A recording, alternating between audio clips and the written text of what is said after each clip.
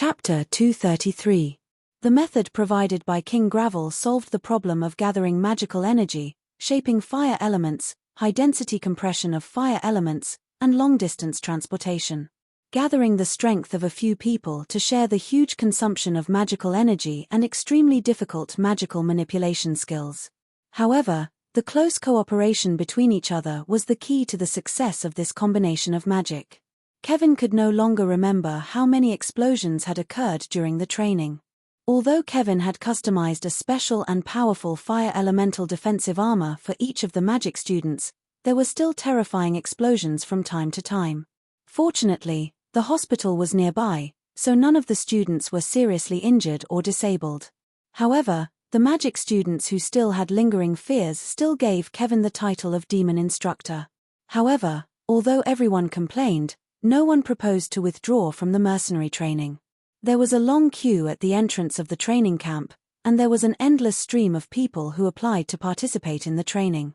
Many of them were nobles and rich businessmen. There were even some knights who came in to join in the fun.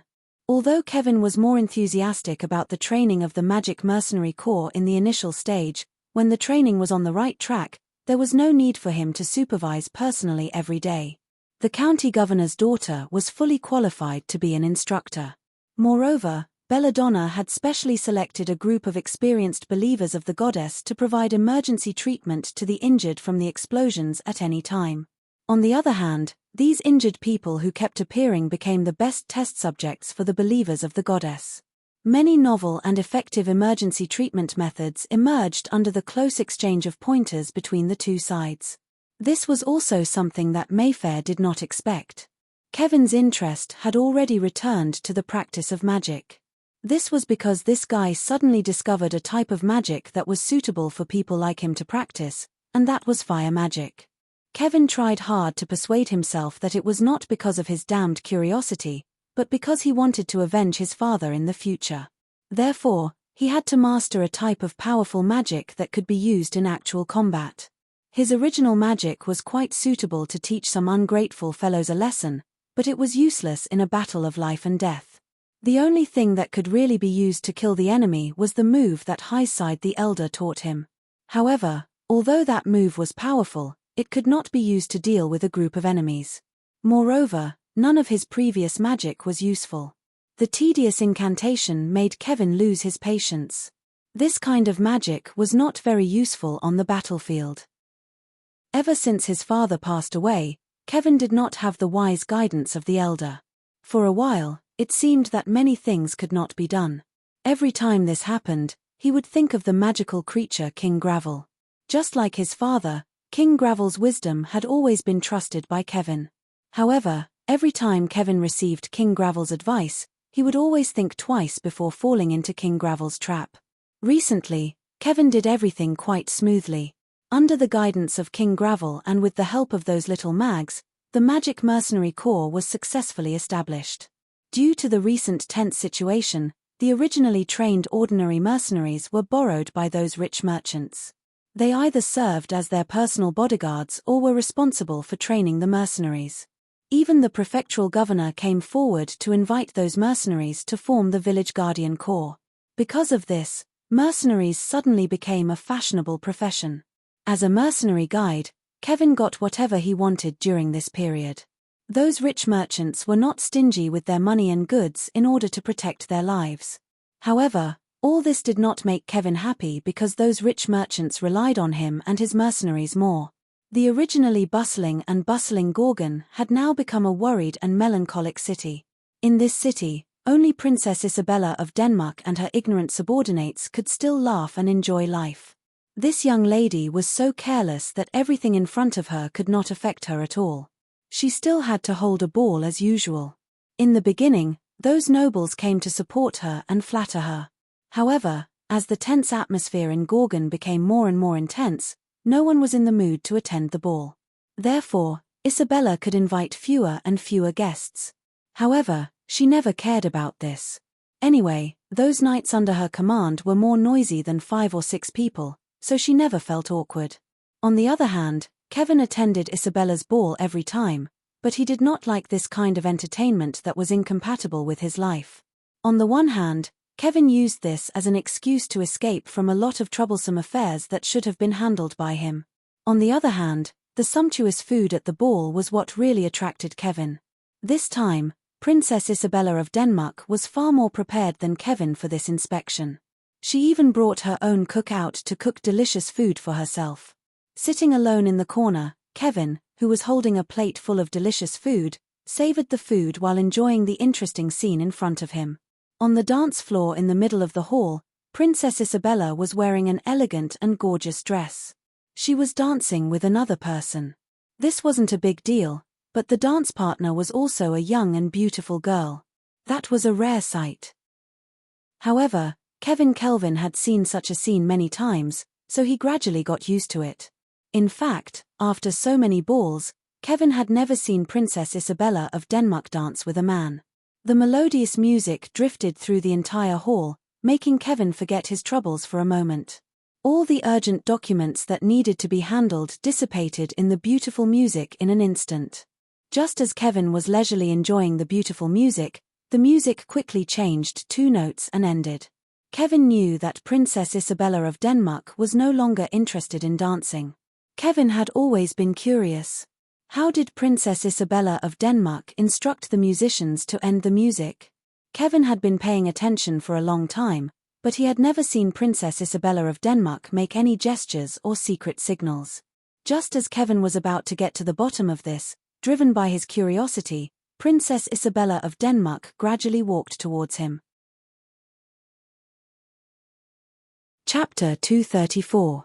Princess Isabella of Denmark wasn't someone Kevin dared to entertain. Seeing her approach made him feel uncomfortable. Thankfully, Kevin wasn't too interested in her. "Master Kevin, do you know where His Majesty's envoy is?" Princess Isabella of Denmark asked. I don't know. How would I know?" Kevin said awkwardly. "How could you not know? Don't worry, I won't eat her. I just have some business to discuss with her," Princess Isabella of Denmark explained. Kevin thought to himself, discussing official business? Who'd believe that? However, on the surface, Kevin had to be able to justify himself.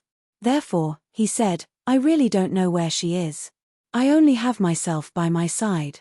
You should be very clear about this. If I had someone by my side, there's no way they wouldn't know, would there? Who knows? Your Excellency is omnipotent, so what's impossible?" Princess Isabella thought for a moment, and then mysteriously whispered into Kevin's ear, "Do you know? Her Majesty the Empress Dowager has ordered Cabrillo to bring his niece to the palace. The Empress Dowager wishes to see the beauty herself. She wishes to officiate at the young lady's wedding. All preparations have already begun. Once she returns to the capital, she will begin." Kevin was at a loss for words when he heard this.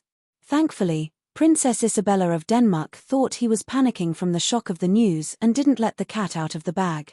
Princess Isabella of Denmark continued, "I am the only one who can help the young lady out of her predicament. I can ask His Majesty to step in and suppress this matter for the time being. However, I will have to wait for the young lady to appear before I can discuss this matter with her." Princess Isabella of Denmark's words had Kevin thinking, is there really such a good thing in this world? Wouldn't that be like a lamb walking into a tiger's den? Aren't you the same as Hussein?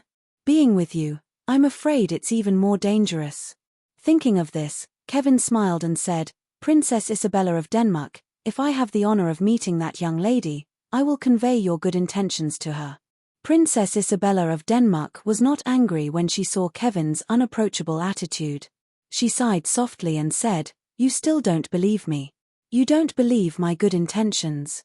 At this point, she paused for a moment, slowly raised her arm, and asked, "Great Mr. Magician, may I ask you to dance?" Kevin was stunned by this eccentric young lady. Although Kevin didn't want to get too close to this beautiful young lady, according to etiquette, he couldn't refuse the invitation of a beauty. Thus, Kevin had no choice but to accept the invitation. Along with the melodious music, the two of them danced under the countless astonished gazes of the surrounding people. To be honest, after being trained by Her Highness and Countess Melisse, Kevin could definitely be called a court dance master. However, When this master thought of how much hardship he had suffered in order to practice this dance, he couldn't feel happy at all. Moreover, the person dancing with him now was such a strange big sister. Because of this, the expression on Kevin's face was never related to the word happy. Of course, the other reason for Kevin's agonizing wait for the end of the dance was that the beautiful lady kept asking him questions as she danced with him. What gift would Miss Fantery like? Where would Miss Fantery like to play? Where would Miss Fantery be now? And so on. Kevin really didn't know how to answer this young lady, so he could only use some vague answers to muddle his way out of this. He was really looking forward to the end of the dance. However, the musicians had obviously received a hint from this big sister. The dance was really long. After dancing for a while, Kevin's feet were a little sore. Princess Isabella of Denmark, I really can't dance anymore. Please allow me to take my leave for now, Kevin said. All right, there's a rather beautiful garden in the back. Let's rest there for a while, Princess Isabella of Denmark continued. After saying that, the young lady made a gesture, and the attendants who had been standing at the side hurriedly busied themselves. They used a large silver tray to carry a few cups of fine wine, a can of soft drink, and a few plates of delicate desserts. They went to the back garden to prepare.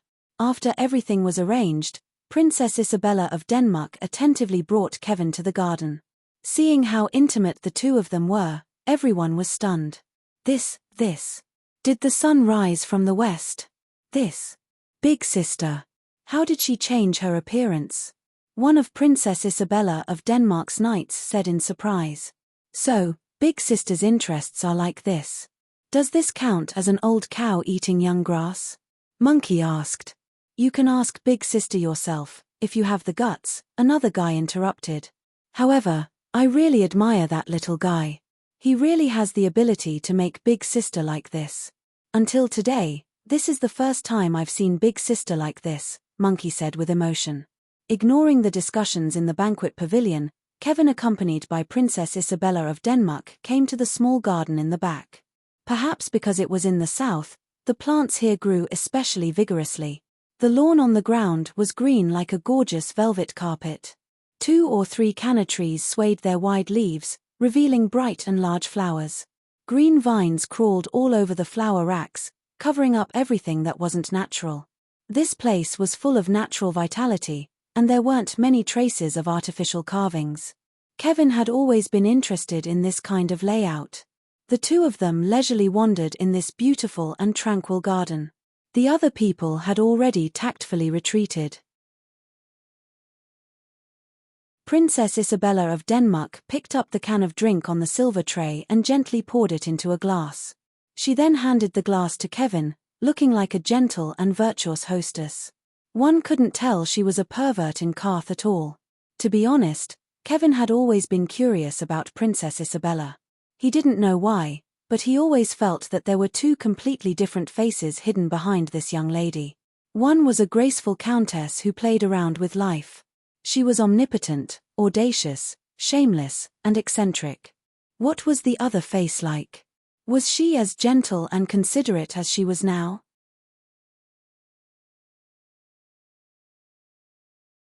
Chapter 235. While Princess Isabella of Denmark was staring at him, she was also staring at him. It made the young apprentice feel a little uncomfortable. Princess Isabella of Denmark, what is your relationship with His Majesty? Kelvin asked.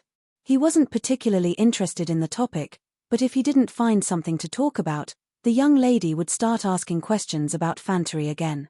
It worked. Princess Isabella of Denmark didn't expect someone to ask her such a question. She hadn't even thought about it before.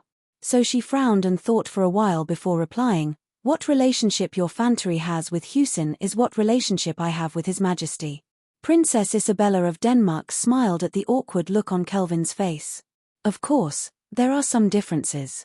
If His Majesty asks for my hand in marriage, I will definitely say yes. His Majesty and my brother need a marriage alliance. As for myself, it doesn't matter whether I get married or not. Princess Isabella of Denmark smiled at the confused look on Kelvin's face. You still don't know how romantic Carth is? In Carth, the right to pursue love doesn't come with marriage. As long as it's not made public, the couple will keep quiet about it. That's why a lot of girls who didn't manage to woo a girl before, if they continue to pursue her after marriage, they'll eventually succeed.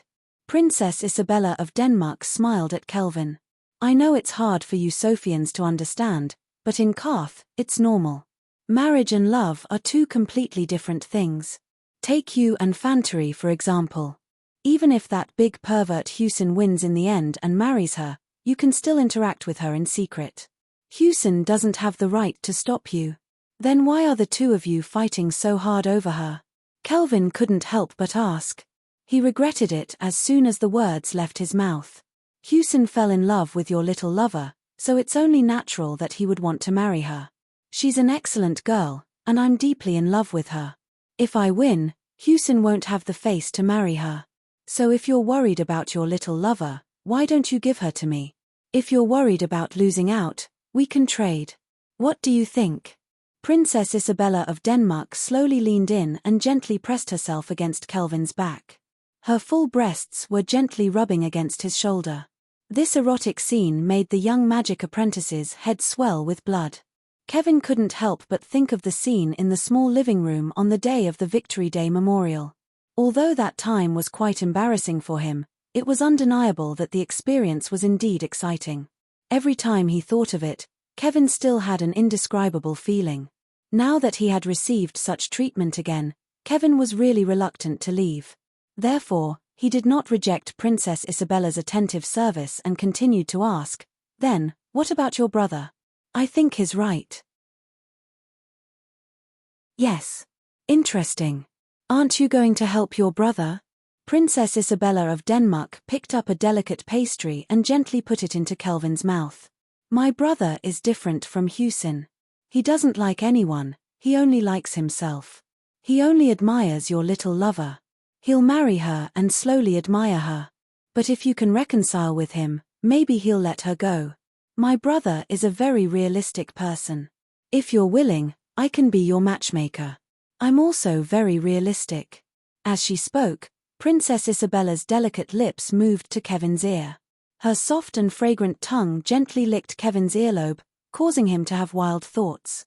Kevin couldn't help but have an impulse to hug this beautiful and moving big sister tightly in his arms. However, although he thought about it, he didn't dare to really do it. This was the future Queen of Karth. Therefore, Kevin struggled out of Princess Isabella's arms and asked, "If you mess around with me like this, how will you explain it to His Majesty in the future?" Princess Isabella of Denmark looked at Kelvin. She knew what this sovereign boy was getting at. She smiled. "What's wrong with that? Back in the day, His Majesty, my brother, Hewson, myself and a few others got together and went crazy for a while. It's not like His Majesty doesn't know that. Besides, who in Karth cares about that? Not to mention before marriage, we can even maintain an intimate relationship after marriage. If you want, you can be my only male lover. I can teach you a lot of things. As long as you are willing, no matter how my identity changes, you can always be my good lover. What do you think?" Princess Isabella of Denmark's straightforward answer left Kelvin at a loss for what to do. He jumped to his feet and tried to keep as much distance as possible. "Princess Isabella of Denmark, my relationship with Lady Fantari isn't what you think it is. I can't trade her for anything. Besides, I'm still too young. I'll have to wait until I'm older to find a lover." With that, Kelvin fled again. Princess Isabella of Denmark was very attractive to Kelvin, and it was a very comfortable feeling. But the thought of how things would turn out in the future stopped him. After all, he wasn't a playboy like Hewson. What's the point of teasing him? A thick cloud of smoke rose from the ground. When it dissipated, Princess Isabella of Denmark was standing in front of her. She wasn't surprised at all. Didn't her brother have a mysterious magus by his side? Chapter 236. Anna, who had lost her left arm, and King Gravel returned to Gorgon. There was not much to celebrate after this expedition. Lord Tyron also led his men back to Blackstone Castle, but he still could not find his son Joe. The armistice agreement between the Empire and the Kingdom of Northland had officially come into effect. At least for a long time, there would not be any more wars. With the end of this war, both sides did not want to come into contact with each other again. Both sides had to focus on their own development. Lord Horf brought his eldest son Patrick, who had died gloriously in battle, and his second son Ackerman, who had become a berserker, back to Gorgon with the main forces of the Northland. There were too many unspeakable difficulties in this war, and too many unwillingness to accept defeat. However, the sun still rose as usual, and the people had new things to do. "My lord, is it really worth it for us to go through so much trouble?" Standing on the tattered deck, a sailor squinted his eyes under the scorching sun as he stood beside a half-naked man and complained helplessly. "It doesn't matter if it's worth it or not. This is our mission, so we must complete this mission." The half-naked man grinned, revealing a mouthful of white teeth. The ship under their feet was originally a sailing warship made by the German Empire. It was equipped with 2 large ballistas, and its speed was quite good. After it was built, it served as a coastal unit of the German Empire's navy, responsible for patrol and security. Later, because of the war, the 2 ballistas on it were damaged, and the ship lost its ability to fight. In addition, because of the aging of the hull, its speed had decreased a lot, so it was sent out as a fishing boat to catch some sea creatures. It became an armed fishing boat. What was even more sad was that Byron Bay had developed into a large port. Now, more advanced fishing boats could be produced here, and there were trade products such as sea salt, so these few broken ships became idle. Because there was no need to prepare for any naval battle in a short period of time, there were 20 outdated but still powerful magic crystal cannons on the turrets outside the port as cover. Therefore, the Northland Navy's need for warships became very low. Therefore, the Northland Navy was faced with a reality that made them not know whether to laugh or cry. They had become the most useless people. In the current Byron Bay, the new fishing boats were faster than the broken warships of the Navy. During the most painful days, the Marines docked in the port had to watch dozens of new fishing boats sail out of the port every day. The feeling was really sour. In the end, with the crazy idea of recycling waste, Princess Isabella of Denmark personally led 3 old naval warships out to sea after coaxing and pestering, heading south to search for the Elven Kingdom.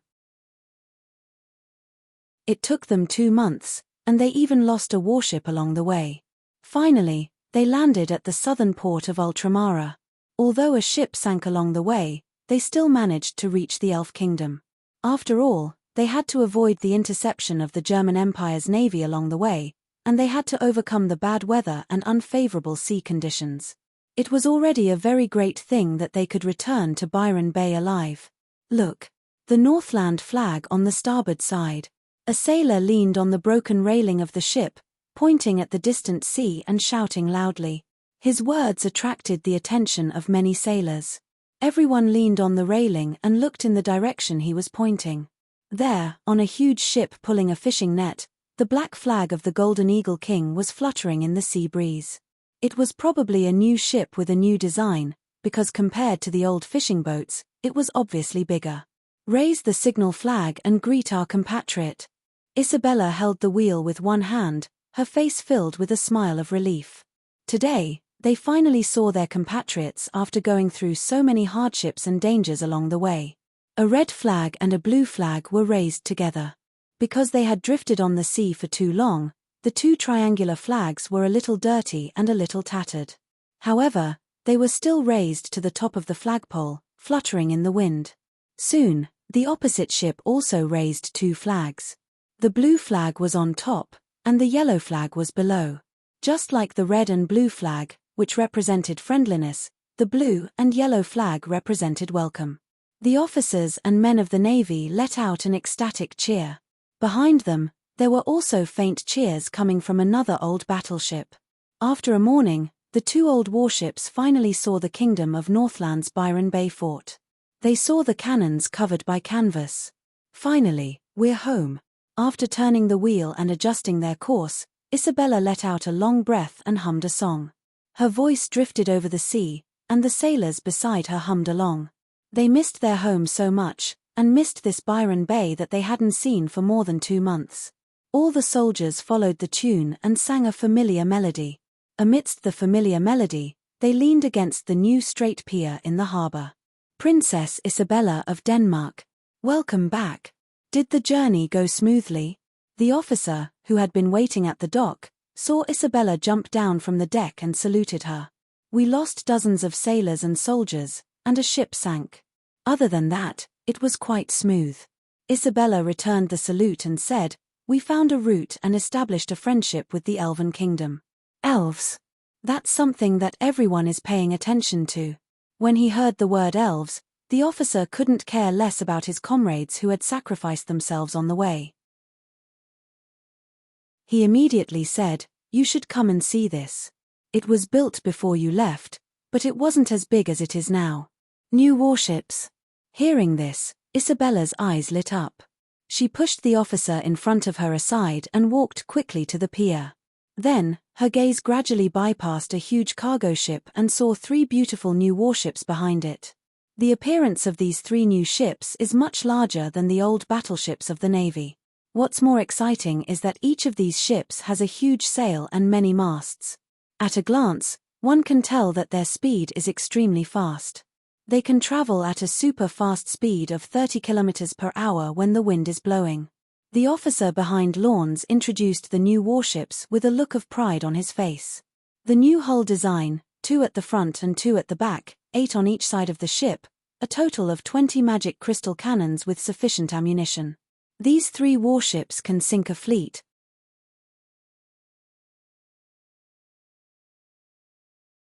Chapter 237.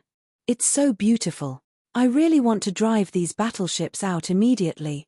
This time, we won't have to take the long route, and we won't have to hide from Delman's battleships. We'll just kill our way through. Isabella said loudly. We'll definitely be faster than before. You'll also be able to transport more than before. The port officer pointed at the huge cargo ship that blocked their view and said, wait for another 2 days. There will be 2 more such cargo ships in the water. His Majesty's orders are to use all of them for long-distance voyages. We're going to bring gold to the south. Isabella, who couldn't wait any longer, turned around and looked at the port officer. I think we can just rob them this time. No, we're only going to bring some gold this time. We're going to bring all kinds of products for the remaining cabins. In short, we're going to carry everything that's popular to the Elven Kingdom, the port officer replied with a smile. Then, we'll only buy what we need and bring it back. If they dare to raise the price again, we'll bring it back. Isabella looked at the opened cannons on the new battleships and the black cannons that poked out from the cannons with an expectant look on her face. Then we'll be able to save money, won't we? Hearing Isabella's words, the port officer smiled.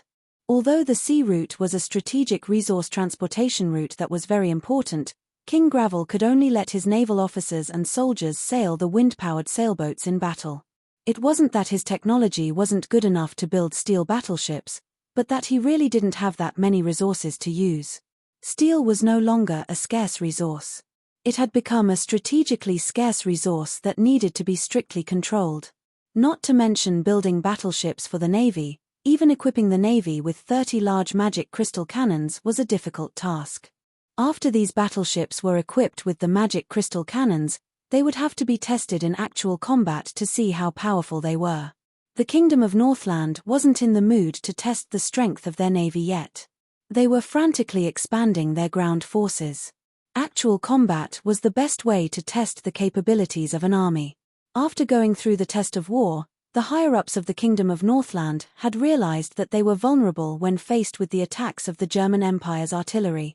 Therefore, increasing the proportion of heavy weapons in the army became the top priority of Northland's military reform. Under this order, all the craftsmen in Northland started producing at full speed, and pushed the magical crystal cannons out of the production workshop one after another. If this isn't enough to conquer the German Empire, then let's see how far those damn bastards from the German Empire are going to expand this war, King Gravel said thoughtfully as he pulled on the reins of his war horse. At this moment, in the wilderness of Northland, a giant steel beast let out a long cry. The airship was carrying 2 full ships of supplies, as well as sea salt and other industrial products from Byron Bay. As it flew over the wilderness, the civilians below stopped working and looked curiously at this scene that they had never seen before. That thing is called an airship. It's so fast that it's scary.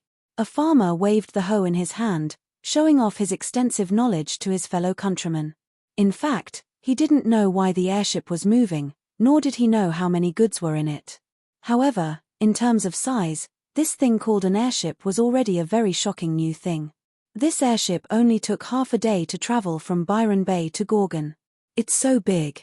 It's so loud, it must be able to transport a lot of things. Hearing the farmer beside him showing off, the ordinary farmer nodded and praised.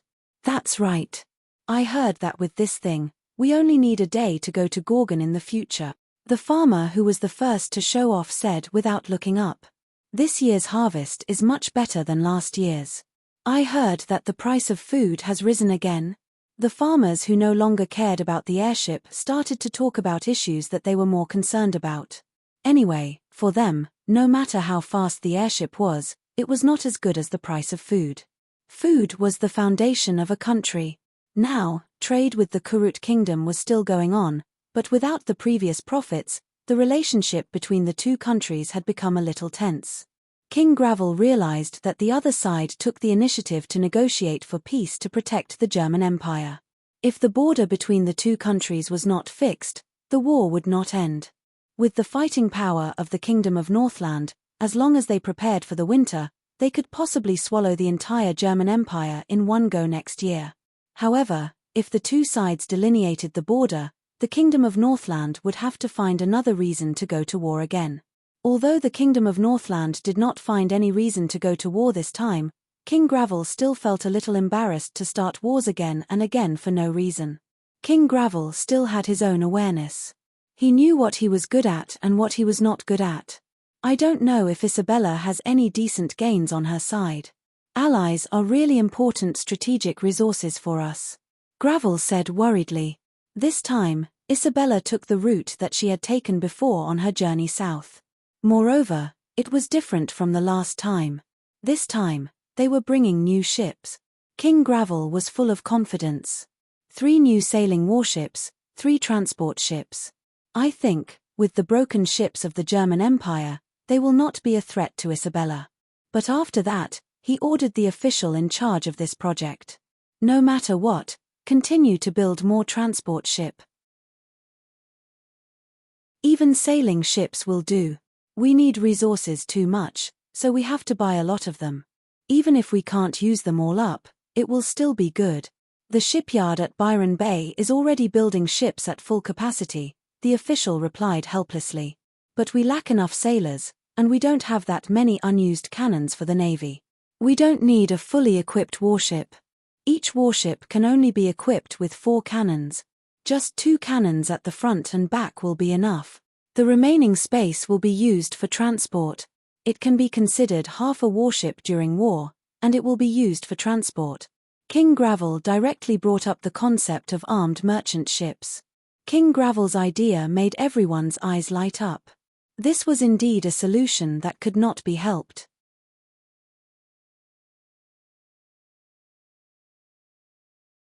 Chapter 238. In the scorching summer, the air was filled with the faint smell of sea salt. On the seaside of Byron Bay, more than a dozen huge installations that had never been seen before were showing off their terrifying abilities. Squeak! Accompanied by the sound of the engine, the steel cables were pulled straight, and then huge concrete bricks were hoisted up and thrown into the bay. With the work of these machines, a brand new dock was about to be built. The efficiency of the work had never been as dazzling as it was today. It was the first time that the mortal kingdom had developed so rapidly.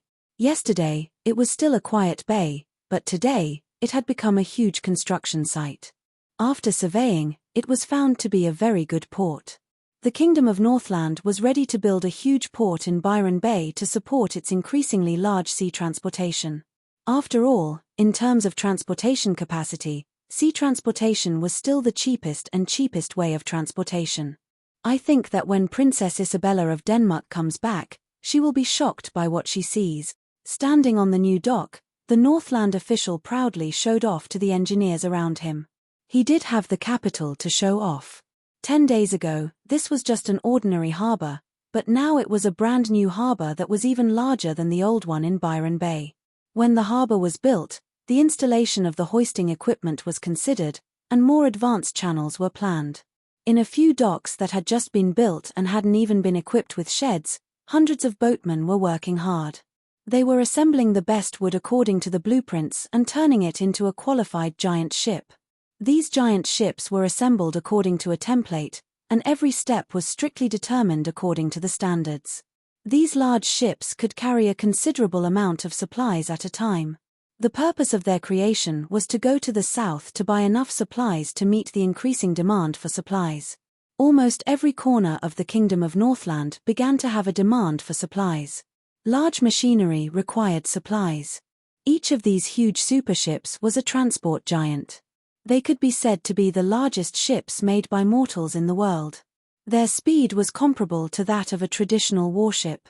In charge of covering these new ships were the new warships built in the old port of Byron Bay. Most of these warships were cargo cabins. Rather than calling them warships, it was better to call them armed smugglers that were once popular on Earth. They were equipped with the lowest firepower configuration and were cheap. All they needed was cheap canvas and wood. Because they did not take up too many resources, they became the Kingdom of Northland's first choice of sea routes. The next time Isabella returned, she would be able to see a truly huge fleet. As there was no need for so many cannons, these sailboats, which were called frigates, had been manufactured as many as 10 of them. Together with the 3 real battleships in Isabella's hands, he would have a powerful fleet. The only mission of this fleet was to protect the transport fleet and purchase a large amount of resources from the Elven Kingdom. Of course, there was also another mission, to make the Elven Kingdom realize the gap between them and the Kingdom of Northland. They had to sell their resources to the Kingdom of Northland honestly and not play any tricks. Compared to the escort mission, Isabella seemed to prefer this side mission. This time, he had brought enough ammunition. The coastal areas of the Elf Kingdom and Empire were going to be in trouble. We're going to build 5 new docks, and they're actually going to be steel warships.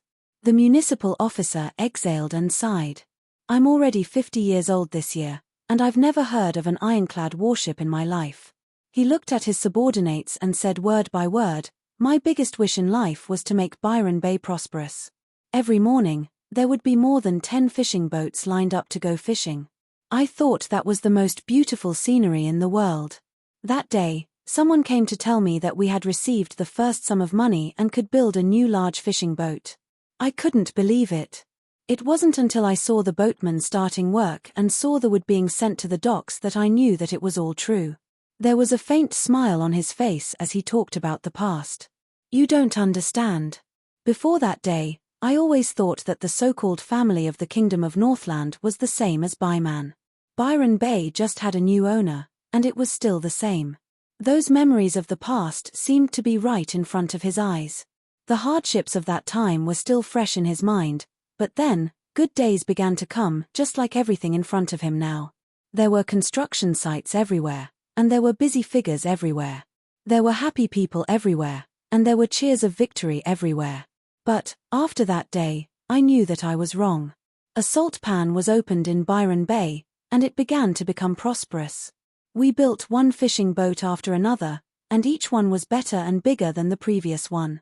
When he talked about this, the old municipal officer smiled. He remembered that he stood at the docks every morning and looked forward to it. It was as if all these things had happened yesterday. At that time, he was no longer young, but he still hoped for a miracle to happen, to save his hometown from hunger and despair. Later, his wish came true. It was sudden and real. During that time, I stood at the docks every morning and watched as 10 fishing boats lined up to go out to sea. Later on, I watched as the 20 fishing boats left in a grandiose manner.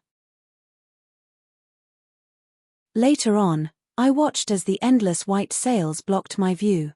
Now, I don't go to the docks anymore, because I know that I don't need to. Thinking of this, he smiled at his assistant and sighed. Who would have thought? The Kingdom of Northland is different. It can turn Byron Bay into a paradise on Earth. Our seafood can be sent to the castle by train, and our dried fish can be sold to the vast sea. Our sea salt is an essential living resource for the Karuth Kingdom, and the seafood we produce is His Majesty's favorite dinner. We can have so many warships, and dozens of transport ships. As he spoke, he looked at the distant horizon and looked at the white sails there. He had never seen other famous port cities, but in his opinion, even the largest port city in the Elven Kingdom and Empire could not compare to Byron Bay at this moment. Come back a year later, I promise you will have more feelings. A young man standing beside him smiled and comforted him. Our future will be better, that's what His Majesty said.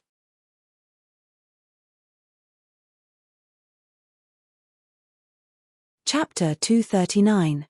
The old consul nodded and agreed with his subordinate's words. Yes. Right now, we are no longer satisfied with defeating our enemies. The only thing we want to surpass is ourselves. We want to build steel warships and sweep away all our enemies at sea. He was still looking at the sea.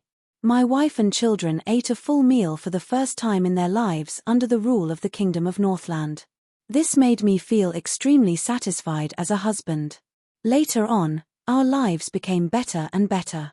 Until now, we have delicious dinners every day. Our children can go to school and my wife can do the housework at ease at home.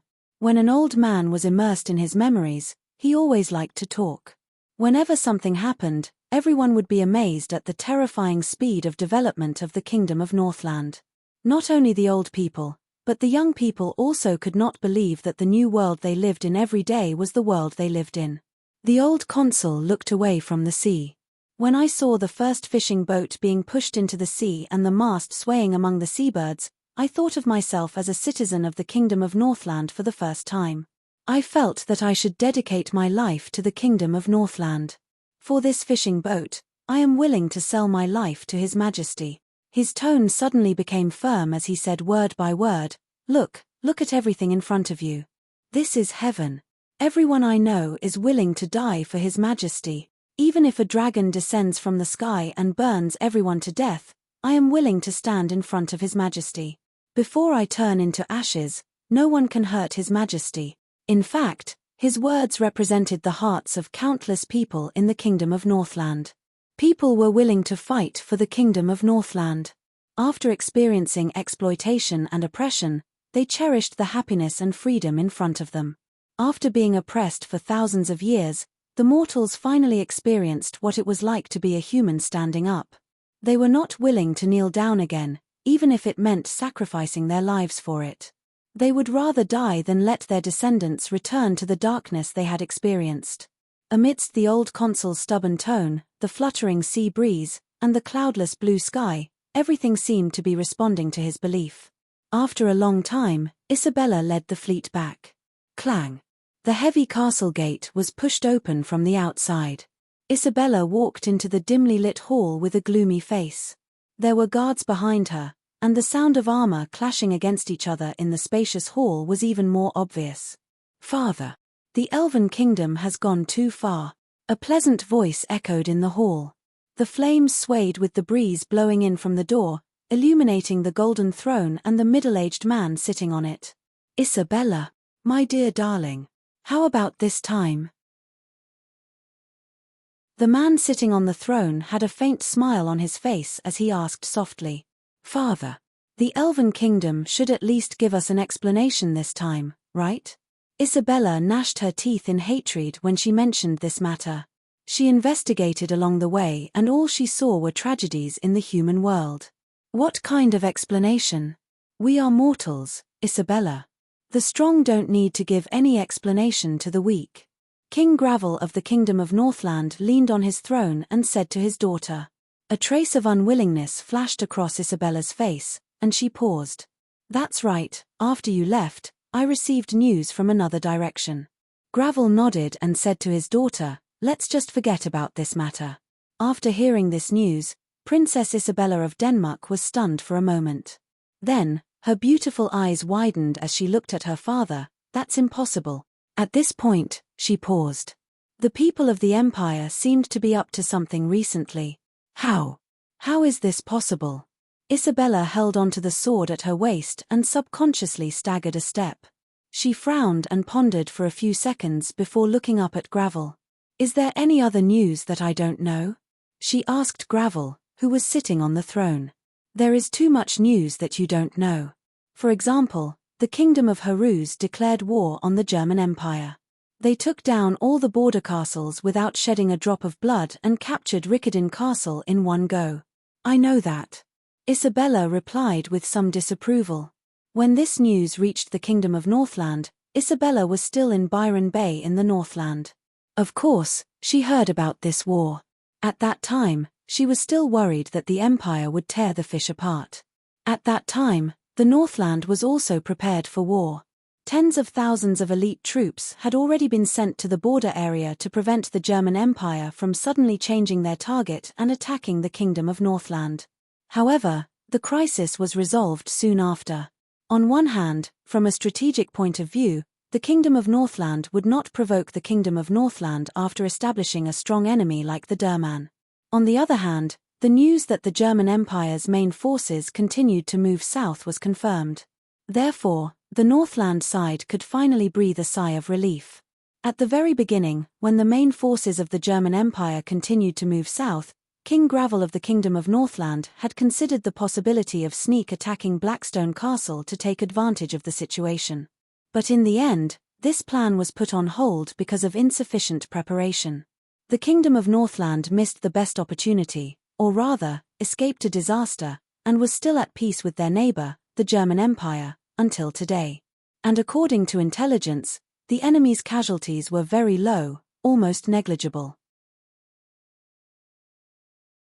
King Gravel ignored his daughter's words and continued. What?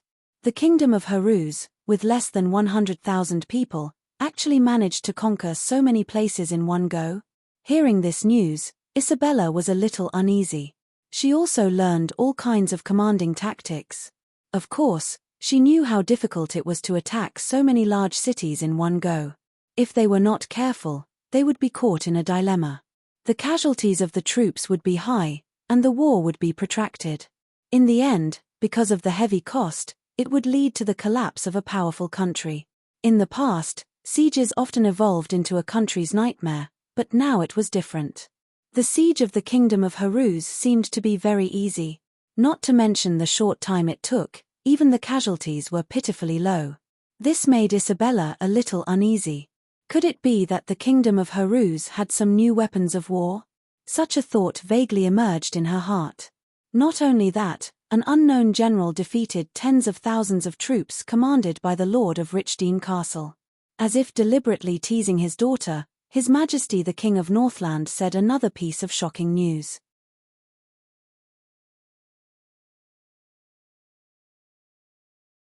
Chapter 240.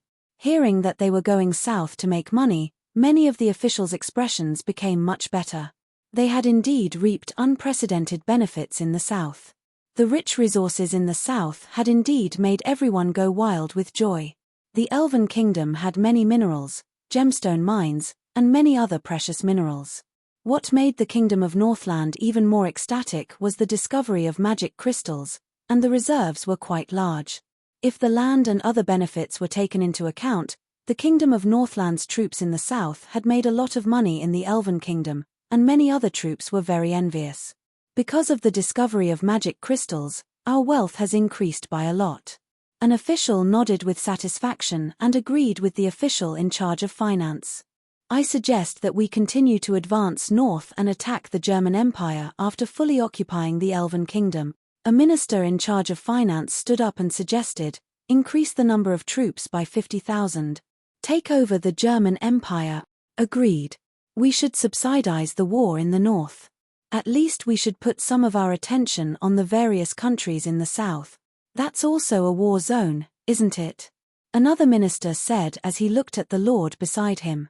Expanding the war is not beneficial to us. Gentlemen, don't just look at the benefits in front of you. Destruction is always easier than construction.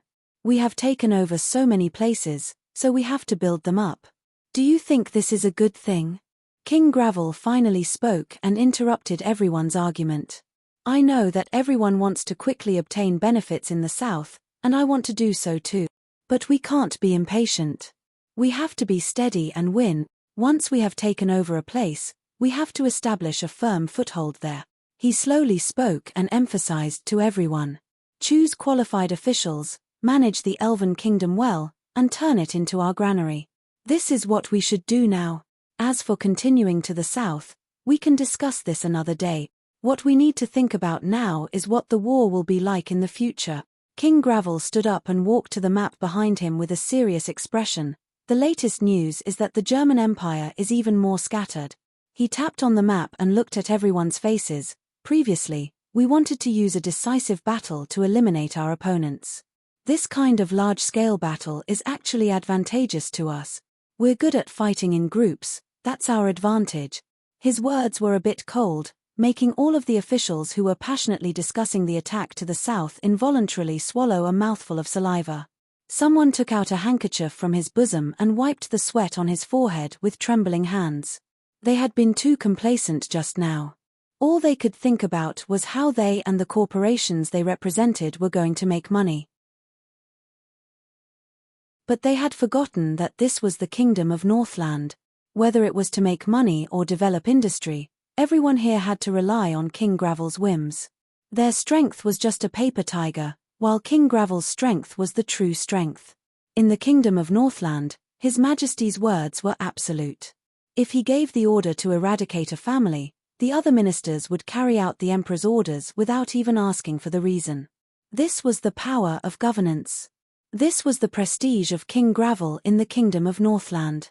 Although he didn't often express his opinions and was sometimes hesitant, when he spoke, no one dared to question anything.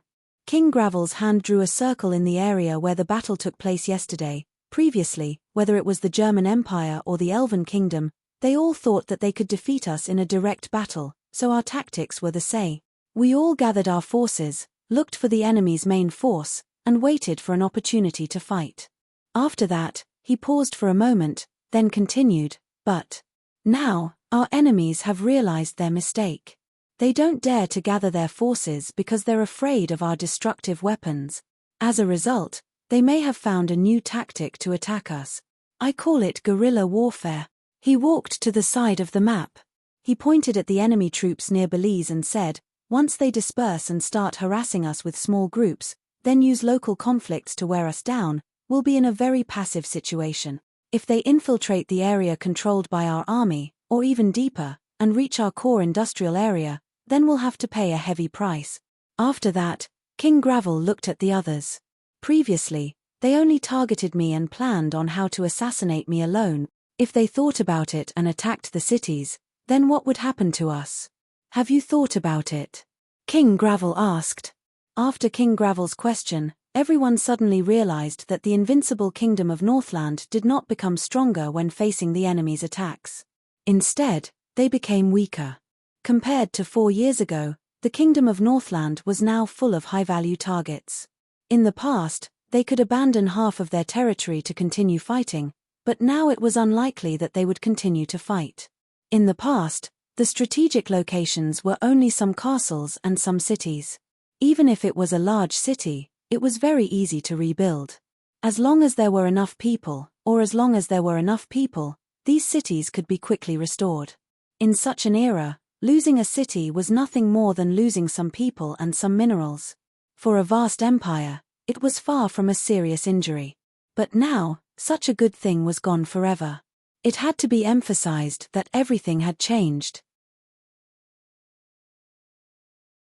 The large cities of the Norland Kingdom required water and electricity supply, a powerful underground sewage treatment system, and expensive infrastructure that made people flinch. Now that they were attacking a city, as long as they blew up an important target, the lives of the people would become a mess. If the water source was destroyed, then the city would be paralyzed, and the people would lose the ability to live. The entire city would collapse in a few days. When that happened, the city would be smelly, and the countless toilets would become a big problem that was difficult to solve.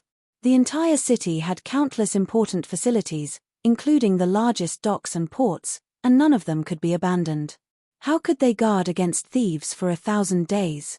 In order to protect these important facilities, the Kingdom of Northland had worked very hard, but there would be more such facilities in the future.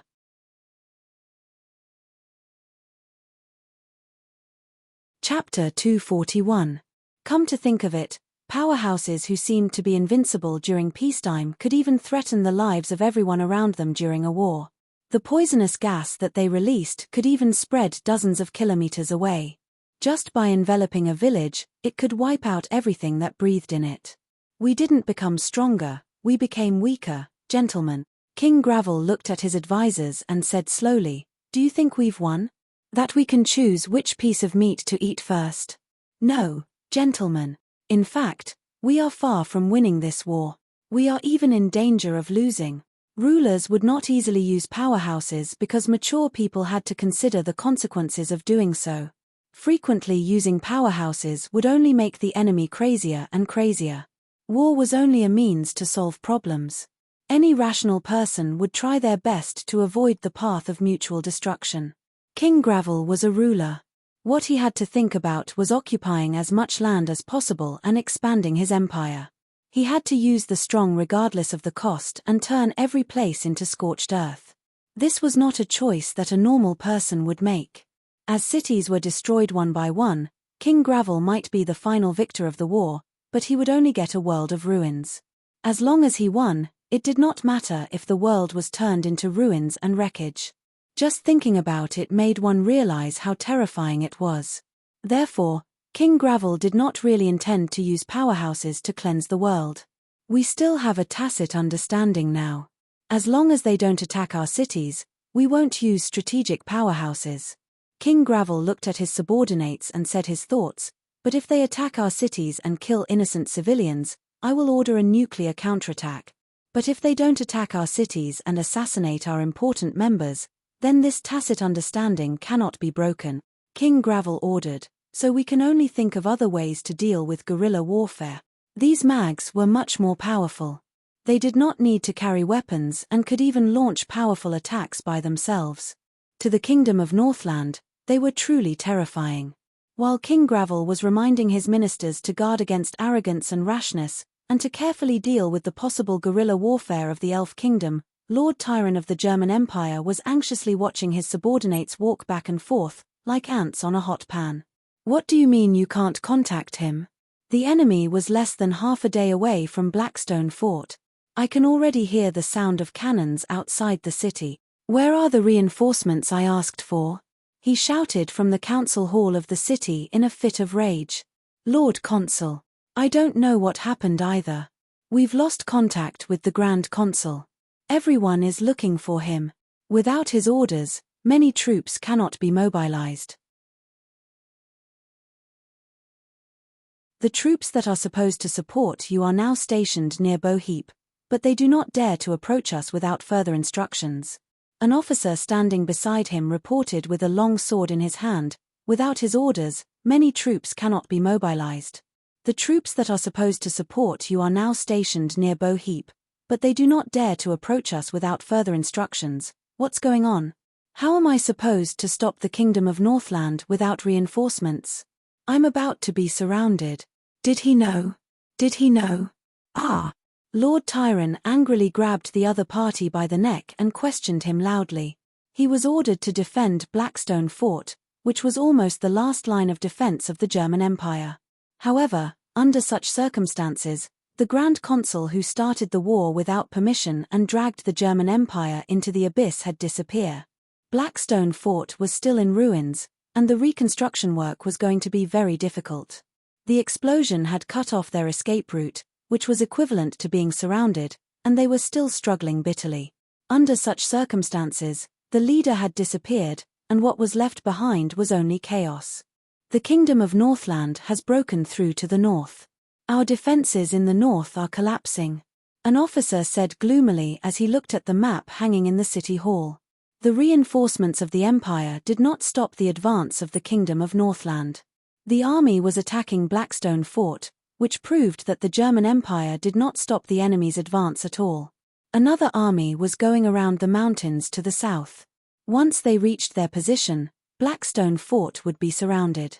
At this point, it was still unknown who would stop the other army of the Kingdom of Northland. Find him.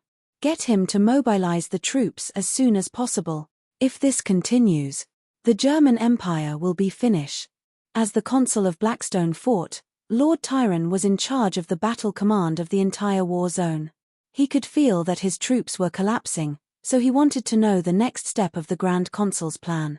Whether it was giving up on Blackstone Fort and continuing to retreat, or defending Blackstone Fort to the death, the hundreds of thousands of troops of the German Empire had to have a goal, right? The previous order was to defend Blackstone Fort and prevent the Kingdom of Northland from breaking through the central region. However, this order had been carried out for more than 10 days, and the encirclement was getting smaller and smaller. Blackstone Fort was about to fall. As the Grand Consul of the German Empire, he should at least say something, right? We're finished. How many days has it been since the reinforcements arrived? Tell me. How many days has it been? He grabbed an officer beside him and questioned him loudly. Probably, it hasn't been here for 2 days. The officer thought for a while in a panic before giving a rough answer. It seemed that the Empire's troops had not appeared at the rear since yesterday. The soldiers who had been sent to the defensive line were still fighting, but the reinforcements were nowhere to be seen. They're also running out of reinforcements. They don't have any more soldiers left. What should we do? What should we do? Lord Tai Lun smiled bitterly in despair. He walked back to his chair and sat down. He looked up at the sky and sighed. The German Empire obviously could not fight the Kingdom of Northland in a war of attrition. They could only rely on the Empire's troops to barely fight. However, now that the reinforcements were gone, and the troops were all lost in a few days, what could he use to stop the Kingdom of Northland's attack? Thinking of this, he stood up excitedly again and ordered loudly, "Ask them if they found the Grand Consul. Did they find him?" Then, he interrupted his order and said to himself, "It's useless. Let the Empire's knights ask him personally. Go find him." "But, Lord Consul, we can't do it," the officer beside him reminded him softly.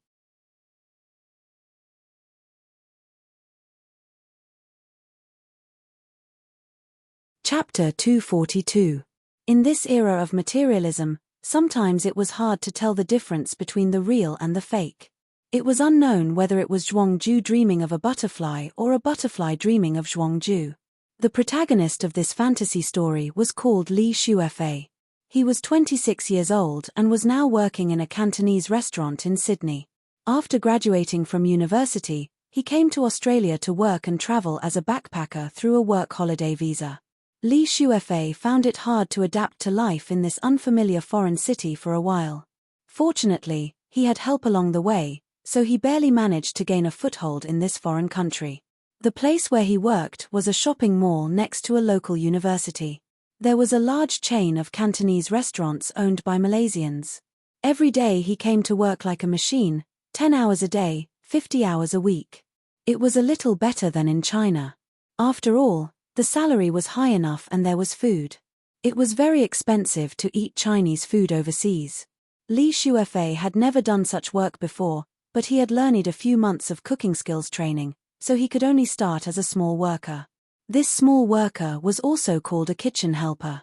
On this day, after clocking in, Li Xuefei started a busy and tense day of work as usual. Because this restaurant was delivered by the central kitchen, Li Xuefei only needed to do some simple processing and was responsible for frying and other chores. "You have to be fast today." The person who spoke was none other than Li Xuefei's immediate superior, the boss in charge of cooking and so on. Because the labor in this foreign restaurant was expensive, they often had multiple jobs. This boss was in her 40s.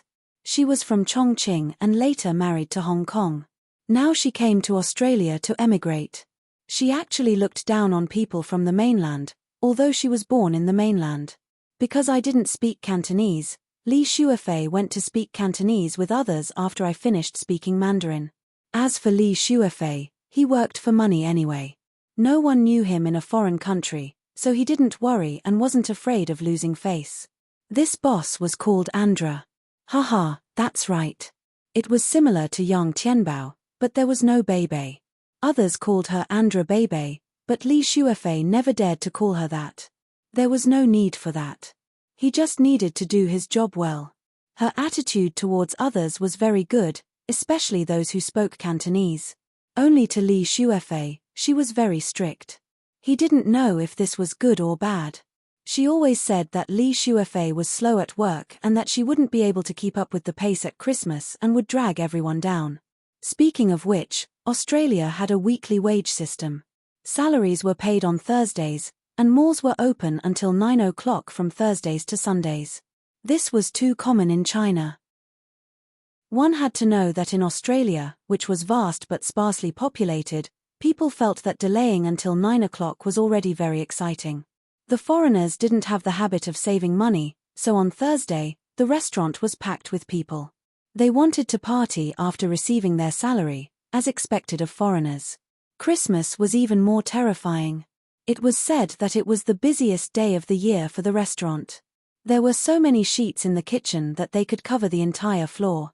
Because Li Shuefei was a layman and was not born in Guangdong, it was extremely difficult for her to start this job. Fortunately, he still had some common sense as a chef. After all, the training was not for nothing, so there would not be any big trouble. That day, as usual, Li Shuefei worked until 9 o'clock in the evening. Li Shuefei dragged her tired body and began to prepare to close the file. Today's business was average because it was Wednesday after all. As usual, Li Shuefei put the leftover ingredients into the wind cabinet. The wind cabinet was a house, and there was a room inside that was a freezer. Li Shuefei wanted to get off work early and go home to sleep, so she hurriedly packed up and clocked out. However, halfway there, she suddenly remembered that she had forgotten to put the whole plate of marinated pork ribs into the freezer. If it stinks tomorrow, Andra would scold her to death. Suddenly, she was not sleepy anymore. Fortunately, she did not get in the car. Li Shuefei rushed back to the mall. It was almost time to get off work. A fat Australian security guard was about to close the door when Li Shuefei ran back and happened to not close it. Li Shuefei explained to the security guard in broken English that she was an employee and had to put something in. The security guard did not seem to understand. Then, Li Shuefei wanted to go in and put something in before coming out, so she forced her way in. The security guard did not have a strong sense of responsibility. When he saw that the Asian guy went in, he did not pay much attention to it. When Li Shuefei entered the restaurant where she worked, the bosses had already gotten off work. Only Li Shuefei knew about the plate of pork ribs hidden under the cabinet. As expected, these bosses did not find it. Li Shuefei quickly put the pork ribs into the freezer room. When he opened it, he saw the wind cabinet room piled up slowly. Inside was the freezer room. Li Shuefei quickly put the plate of pork ribs into the freezer. There was almost no space to walk in the wind cabinet. Then, he finally breathed a sigh of relief. Sometimes, fate was a wonderful thing. At this time, on the shelf near the door of the wind cabinet room, a few plates of tofu fell down and hit the door handle, locking it from the outside. At this time, Li Shuefei, who was about to turn around and go back, found that the freezer door was closed. This was a very common thing, but today, it was a little unusual. Li Shuefei pushed it, but it did not move. Li Shuefei thought that he did not use enough strength, so he pushed it hard. It did not work. Something seemed to be wrong. It was so cold. Li Shuefei was wearing a short-sleeved shirt, but it was freezing in the freezer. He began to panic. He tried to smash and kick the door, but it was no use. Because of the vibration, a shelf full of things outside the door fell down. Now, Li Shuefei knew the seriousness of the problem. His body began to shiver from the cold. He took out his phone from his pocket and wanted to make a call. He did not have many friends in Australia and did not know the local police number. It seemed that he only had a colleague's phone number. Before he dialed, Li Shuefei found that there was no signal. At this moment, despair began to surge. Although he was ordinary, he was not so unlucky. It was getting colder and colder. Li Shuefei felt that he was going to fall asleep. At this moment, he felt a little warm. His parents, his fantasy girlfriend, Li Shuefei imagined the scene with them. The Australian security guard outside the mall came back and locked the door. He thought that the Asian guy had gone out. In this way, Li Shuefei gradually felt less uncomfortable. He felt that it was good. He closed his eyes. At this moment, No matter how much regret he felt, it was useless. He felt that at this moment, he was relaxed and did not have any pressure. Suddenly, he felt a trace of cold fall on his face. He slowly opened his eyes. Where was this?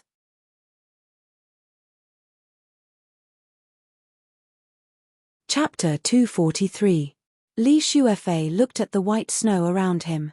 He was on a road leading to the outskirts of a town. Li Shuefei saw that the person sitting opposite him was a strong man with blonde hair, wearing blue clothes and chain mail. Hey, you're finally awake. You're preparing to cross the border, right? But you were ambushed by the Empire, just like us, just like the thief over there. Li Shuefei found that although his English was not good enough, he could understand about 70% of what the other person said, and the other person was speaking English. Wait a minute, why does this scene seem so familiar? Was this not the opening animation of the game Old Man Scrolls? Although Li Shuefei would read online novels and play pirated AAA works during his rest time. But it was really awkward to be transmigrated into a game world like this. Although those crappy online novels often involved people going to other worlds to open harems, or special forces being reborn in other worlds, although it was silly, there were many people who read it. Everyone liked to read crappy things. But he did not expect that when it was his turn, he would be transmigrated because he could not get out of some freezer. Thinking of this, he thought that he was probably dead on Earth. In a foreign country, his colleague opened the freezer the next day and found an iceman. Thinking about it made him sad. He was a stinky loser who had never touched a girl, never been in a relationship, and never been filial to his parents. He was very worried. If his mother knew that he had died in a foreign country, how sad would that be? When he left home, his parents did not agree, saying why did he have to go out and find a job near home? He ignored their advice and said that the world was so big, and he wanted to see it. In this strange Sydney, no one would shed a tear for his death. The news might report it, but he had died so quietly without a name, just to freeze a basin of pickled pork ribs that had fallen outside. Like a speck of dust, it could only make his loved ones cry, but it did not leave a trace in that world. Thinking of this, he felt inexplicably sad, and his tears could not stop flowing. Li Shuefei wanted to wipe his tears with his hands, but then he realized that he did not have any hands at all. His hands were tied behind his back, and he had snow-white hair on his body. It was one thing for him to transmigrate and die without a trace, but after he was reborn, he wasn't even a human. One had to know that this world was the real world of the Old Man scrolling bar that he played. However, he had no time to play the game after downloading it. Every time, he would have something to do after watching the opening animation for a few seconds.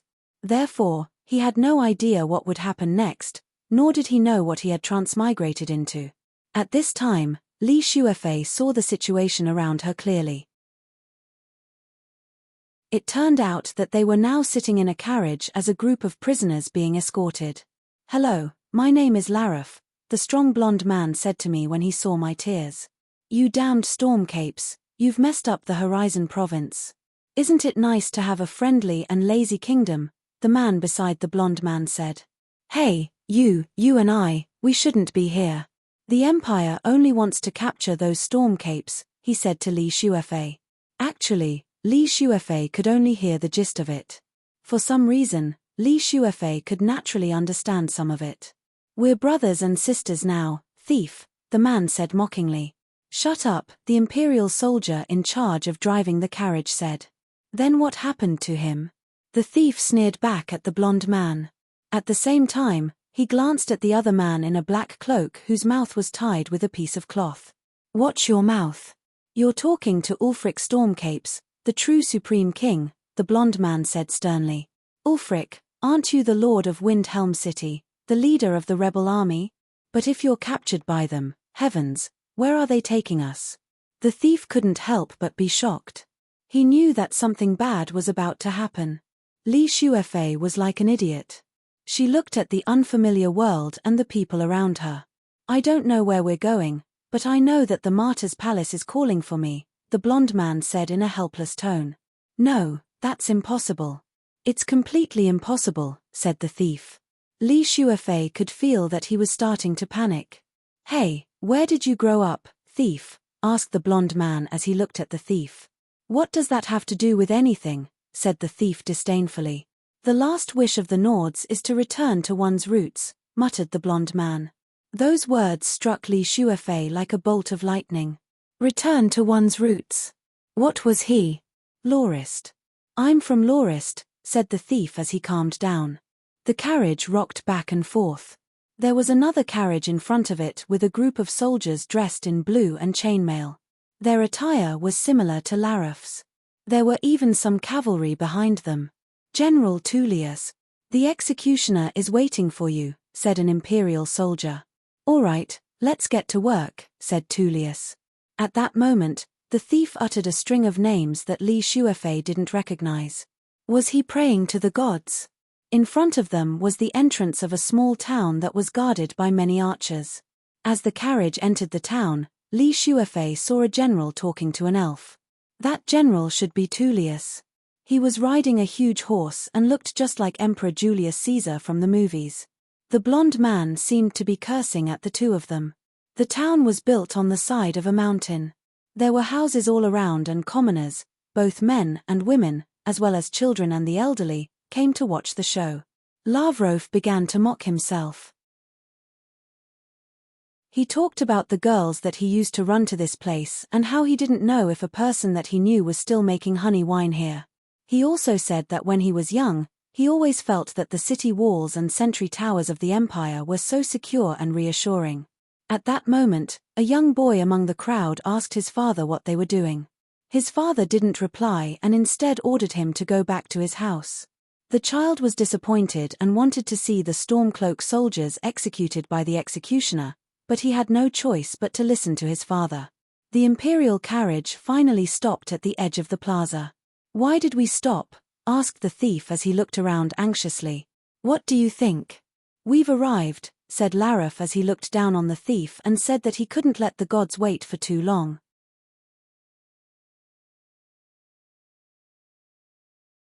Chapter 244.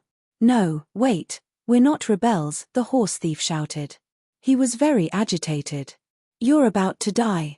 Have some backbone, Lavrov said, then jumped off the carriage. You should tell them the truth. This is a misunderstanding. The horse thief was scared. Those whose names are called, stand by the guillotine.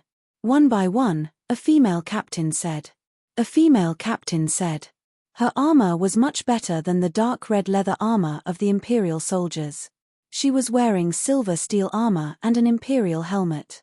The empire loves to make death lists, Lavrov said to himself. Li Shuefei felt that Lavrov was a chatterbox. Why couldn't he be quiet when he was about to die? Why couldn't he be like that bird lord? Li Shuefei didn't mind dying again. What if he traveled back in time this time? Ulfric Stormcloak, Lord of Windhelm City, an imperial soldier with short blonde hair shouted. He was holding a notebook. It's my honor, Lord Ulfric. Lavrov's attitude made him seem like he was going to die for a cause. Lavrov of Riverwood Town. The soldier called out the names according to the list. Like Ulfric, the chatterbox called Lavrov also walked to the guillotine.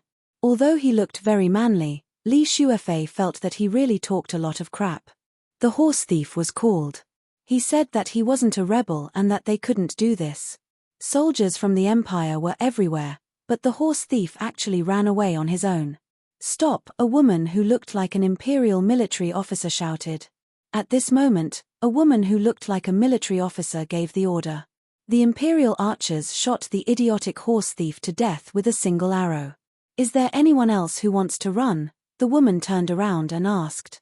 At this moment, a man with short blonde hair who looked like an assistant to the imperial military officer asked me to step forward. This is a tiger man who came with the caravan. He's not on our list.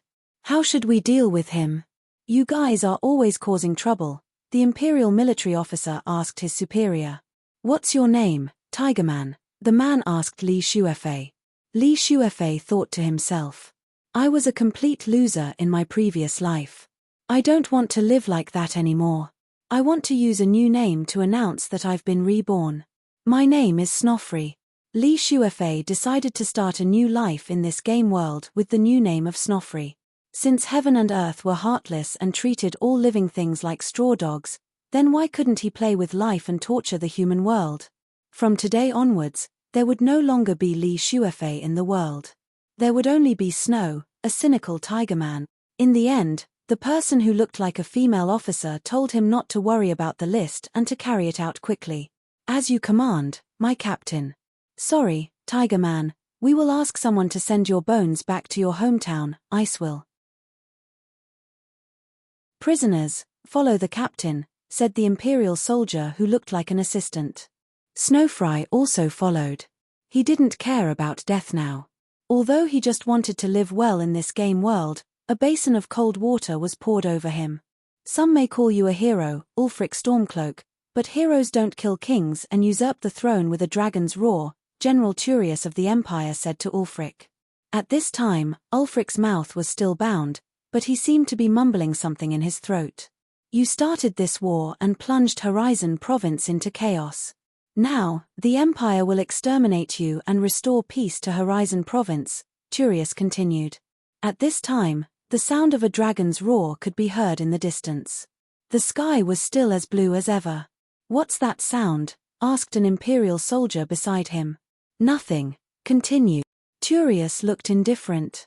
At the same time, he urged the executioners to get ready and carry out the execution quickly. Yes, General Turius, replied the female Imperial captain flatteringly. There was also an Imperial priestess standing next to the execution platform. At this time, she began to raise her hands and recite her unknown prayer. Snowfry felt that this group of Imperial people was too hypocritical. They even made killing a person ritualistically. When we praise your soul to Aetheris, we pray to the 8 holy spirits above your head, for you are the salt and earth of our beloved Nain, the priestess recited. What the hell? What were these things? Snowfry heard a bunch of names in a daze. Dear Taros above, all of you, shut up and do it quickly.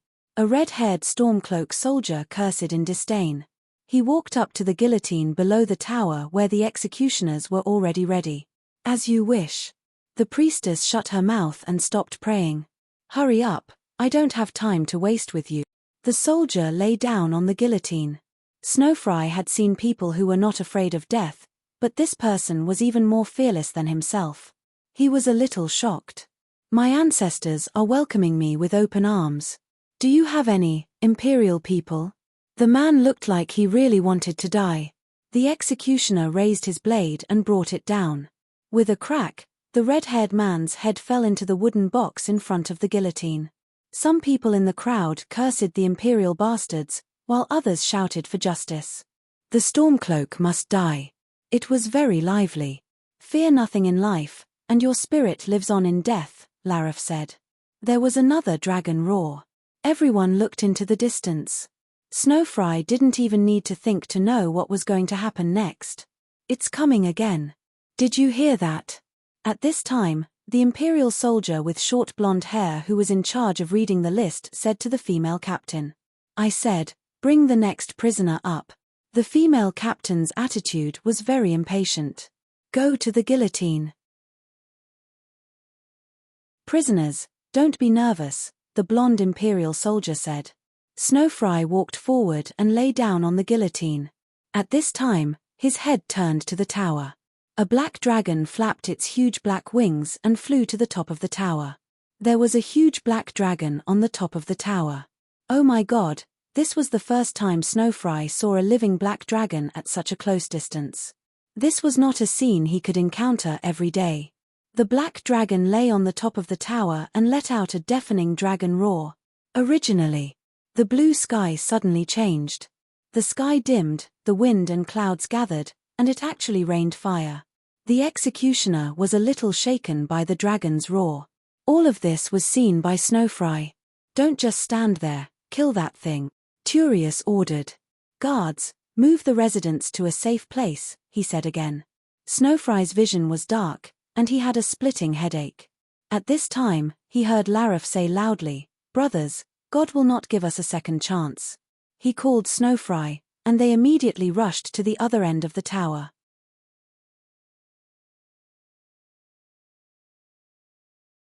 Chapter 245. Without much hesitation, Snowfry followed Laraf and ran desperately to another tower. After entering the tower, Lord Ulfric also ran there. Lord Ulfric, what is that? Is the legend true? Laraf asked excitedly. The legend doesn't raze a village to the ground.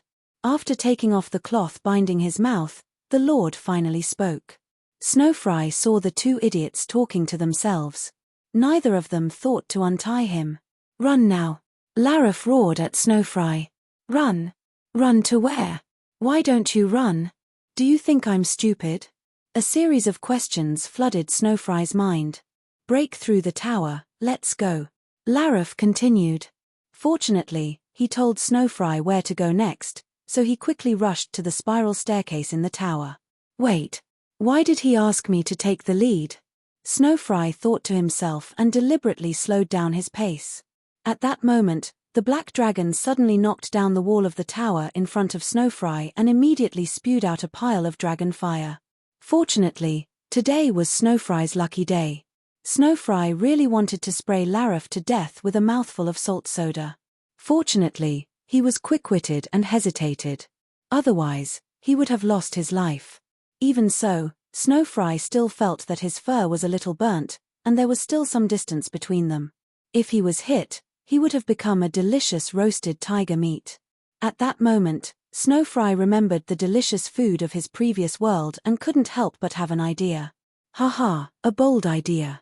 Snowfry used the gap created by the black dragon and jumped desperately to a hotel outside. The roof of the hotel was gone and there were burning fires everywhere. People were running desperately. They never thought that such a terrible scene would befall them. At that moment, I met the Imperial soldier.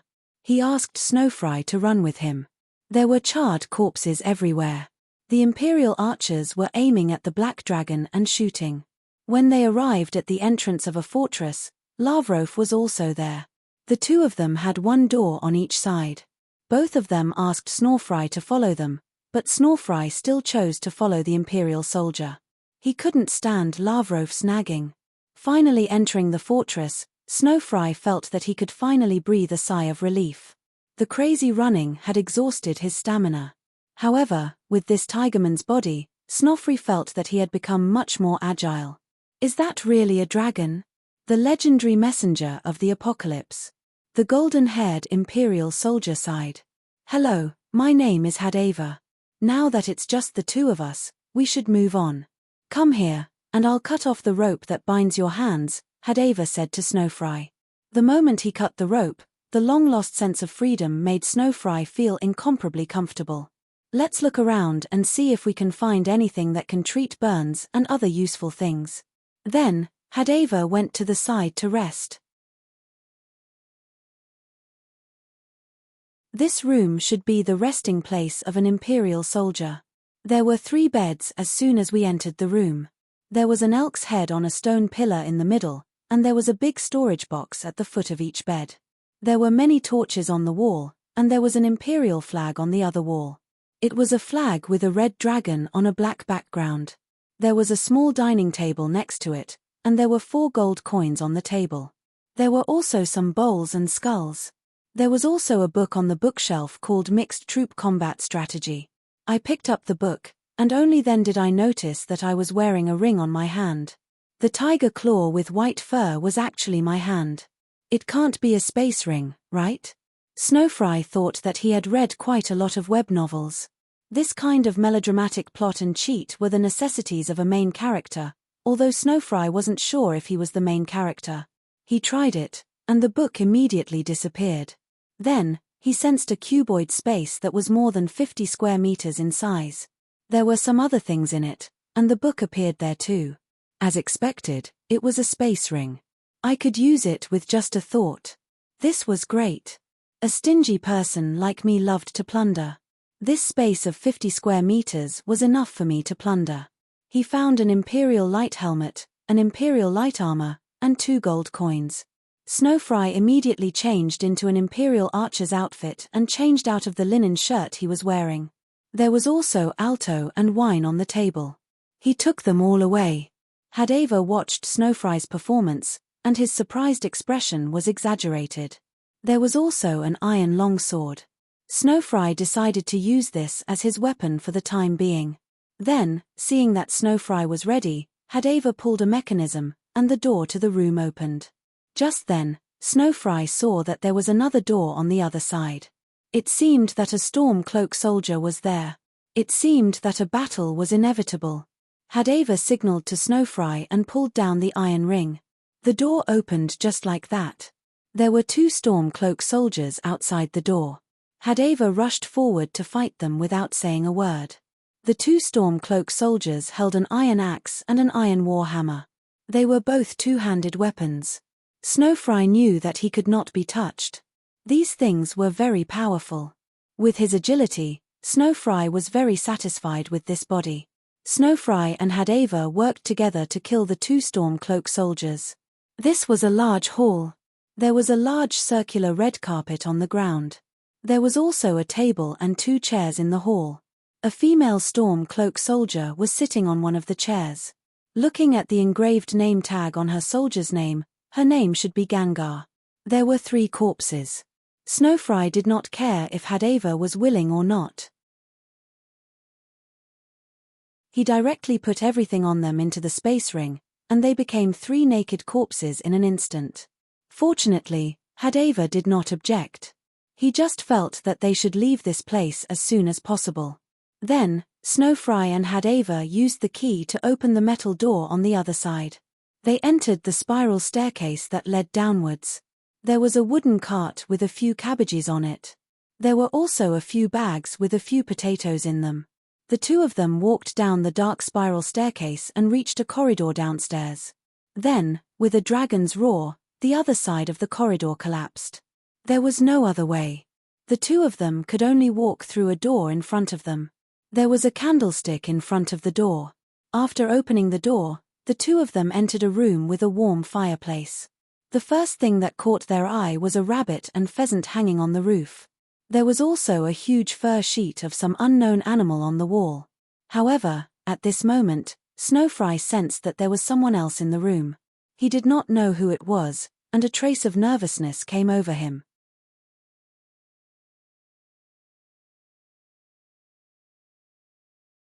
Chapter 246. Sure enough, there were 2 more people in the room, but they were not allies. It was strange where the imperial people in the fortress had gone. It seemed that another battle was inevitable. Snowfry gave Hadeva a look behind him, and he immediately understood what Snowfry meant. The 2 of them sneaked behind the stone pillar and attacked the 2 storm cloak soldiers at the same time. Just like before, there was no doubt that these 2 people were too weak. Haha, it reminded Snowfry of a Journey to the West TV series he had seen before. The classic line of Sun Wukong. Only then did Snowfry have time to look around the room. There was a small dining table in the room. There was also a large dining table with some cutlery on it. This room seemed to be a dining room for the imperial people, and there was a lot of food in it. There was bread, mana potions, and salt piles, as well as iron pots, wooden bowls, wooden spoons, tankards, and other cutlery on the dining table. There were also mana potions and wine on the kitchen rack next to the dining table, and 2 pieces of charcoal were found in the bottom drawer. There was also a beer barrel on the dining table, and there was another beer barrel under the 3 kitchen racks on the side. There were also candles on a horn base on the dining table, and Snowfry unceremoniously put all the supplies into his spatial ring in front of Hadeva. Of course, this included the bodies of the 2 storm cloak soldiers on the ground. Then Snowfry began to search a place where goods were stored, and there were many barrels and bags there. He found mana potions, green apples, tomatoes, salt piles, mana potions, cabbages, and rabbit legs. There was also a green bird egg, and Hadeva told Snowfry that it was the egg of the stone-perched nightingale, a wild bird. There was so much food, and Snowfry was very happy. After eating some bread, he put it all into his spatial ring. Did you think Snowfry was called the Otherworld Raider for nothing? Wherever he went, not even a blade of grass was left. After leaving here, we went down the stairs to the interrogation room. The first thing that came into view was a hanging skeleton and 3 vertical rectangular iron cages.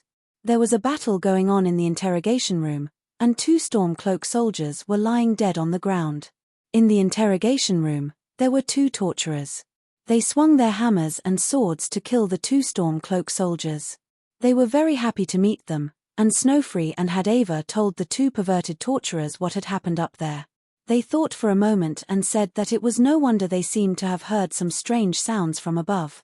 At this time, Snowfree was not idle either. He collected all the items on the corpses of the soldiers. He also saw a book called the Book of Dragonkin, a dagger, and a backpack on a small table next to the stone pillar in the middle. There was a lockpick in the knapsack, and now Snowfree took it. While everyone was talking, he tried to open the door of the middle of the 3 upright iron cuboids. The 2 corpses beside him were empty. Only the one in the middle had the corpse of an apprentice magician. It was as if he could do it all of a sudden. Snowfree guessed that it might have something to do with the body of the Tiger Man. It took him a little time to open the door of the iron cage. There were quite a lot of things inside. There were mana-weakening potions, some gold coins, a magic hood and a magic robe, and a magic book for lightning spells. These were all good things, and Snowflake was overjoyed. After taking them all away, Snowfree took everything from one of the cells in the interrogation room. There was an iron shield, a heavy iron hammer, and a book called A Brief History of the Empire too. No matter what, as long as it could fit, Snowfree would take it all away. Then Hadava asked Snowfree if they could go. He knew too well how much the Tiger Man liked to loot, but it didn't matter. Snowfree said it was ready, and everyone went deeper into the room. Then they saw another room. There were 3 cages and a charcoal basin, and some dining tables. Then there was a skeleton and a skeleton that hadn't become a skeleton. Snowfree got some gold coins and bone dust from the skeleton. He didn't even let the skeleton go. An assistant torturer with a hammer came with us. We left the room and came to a very open place. There were 3 storm-cloaked soldiers in there. I don't know where they came from. They were there. There was a cave with a little stream. There was a little bridge. Got rid of the 2 soldiers. The torturer was dead. There was a lot of oil on the ground. We came to the mouth of a cave. Out. There was a lever. He pulled it down. The door became a bridge. We went over. It was a cave. As soon as we went forward, the back collapsed. Then there was a dragon's cry. It got shakier and shakier. Then. It was a stream. In front of it was a cave. I remember there was a broken saw on the left side. 93 gold coin purse. There were gold coins and red potions. Another skeleton that cost 12 gold coins. 2 big spiders and 2 small spiders. Frostbite venom. There were spiders in the eggs. Wine trailer. 37 gold coins in it. Blackthorn honey wine. A bear was knocked down by me. I took the bear skin and bear claws. I went deeper into the cave along the stream. There were stone pillars in the cave. There was light coming in. I saw snow coming out of the gurgling stream. Wow, it was picturesque. Cedar trees, distant mountains, and the sunset. The air was good. The man said that his uncle was from Riverwood Town. I casually picked a snowberry and ate it. There were mountain flowers, red mountain flowers. There were blue flowers. There were tree fungus and thistle flowers. I saw signs on the roads. There were many foxes and hares in the mountains. I found the warrior's stone and the thief's stone. I chose the mage's stone. Coal mine. He thought I was pardoned. I took down one orc bandit after another. Then I followed the river. Going down the water, there are wolves. I killed an elk. It had antlers, deer skin, and rotten meat. This Riverwood town was truly a place with verdant hills and limpid waters. The weather was also really good. I was completely defeated. After being slapped awake, I was like Wen San. A modern Q writing bullshit novels to make money. It was all nonsense. Just like that, the main character was slapped back to the modern world. Looking at the traffic outside the window, I had a lot of thoughts. That world didn't exist anymore. All the people didn't exist anymore. And the hunger in front of me was so real. This era was really a bad era. Maybe I was too pessimistic. So I didn't know what to say. I didn't know what to do. I didn't know anything. It was as if everything was useless. I didn't know what I could do. I didn't know what I had to do. When my faith was completely shattered, I didn't know what was left of me. I lived like a zombie. I breathed, ate, and slept.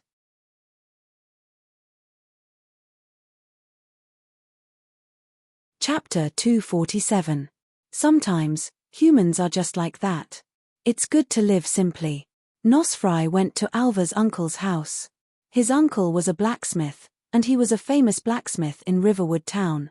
I went to his uncle's house, which was a small villa. Although it was dirty, messy, and filled with rubbish, there were still ingredients. Looking at the ingredients on the floor, Nosfry's eyes lit up. Nosfry could make all kinds of delicious food with all kinds of ingredients. To put it bluntly, the ancient people in this magical world couldn't stand Nosfry's tomato scrambled eggs. When these barbarians saw the tomato scrambled eggs, they would probably be shocked by the heavens. Nosfry strolled around Alva's uncle's house. When he reached the kitchen, a saying popped into my head: food is the most important thing in the world. Why don't I do something big today? I quickly told them about my inspiration, and they happily accepted my idea. They suggested that I make the most homely egg fried rice. They even teased me, saying that I could finally experience the life of having food at my fingertip. It was better to take action than to be moved. See, I started to take action. First, I prepared the ingredients: rice, eggs, chicken, chives, and oil. Everything was ready, but the foreigners didn't eat rice. There was no other way. Nosfry cut the bread, and they didn't have chicken. However, these people had chicken. Nosfry sliced the chicken and chopped it for later use. I first cut the raw chicken and chopped it with all my might. They were shocked when they saw how desperate I was. They joked, "Who provoked you again? Are you in a hurry to take revenge?" With my full power chopping skills, it was done in a short while. What I had to do next made my vision go dark. I wanted to beat the eggs with one hand, but I couldn't bring myself to do it, so I had to bite the bullet. As expected, I failed 2 out of 3 eggs. Alas, eggs, why do you still want to make things difficult for me? I wanted to find them, but I couldn't bring myself to do it, so I had to bite the bullet. Sure enough, I failed 2 out of 3 eggs. Alas, eggs, why do you still want to make things difficult for me? When the eggs were ready, I added the chicken and the crumbled bread and stirred them all together. After a lot of hard work, I was getting closer and closer to success. I added cold oil into the hot wok with cold oil. The food cooked by stir-frying is healthy and delicious, and then I put all the ingredients into the wok. Zzz sounds accompanied by bits of oil flying onto my body, making me feel a little scared. However, I didn't want them to look down on me, so I faced the difficulties. After stir-frying for a while, I realized that it wasn't that scary anymore. In fact, it even had a hint of satisfaction. Finally, the stir-frying was done. They had been waiting at the dining table for a long time, so when they saw the egg-fried rice I brought over, they didn't care about anything else and started to eat. While listening to her endless praises, I looked at the egg-fried rice I made. Within the golden color, there were pink pieces. Can you smell the fragrance? I didn't expect that I would succeed in such an important task and even receive their praise. It seems like nothing is impossible in this world for those who set their minds on it. I'll give myself a big thumbs up. Thus, I whipped the horse and didn't stop. I hurriedly continued to roast the whole rabbit for them. As for me, I first skinned and washed the rabbit hanging on the wall. After that, I washed it until it looked like a naked pig. Roasted whole rabbit was like roasted whole lamb. It gradually became a hot dish. In the winter, we used grassland bred rabbit as a dish, so it didn't have a fishy smell. After tearing open the rabbit meat, a wave of fragrant steam assaulted my nose. The rabbit was first braised and then roasted. The skin was crispy, the meat was soft and tender, and with 3 different flavors of dipping sauces, it was very unique. There were 2 main flavors, fragrant and spicy. Using a unique marinating technique, it could make the marinated roasted meat juicy. The flavor completely penetrated into the bones, and the aroma of the roasted meat spread for 10 miles. The skin was crispy, the meat was fresh and tender, and the fragrance lingered in the mouth. More importantly, rabbit meat was suitable for all kinds of cooking methods. Rabbit meat had a special edible value. It was an ideal meat food for healthcare, beauty, and nourishment. It could be called the king of meat, and was very popular. However, I have to say that it was awkward. Other than salt, onion, and garlic, there were no other ingredients or spices. As for me, the famous nose fry, I could only use a special iron clamp to clamp the rabbit in the middle, and then put it on the grill. If there wasn't a special iron clamp at home, using a normal iron clamp would also work. In principle, the rabbit wouldn't fall. This was simply too easy. Placing the iron clamp on the grill, then continuously flipping the rabbit on the grill to prevent the rabbit from being burnt. If it was the grill of our world, there was no need to manually flip the rabbit. If there wasn't one, then it had to be manually flipped. After seeing that the oil on the roasted rabbit had come out, using a brush dipped in a small amount of salad oil, he brushed the entire rabbit once.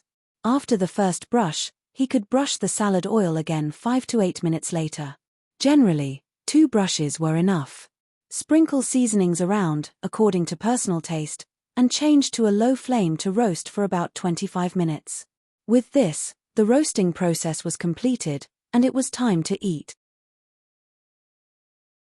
Looking at the eyes of this big family that were like hungry wolves, a faint green light shot out from their eyes. It was really creepy. I remembered that in my previous life, I had played in a certain large-scale amusement park. There was a werewolf valley inside, and it was really awesome. There were all kinds of demons and ghosts, and the girls were so scared that they screamed. I immediately pulled my thoughts back to this world. Forget it, I concentrated and started to roast the rabbit well. It was crispy on the outside and tender on the inside. The flowers were overflowing with oil, and I was almost drooling for 2 miles. Thus, I finally brought the steaming hot roasted rabbit to the table. The family ate my egg-fried bread while eating the roasted rabbit that I had torn with a knife.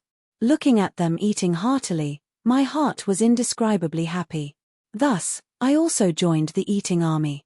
I carefully tasted my cooking, and this made me really happy. After eating and drinking to my heart's content, I started to plan for tomorrow. Forget it, there's wine in the morning, let's drink in the morning. Waha, I was happy. Night in Riverwood Town arrived with the fragrance of minced meat wafting through the air. And just like that, our main character descended into this strange world, and began his retarded journey. This was the bluest era, there was no such thing as the most beautiful, only the most beautiful. Isn't this a world where only big is king? Hihi, I'll let you see my power. Mph, thus I proudly spat.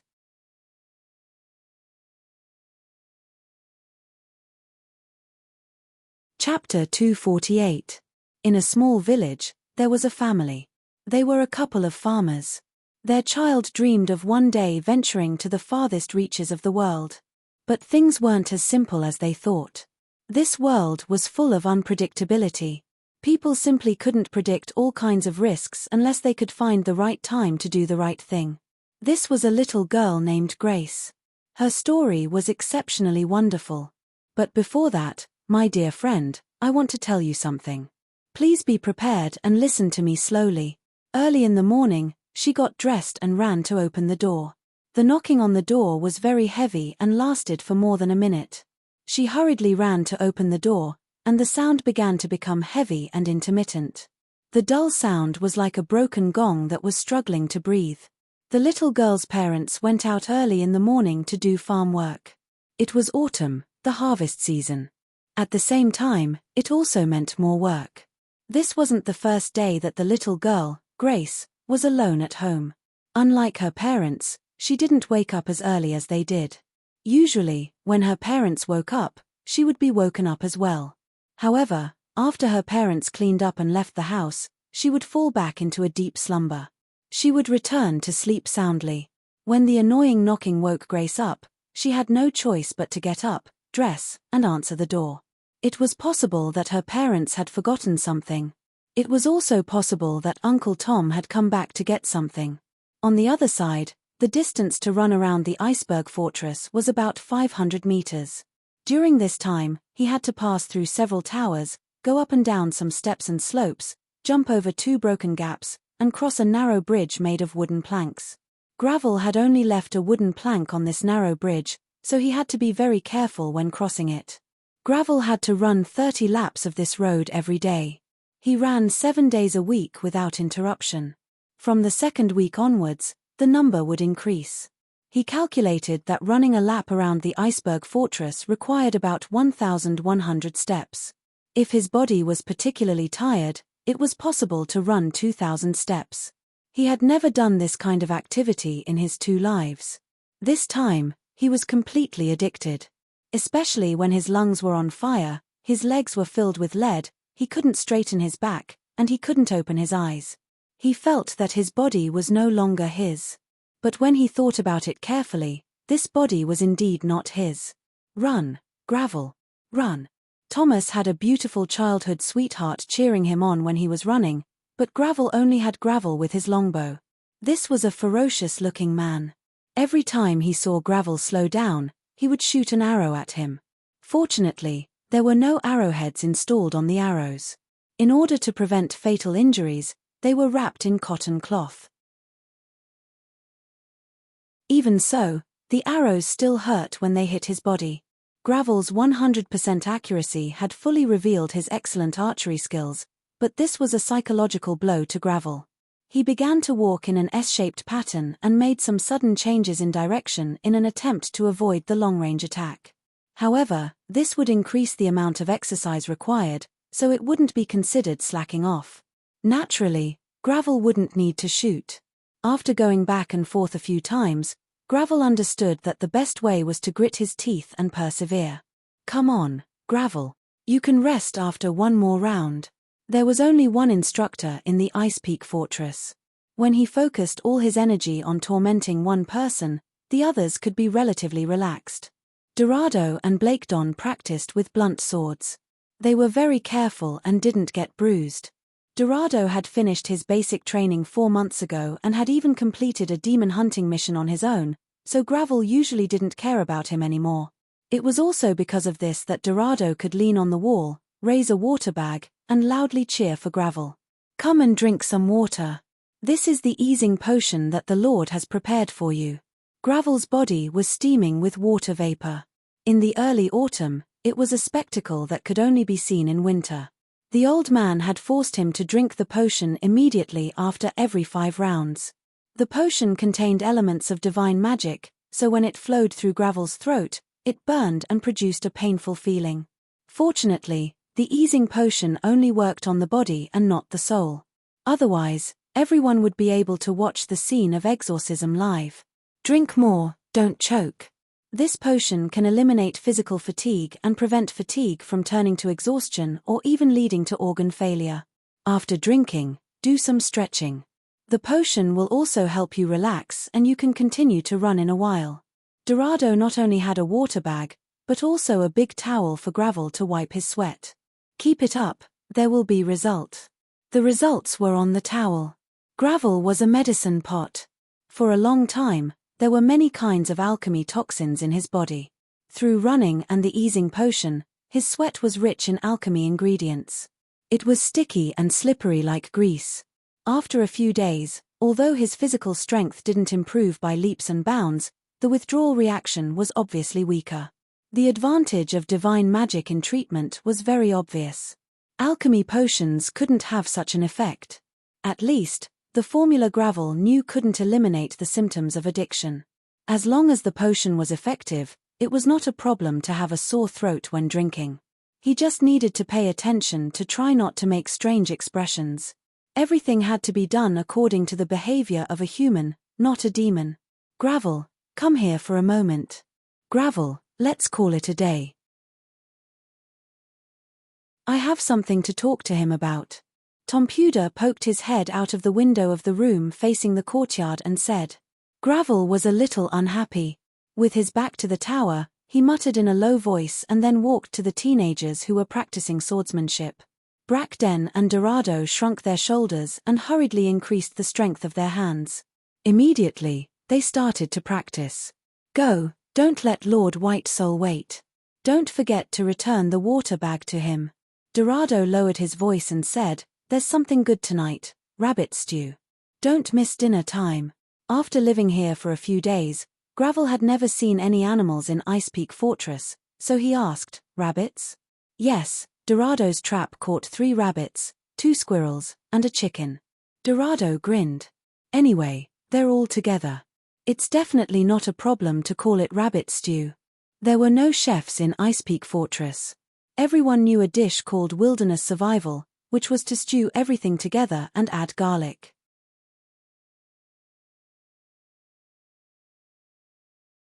Chapter 249.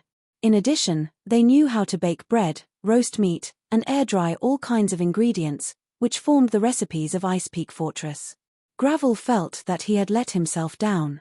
If it wasn't for the fact that he was half-dead tired every day, he would definitely cook something different for himself to comfort his hard-working internal organs. Okay, as long as it's meat, I won't miss it. Gravel wiped his face with a towel, adjusted his mood, and said to Dorak, there's one thing. I may have a strengthening ritual before winter. You were supposed to be in front. I know, no problem, don't take it to heart. Dorak showed his white teeth and said with a smile, you need the strengthening ritual more than I do, and I don't like birds very much. Oh, you haven't come into contact with this knowledge. I think it's a good opportunity for Lord White Soul to find you. You should understand these things. Gravel certainly wanted to know what the strengthening ritual was, but he couldn't get an answer for 2 weeks. Since the last horse meat dinner, Tom Pewter went into his room, locked the door, and didn't come out at all. Even 2 meals a day were sent up by Dorak. The sound of prayers to the goddess echoed in the room all day long, and at the same time, there were soothing potions. Gravel knocked on his door, but the old man said that he didn't want to see him for the time being. Gravel only cared about training Gravel's body. As long as he heard Gravel's question, it meant that he still had energy left and could continue training. Giles went to exchange money for purchases and was not in the fortress at the moment. But even if he was, he would only answer with I'm tired. The 3 young people should know something, but they kept their mouths shut. We haven't gone through the ritual, and we are still restricted by the oath, so we can't reveal it to you. Therefore, this ritual had to be related to a certain oath. It was the symbol of a certain official member of Ice Peak Fortress. It required the glands of magical beasts such as griffins. There was a certain degree of risk, and it was quite expensive. That was what Gravel inferred. Tom Pewter's room seemed to be more crowded and messy than last time. More than a dozen thick books were open and stacked on the table, pressing down on the notes and quill pens that emitted the smell of fresh ink. There was a faint stench in the air, coming from the alchemy crucible in the corner of the room. What was being received and boiled inside was the griffin's gland, which would eventually turn into a liquid divine spellcasting material. Your alchemy tools are well maintained, much better than the set I have. Gravel and the others brought it up for me when they were packing up. You can take it back when I'm done with the ritual materials. Oh, no problem. Since I've come to Ice Peak Fortress, these things belong to the fortress. It doesn't matter who it belongs to, we are not the Mushroom People tribe, Mushroom People. The old man waved his hand, let's get down to business. Gravel, it seems that the goddess favors you and has helped you through the most dangerous first 2 weeks of physical training. The days ahead may be more tiring, but as long as you don't get injured, your physical fitness will only get better. This way, you might be able to withstand the strengthening ritual before winter. We follow the will of the goddess to protect the people she loves and receive training here. Our enemies are all monsters that can harm human society. The change of kingdoms, the infighting of nobles, the rebellion of rebels, and even the rampant bandits have nothing to do with us. Only monsters are our targets. Speed, strength, physique, special abilities. Monsters have a complete crushing advantage over humans. Unless we can surpass ourselves and use our wisdom. For example, divine arts, martial arts, alchemy, and so on. The strengthening ritual is one of the divine arts. This ritual comes from the original creator and has been passed down and improved by the goddess. It can stimulate your potential and allow you to connect with other creatures created by the original creator and exert the power of 1 + 1 is greater than 2. The old man took out a thick book with a blue cover that looked very old. This is Ritual of Body and Spirit. Every fortress in the Sunset Mountains has a copy. By studying the records in it, the goddess's priests can preside over the strengthening ritual. Through Tompuda's patient and detailed explanation, Gravel began to understand what kind of place Ice Peak Fortress was. In the memories of the nobles, including him, the fortress in the Sunset Mountains was a hidden danger place used by the church to retain its armed forces. This was not wrong, but it deviated from the original intention of the fortress. This was a base dedicated to cultivating vanguard hunters, divine hunters, and exorcists. Ice Peak Fortress belonged to the Eagle School of the Vanguard Hunters. The Vanguard Hunters focused on martial arts and combat. They could learn divine arts or not, unlike the divine hunters who especially relied on prophecy and the help of holy spirits. They also did not need to be proficient in exorcism and transcendence like the exorcists. The Eagle School focused on long-range combat. Observation was the most important, followed by terrain and mobility. Distance and precision were the guarantee of victory. Compared to monsters, humans were naturally inferior in terms of speed and strength. Even with the strengthening ritual, they generally relied on technology and armor to resist, which was very risky. The main weapon of the Eagle School was the crossbow, followed by the net, and finally the spear and sword, which was the unique weapon that the hilt could be elongated. This school was easy to learn but difficult to master, and experts were extremely rare. It was not bad that novices did not die easily by relying on their unique detection ability and a longer safe distance. The strengthening ritual of the Eagle School generally used the organs of flying magical beasts. Of course, dragons were the best, but they could not be sought. Griffins could only be considered as a barely passable choice. Dorak found a winged horned magical beast and wanted to use its ability to blind and control sound waves to strengthen himself. Originally, he planned to capture it in spring. At that time, the winged horned magical beast had just finished hibernation and was weak, so it was relatively safe. The winged horned magical beast is better than the griffins, but it also requires a better physical fitness to bear it. The bucket is not big enough, so it can't hold much water.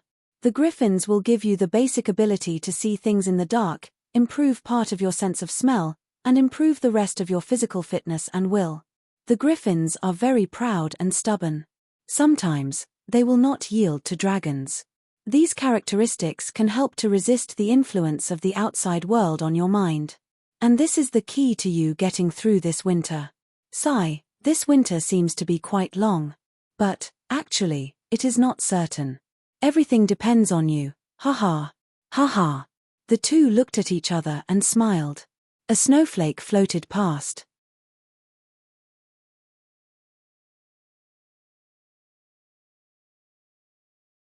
Chapter 250. Gravel handed the letter from Reynolds' father to Reynolds and looked at him with bright eyes.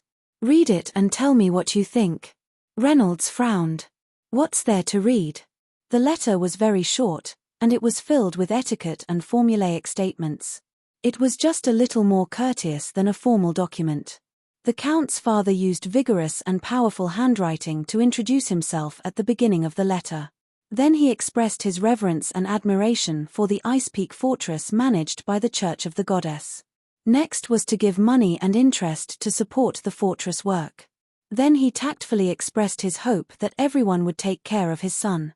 I'm sorry, I didn't see anything special. Reynolds shook his head and added, except that I think I should write back to express my gratitude and change. You should write back. The old man nodded, but he didn't show his usual kind smile. He stretched out a dry and trembling finger and pointed at the letter. Read this sentence. Oh. I beg you to take care of my son, Reynolds Hall, and let him become a qualified warrior under the glory of the goddess. If he works under me, he will receive an annual income of 500 gold coins from Dowdeki Manor for equipment and maintenance. Reynolds raised his head and stared at the old man. Is there a problem with this sentence? This is a place of exile, a place to say goodbye to the past. But your father hopes that you will still be Reynolds Hall. Gravel took the letter and put it a foot away from the candlestick. Every qualified warrior here will get the surname Frozen, which means that you have cut off all ties with your past. So, you will become Reno Icebound, and no longer Hall. Reynolds scratched his head. He didn't care whether his body's surname was Hall or Frozen. Anyway, it wasn't the original Yang. Maybe my father doesn't know the rules here in Ice Peak Fortress. The old man shook his head and patted Reynolds on the shoulder. The Hall family has 2 titles, Royal Count and Holy Knight. Your family became hereditary earls because of the military exploits of your ancestors, but the word royal comes from your grandmother, who is the princess of the Revi Central Empire. This makes your family's bloodline related to the Empire's royal family. She was the only daughter among the 3 children of His Majesty, Butch Layton III. Her status was honorable, and that was why she was called royalty. Reynolds couldn't continue the conversation, so he could only nod and reply with millimeter. The title of Count is very common, and the word royal isn't rare either. However, the title of Holy Knight rarely appears among the secular nobles, right? The emperor managed the secular world through feudalism, while the church looked after the spiritual world. The knights of the church, also known as the Holy Knights, had to be managed by the church in terms of their weapons and armor, as well as their lives and training. Therefore, they could no longer acquire land in the kingdom. Let alone a hereditary count, you can't even be a baron or a half-joking baronet. Paladins, including the title of Holy Knight, are not hereditary. However, there were 3 exceptions in the Empire, and the Hall family was one of them. Your family has a close relationship with the church. There's no way he doesn't know the rules of the forts in the setting Sun Mountains. In fact, part of our daily maintenance costs come from the Holy Knight family's support. Reynolds opened his mouth wide in surprise. This was the first time he knew of these things. In the past, Reynolds only knew alchemy, dealing with demons, self-destruction, rebellion, and hedonism. He didn't care at all, let alone learn about these political matters. If Reynolds had learned a little in the past, he wouldn't have chemically castrated the Duke's son in order to provide him with medicine. Your father deliberately linked the name Reynolds Hall with the annuity. In fact, he was hinting that he hoped to keep your surname, so that you could return to the family one day. I remember that you are the 2nd son of the Count. You also have an older brother, a younger brother, and 2 younger sisters, right? Reynolds nodded. No matter how hedonistic and rebellious he was, he still knew the members of the family. To be honest, without you in your family, it doesn't affect the inheritance and continuity of your family. The old man didn't take his hand off Reynolds's shoulder. Instead, he squeezed it a little tighter. I've thought about it. The only reason your father let you keep your surname should be because he knew that you didn't do anything wrong and shouldn't be exiled. But he can't prove this point, so he can't prove your innocence for the time being. He can only let you keep your life through exile. There was such a thing. Taking over this body meant taking over the past it represented. But in Reynolds's memory, there was nothing directly related to chemical castration. He did have close contact with the Grand Duke's son and shared alchemy potions, but he didn't have the memory of concocting the castration potion. From simple to difficult, he knew 55 formulas, and none of them had the effect or side effect of ending his family line. Reynolds tried hard to recall things about the Hall family, hoping to find evidence to support Gravel's point of view. Emotionally, Yang Rui had his own sustenance and didn't want to have a deep relationship with Reynolds's family. To him, the Hall family was like a foster family that he had suddenly entered. The feeling of rejection was an instinctive reaction. He even liked the beginning of his exile after transmigration, as if it was a certain degree of freedom. This emotion, coupled with the memory lost due to the combination of medicine and soul, caused Reynolds to be unable to think of anything useful. I don't understand. Could it be that someone is threatening the Count? Threatening? Child, I'm not a god. I can't see things that are so far away, and I can't see through time. All I can do is analyze.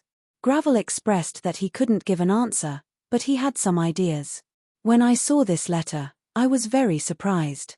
Ice Peak Fortress was the most dangerous place in the entire setting Sun mountain range, especially in the coming winter.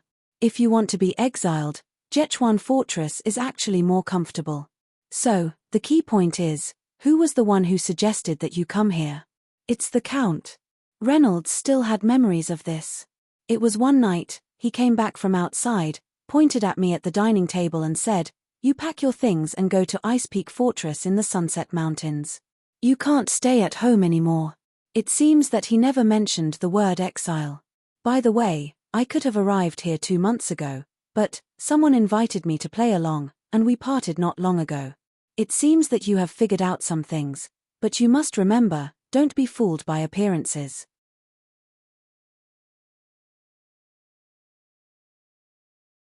Chapter 251. The old man closed his eyes and pondered for a while. When he opened them again, he still had a doubtful expression. He shook his head and said, "The people who delayed you on the road were probably just tools to be used, and didn't necessarily know much. Also, your father let you come here, but he wasn't the first to suggest it. It's just that he should have known the dangers of Ice Peak Stronghold, so he agreed to let you come here, and even let you stay here for a long time. This matter is very strange. What dangers does Ice Peak Stronghold have in the end?" Reynolds finally couldn't help but ask. "They didn't tell you?" "Oh, I guess they were afraid that you would be distracted from your training, which is actually kind. Ice Peak Stronghold will be haunted in winter. The wandering souls of the Sunset Mountains will gather here to disturb people's minds and take their lives. This phenomenon has been going on for more than 300 years, and has never been solved." Reynolds opened his eyes wide. Haunted? If it's very dangerous, can't we avoid it for a while? Ice Peak Stronghold needs someone to be on guard. It can't be empty for the whole winter. In winter, it will snow here, and the roads will be closed and impassable. Therefore, someone had to stay here for the entire winter. However, although it will be haunted, within the stronghold, as long as the body is strong enough, or the soul is firm enough, or the protection of divine spells, those wandering souls won't necessarily be fatal. The old man went on to explain that under normal circumstances, the young apprentices would go down the mountain before the snow began to gather, and go to Collingwood, which was several dozen miles away. That place was in the hills below the mountain, and the snow was much better. People could still come and go, and supplies wouldn't be cut off. There was a warm fire and a bed, and even a soft body to relieve the loneliness. Going to other strongholds was also an option to pass the winter, but it wasn't suitable for Reynolds either. Because his place of exile was Ice Peak Stronghold, and that was it. Not to mention the other strongholds, even Collingwood couldn't be considered a part of Ice Peak Stronghold, and couldn't be considered as Reynolds' area of exile.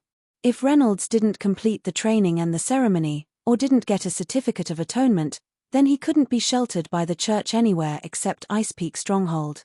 If it was especially strict, Reynolds could even be counted as a deserter, and be killed with a reward. If he was executed as a deserter, not only would he lose his life, but this infamy would also be traced back to the Count's family. You are very close to death.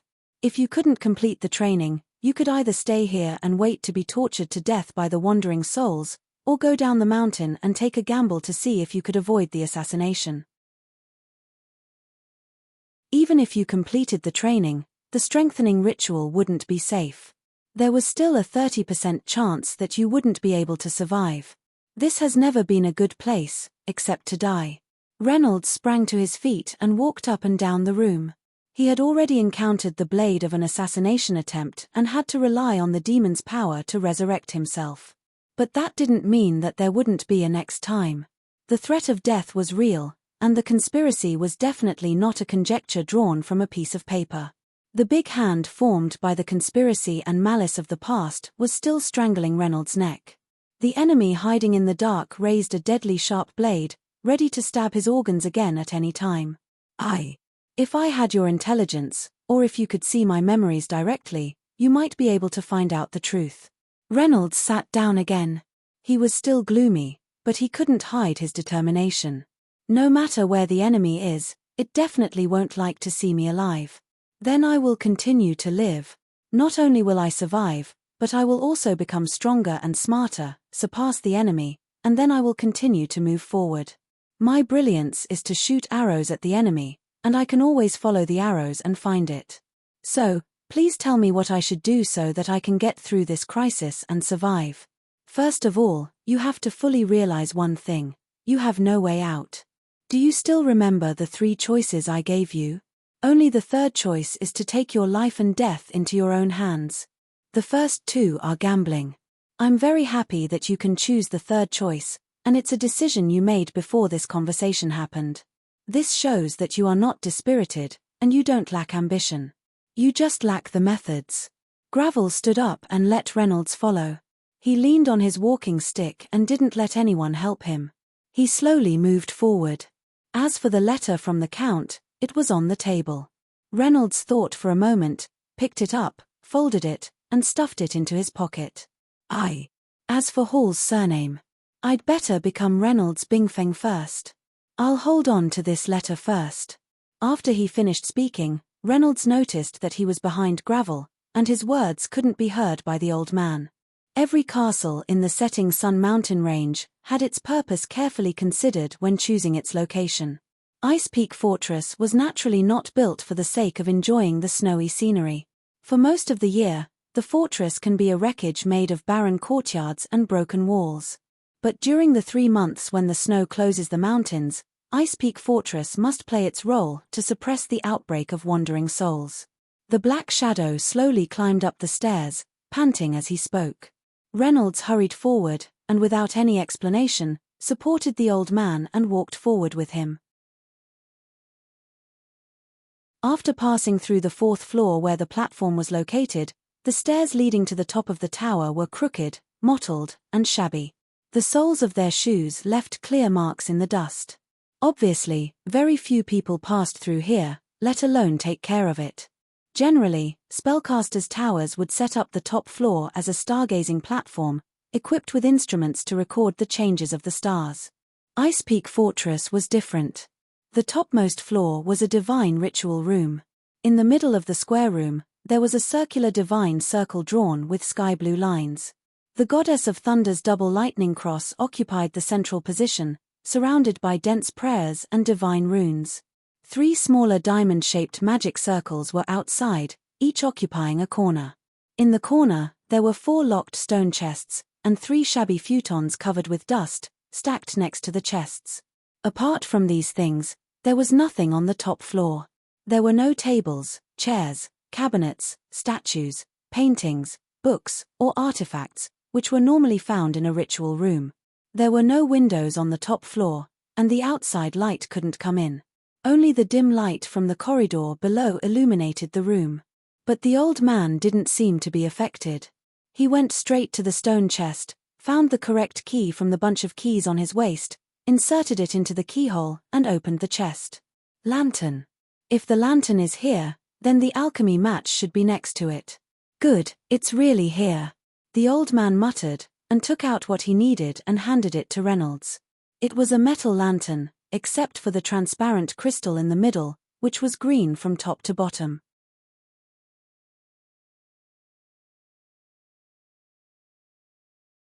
Chapter 252.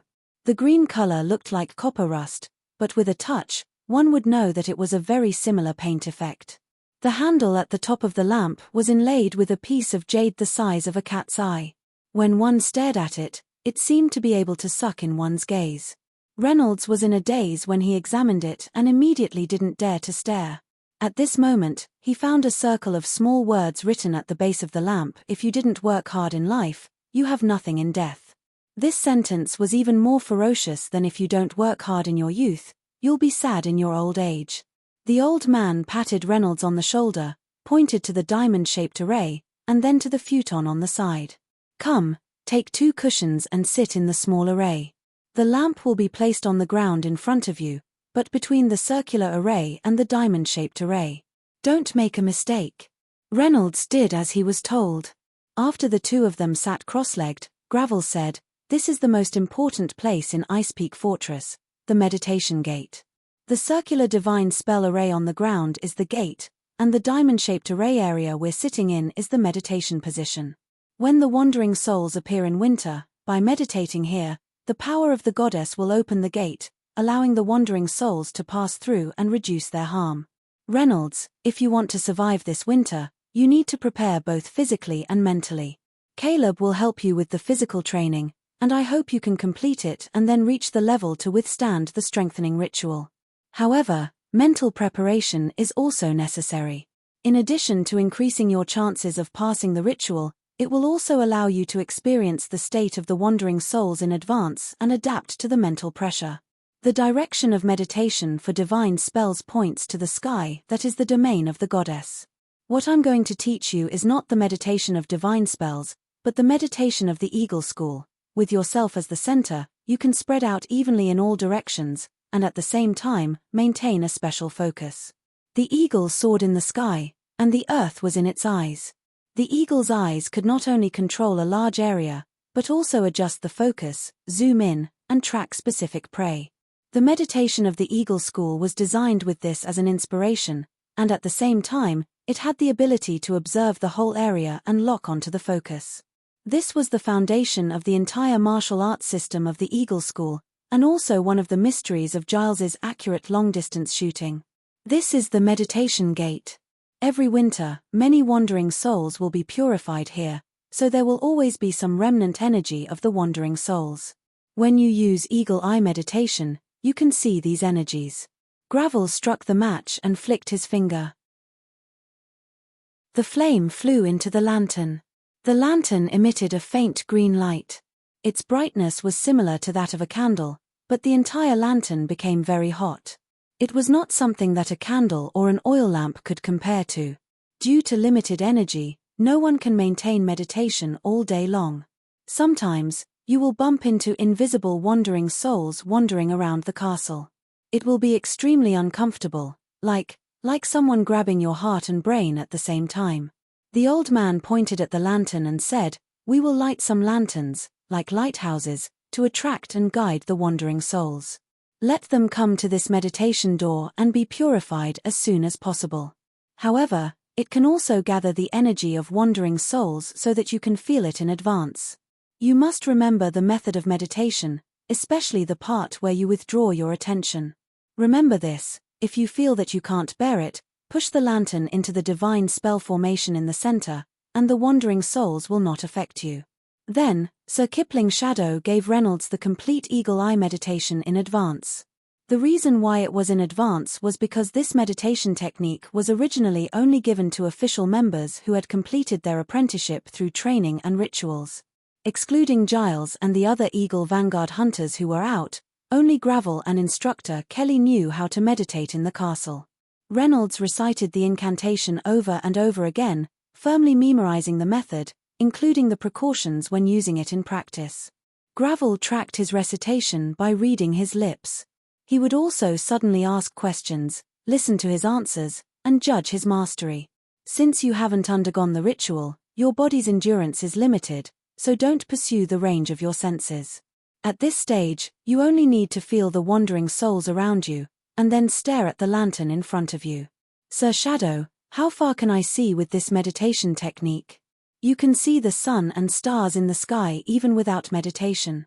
"That's far enough. What else do you want?" The old man was satisfied with his joke, and even more satisfied with Reynolds's learning attitude. The techniques of the Eagle School were easy to learn, but difficult to master. But no matter how easy it was, meditation still took at least 3 days to master. Reynolds took a week, which was not outstanding. But considering that he had to undergo physical training at the same time, and had not undergone the strengthening ritual, this speed was excellent. To be on the safe side, the old man let Reynolds demonstrate eagle eye meditation several times in front of him. After confirming that he was qualified, he let him use the lantern to see the wandering souls. This could only be done by Reynolds himself. The breath of the strong, including the old man, would destroy the residual energy of the wandering souls. That would not achieve the original goal. Reynolds was very excited that he could finally see Ghost. In fact, after seeing demons, ghosts could no longer scare him. All that was left was a strong curiosity. He was curious about what wandering souls would look like, what kind of pressure they often talked about, and whether the soul-harvesting dagger from the demons would have any effect on wandering souls. Yes, if wandering souls could be used as souls to fill the treasury of hell, he would definitely not be polite. Reynolds sat cross-legged on the futon, not letting his body leave the protection of the diamond-shaped array. He carefully lit the lantern, and then entered meditation. He meditated with his eyes open. The green flame of the lantern was reflected in his brown eyes, jumping, dancing, and shining together. Then, the green flame suddenly became still. Reynolds felt a chill, as if someone had secretly blown a breath behind his ear. It was a little itchy. After a shiver, he saw the wandering souls gathering behind him. The grey energy was like a thin fog, penetrating the ground and walls without any hindrance. It turned from wisps to bundles, and finally formed a small cluster. The energy gathered near the lantern, circling around the words "no effort in life, nothing after death." This was basically the weakest state of the wandering souls. It was just a remnant, unable to form a body, and unable to actively attack. It could only release malice to the living creatures around it. When the living creatures received such malice, they would begin to feel uncomfortable. The pain would accumulate over time, and then it would cause disease and decay until death. No animals were raised in the Ice Peak Fortress. Before the snow closed the mountain, horses were taken away to prevent them from dying to wandering souls.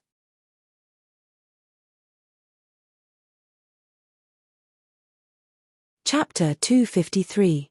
It was not winter, and the wandering souls gathered by the lamp could not kill people. At most, they could kill insects and mosquitoes, but it was not enough to make Reynolds feel pressured. So he kept meditating, patiently waiting for the lamp to gather the wandering soul's energy. Half an hour, 3 hours passed, and Reynolds was almost unable to keep up with the meditation. The wandering soul's energy had gathered into a volume as large as a tent, but the pressure still did not appear. There is still a big difference between an energy mass and a real wandering soul.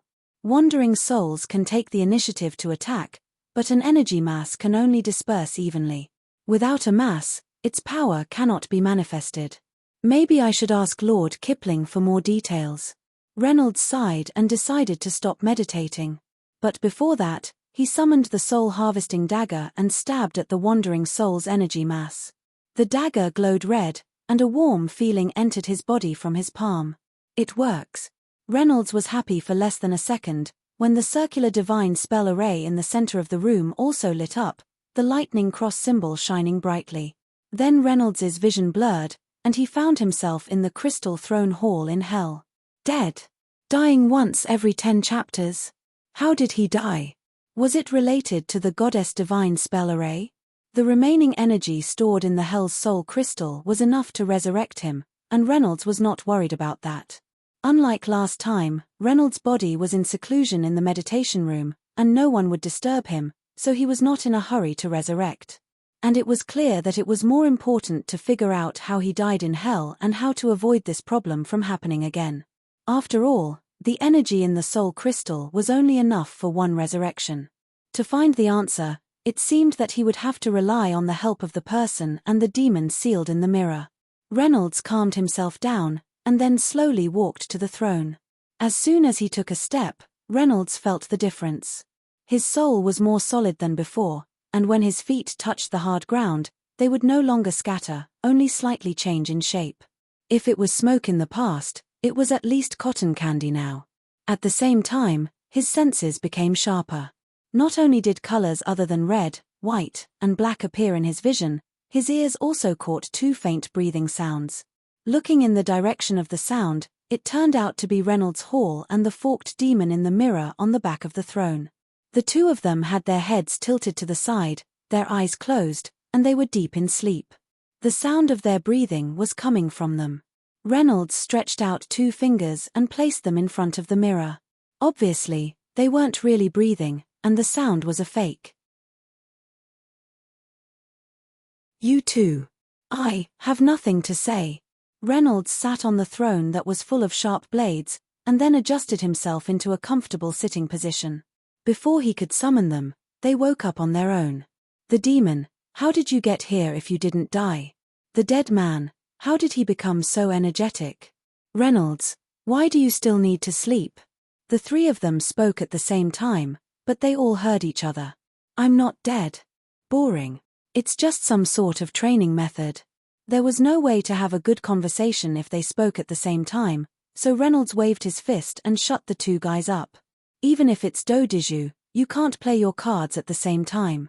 You have to play one by one. Let's settle the matter of whether I'm dead or not first. You're not dead. You definitely didn't come back from the dead. The forked demon said with certainty, when the body dies and the devil returns to hell, his eyes will dim, which is a very obvious characteristic. Obviously, you don't have such a performance. I thought you'd have to wait for a dozen years to learn the ritual to open the passage to hell and summon the devil before you can take the initiative to come back here. What did you do up there? Reynolds briefly described what had happened, and the forked demon showed great interest in the magic formation of the iceberg fortress. I've long heard that the western border of the Duchy of Northland is a fortress of the Church of the Goddess of Thunder, but I didn't expect there to be such a magical thing. It's not that I'm weak and ignorant, but that as a devil, I really don't dare to go to those fortresses. What, are you afraid of death? Aren't you bound to this hell? If you die, you'll just come back here. What's there to be afraid of? The forked demon shook his head. Devils are the same as other creatures in the world, they can die. Of course, ordinary methods can't kill us. There are a few ways to kill a devil. For example, carrying out murder in hell. The devils who die here will be assimilated into the plane of hell and can't be resurrected. However, devils with territories have more chances, and they can still be resurrected by losing territory and strength.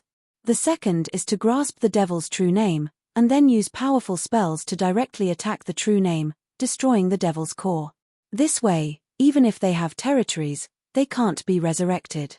The third is to use the opposite power, such as the so-called good divine power, to directly attack. Oh, don't misunderstand, divine power is not divine magic.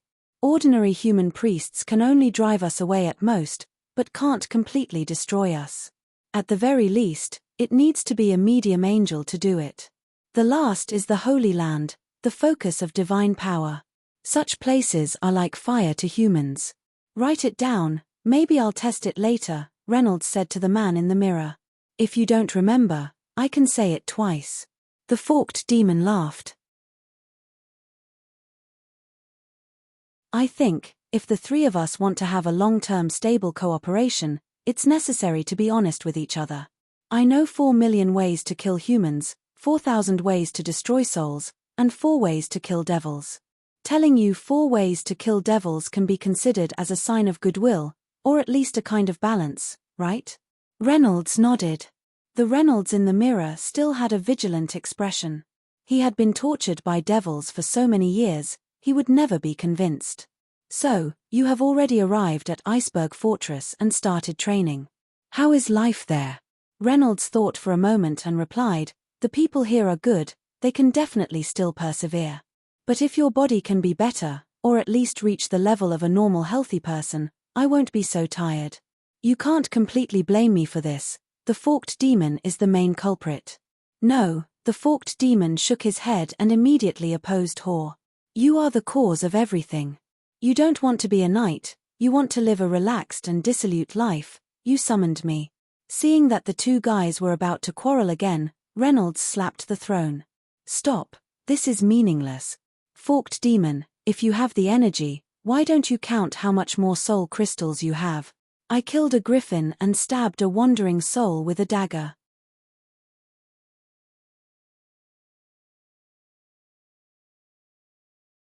Chapter 254. That's it. The forking demon muttered, even the lowest level demon can do better than you. The devil's head in the mirror closed its eyes and opened them again after a while, only a little growth, and only one growth, emitting the stench of a griffin's breath. What is a wandering soul, and where is it? Reynolds also found it strange. When the soul dagger pierced the wandering soul, there was clearly a warm feeling in his hand, so it must have absorbed the soul energy. The absorbed energy should have gone directly to the soul crystal, right? Could someone have intercepted it in the middle? The forking demon said that this was absolutely impossible. The Hell Throne Room was the foundation of Reynolds's resurrection, It had to be completely mastered, and there could be no unsolved mysteries. So Reynolds thought about it and decided to try using the Eagle School's meditation technique to see if he could find anything. According to Kipling, meditation was the power of the mind, and the body only played a small role in the process. It had the ability to observe the whole area, and it never relied on the things on its face. Meditation could also be used in hell, and only spirits could use it, but it was slightly different. When Reynolds's vision changed, the whole room also changed, and even Reynolds' Hall and the forking demon could see it. Starting from the crystal throne, the blood red that belonged to the devil spread outwards, and the originally dark, black and white hall was quickly soaked in red. Then, the red that covered all the surfaces began to converge, like fire, causing the walls to have more burning flames. Under the gaze of the human and the demon, a torch grew out of thin air under the flames, followed by a metal bracket that fixed the entire torch. The hall became bright. It was not the red of hell, nor was it pure black and white, but it was like a real underground cave. The soil was the color of the soil, the rocks were rocks, and the roots of unknown plants also became lifelike. It was just like the human world. There were only two differences. Through the eagle eyes meditation technique, Reynolds could see through the walls to a certain extent. He saw that behind the soil and rocks, there were more than 10 orange-yellow warm lights, bright and dark at times, with the rhythm of a heartbeat. In addition, he found the wandering soul as he wished. It already had a human form. The wandering soul should not have been complete, after all, it was only a part of the cotton candy energy that remained in the castle after last winter. However, after being absorbed by the soul dagger and brought to hell, it did not become nourishment like the griffin's soul. Instead, it left the soul crystal pillar and formed a head, body, and limbs. The forked path demon observed with rapt attention and was shocked. It has no face and no physical characteristics. It's also grayish-white. This is a petitioner. But, how could they be petitioners? At the time of death, if a soul had a strong and firm belief, or through the direct intervention of divine power, it could enter the kingdom of the corresponding God and become a resident there. After death, go to heaven, and after death, go to hell were similar situations. The smoother the process was, the more likely the petitioner would retain their consciousness. Some particularly powerful souls could even retain the power they had when they were alive. In the process of a soul ascending into a petitioner, it would manifest faith, divine power, or the characteristics of the corresponding plane, but most of it would still be in the form of a human. Petitioners were unable to leave the realm of God, but they could act on their own and continue to contribute faith to God. Petitioners who came to hell could directly skip the low-level devils and become mid-level cadres. Therefore, petitioners were always more valuable than mere souls. However, the situation in front of them was very strange. First of all, this petitioner did not have any characteristics that should belong to hell. He had no claws or sharp teeth, no tail, no horns, and no red devil skin. Of course, he did not have the wings of an angel, the armor of a keeper of order, or the rainbow halo of the realm of chaos. He had no characteristics and therefore no inclination. This went against the principles of the petitioner itself. Moreover, he was in hell and had not been assimilated by hell. Reynolds did not have divine power, nor the ability to open up a domain. The devil's territory was just a dilapidated underground hall, so it could not shelter the petitioner. When petitioners came to the 7th level of hell, they would normally be quickly absorbed and turned into nutrients, bricks, and the like. However, the petitioner in front of them was in a stable form and could walk. The only problem was that he kept walking towards the wall on the left side of the throne and kept bumping into it. Behind the wall in that direction should be the space turbulence pulled from Earth. Reynolds looked at the man and demon in the mirror and asked for their advice. "Why don't we dig it open this time and see what's going on behind it?" The man in the mirror frowned and was somewhat reluctant. The forked path demon nodded vigorously, his eyes full of curiosity. Wielding his pickaxe, Reynolds turned into a miner and dug a hole in Minecraft. Last time, it took him more than an hour to dig through the path to the soul crystal, so his body also stayed in the pool of blood for an hour. This time, he was not afraid of being disturbed in his meditation, so he could stay and mine more instead of going back. When the petitioner saw him digging the wall, he actually understood his intention and stopped bumping his head against the wall. It looked at Reynolds with its expressionless face and waited patiently at the side. "In the hell I see, I'm the only one working." Almost 2 hours later, the wall was dug through. The dirt and stones on the ground disappeared, and the hole in the wall automatically turned into a neat square passage. The passage connected to another hall, which was filled with blue water. Since the room was roughly a cube, this was the water cube. There was water from the floor to the ceiling, but there was some kind of rule that prevented it from flowing into the passage. The surface of the water cube was flat and smooth without any ripples, like a polished marble. However, its interior was filled with large and small whirlpools that were tangled together chaotically. Some were as thick as barrels, some were like snakes, and some would suddenly appear and disappear like shooting stars across the sky. Inside the swirls, there were constantly flashing images. Reynolds saw his own office, which had everything from computer to stationery. However, these images were all severed, and there was also a phenomenon of frame skipping. Computer game production was Reynolds's profession, and frame skipping was a common phenomenon in this line of work, which could be solved by optimizing, conscience, and improving configuration, hard work. Reynolds quite missed this phenomenon, but then he heard the forked path demon yelling space turbulence, which ruined his mood. The petitioner nodded at Reynolds and walked straight into the water cube. The swirls swallowed it in an instant, and then retreated a little. In other words, on the side close to Reynolds, there was a part of the water without the interference of the swirls.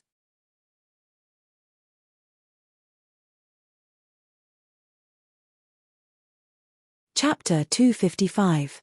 At this time, a bottle of Red Bull fell out of the water and rolled to Reynolds's feet. It had been a long time since he drank this, and he actually missed it. Reynolds picked up the Red Bull, opened the cap, and poured it into his mouth. The tea-yellow liquid spilled on the ground in the same way it came out of the can. As a soul, he didn't have the ability to drink at all. Reynolds angrily threw the can away, listening to the sound of it hitting the wall and rolling on the ground. After transmigrating to the new world, he had been very calmly observing and adapting to this world, even with the persecution of the demons, the weak body, and the harsh training. But a can of drink from the original world revealed the emotions he had been hiding, causing the volcano to erupt. My life was very good. I was healthy, my work was smooth, and my wallet was full. I settled the house, had a girlfriend, and my parents were healthy. I had nothing to complain about except that I was a little tired from rushing work, and that there were too few people working under me. But now, I can't even drink overtime drinks. He cursed angrily in the room, venting out the negative emotions that had accumulated in his chest. No one could remain indifferent in the face of a sudden change in environment, especially in the case of transmigration. Imagine that you had already mastered the ultimate skill and were killing people online in the internet cafe, but someone suddenly cut off the electricity. How could you not be angry? Even if it was so online, what about life? With the drink incident, Reynolds removed the pressure and slowly calmed down. Proper venting was good for mental health, but only practical actions could allow people to move forward. He picked up the pickaxe on the ground, used the eagle eye of meditation, and came to a wall with a hidden luminous object. This time, he decided to take advantage of the time to uncover as many secrets as possible. He dug while thinking about the petitioner. Obviously, the petitioner was transformed from the wandering souls of the Ice Peak Fortress.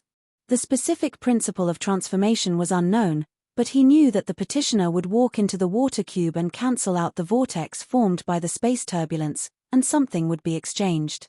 Reynolds had a reasonable guess. Unlike heaven and hell, which had characteristics, the human world didn't have a tendency. The petitioner before also had no characteristics, which might correspond to the human world. If such blankboard petitioners were absorbed by the human world, it would help stabilize the space turbulence. Once the space stabilized, the things inside could be taken out, such as Red Bull this time. More than a month later, it would be winter. After the snow sealed off the mountains, wandering souls would appear. This was a good time to obtain petitioners. If he could stabilize the space, he might be able to retrieve his body. At the very least, he would be able to retrieve some things that this world did not have. If I had a computer, I would be able to play games. I really, really want that. But how to solve the problem of the power supply? Ding! The pickaxe hit something hard. Reynolds returned his attention to the work at hand and quickly dug out a piece of dark yellow amber stone from the wall. This piece of amber was about the size of a volleyball. It felt heavy in his hand and radiated heat. A golden scroll was sealed within the translucent amber. Mine, this is mine, so it wasn't lost. The forked path demon shouted excitedly. Reynolds searched the demon's memory and understood what he was holding in his hand. The amber was a condensed soul, and the golden scroll inside was the demon's contract. This was indeed the forked path demon's past collection, the result of tens of thousands of years of hard work. Since it wasn't lost, then I will inherit it. Was robbing a demon a crime? Moreover, Reynolds was now a contract demon, so the item in his hand was naturally his. He did not hesitate to summon the soul dagger and then pierced the amber stone. A warm feeling entered his palm, and the same went for the golden scroll. The forked path demon's eyes were full of disappointment, and even a trace of resentment. The contract with Marquise Mariana. Reynolds opened the golden scroll and carefully read it. The demon's scroll was written in the language of hell. Reynolds had already learned it through the forked path demon's memory, just like how he knew the language of the Aria Duchy. In this complicated contract, Marquise Mariana asked for eternal charm, and the price was that when death came, she would lose everything she gained from the charm, but never her soul. This woman had the idea that even if I die, it's better to end everything. The forked path demon used a human form to listen to this wish and promised to fulfill it for her. Did Marquise Mariana know that the person in front of her was actually a demon? She should have known, otherwise why would she add the clause of never including her soul? Can this prevent her soul from being taken? Although Reynolds knew that the possibility was not high, he still asked. The forked path demon put away his jealousy and instantly changed his expression, laughing proudly. How is that possible? The things she gained through charm, including the Marquise's status, wealth, and the happiness she enjoyed because of it, especially the children and grandchildren that marriage brought her, as well as the good deeds she did with money and status according to the contract, all of these will be taken back. She thought that donations and good deeds could be exchanged for the protection of angels, but the world does not work like that. The orphanage she funded will close down, and the children will return to the streets, some of them becoming thieves, robbers, and assassins, indirectly serving the demons. Her clothing factory will burn, and a small town will return to destitution, and demons are best at using poverty to manipulate people's hearts. In the end, Marquise Mariana will find that she lost her life. Her soul will become empty, dull, and full of hypocrisy and self-deception. She will not be able to go to heaven, and will inevitably fall to hell. However, this fall is not snatched by the demons, but her own fate. Reynolds held the contract scroll in his hand and slowly read it again.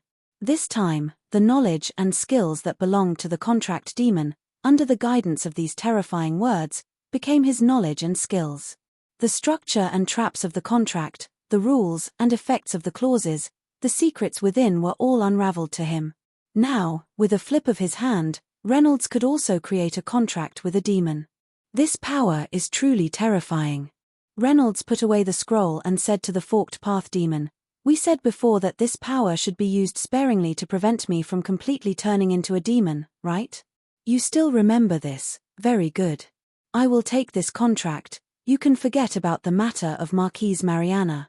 With a thought, Reynolds absorbed the contract scroll into his soul. Chapter 256. I've realized that I already know a lot of things. All I need is a chance to unearth them. Oh, and the souls within the walls. I've seen at least 13 glowing amberstones. He picked up his pickaxe again, preparing to continue digging into the walls. Reynold Hall, who had been silent for a long time, suddenly spoke up, "Don't get too excited. Which wall are the amberstones on?" "They're all on the wall opposite the throne." Reynold suddenly understood, The right wall is the soul crystal, which leads to the mortal realm.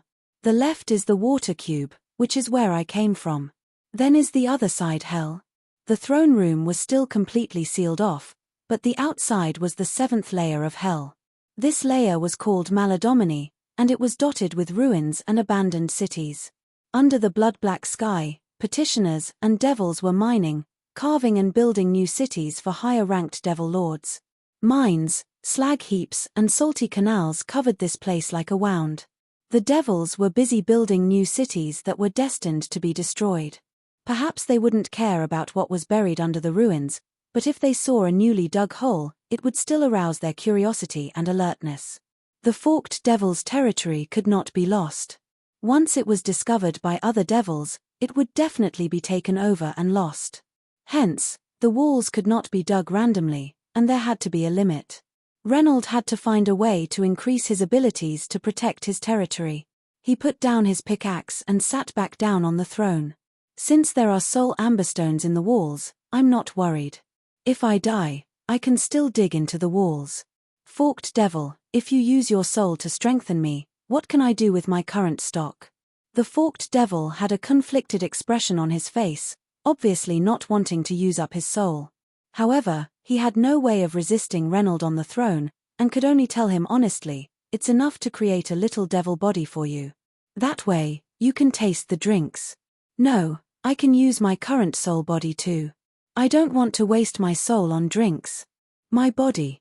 I just want mine. Reynold pointed at his head. I want knowledge and the ability to learn. These can equip my mind, and help protect this territory. What can hell give me in this regard? Contract devils are especially intelligent devils. Their intelligence ranks in the top 3 of all the devils in hell. Of course, this doesn't include the pit fiends and the lords of the various levels. The person in the mirror exposed the fork demon's old tricks.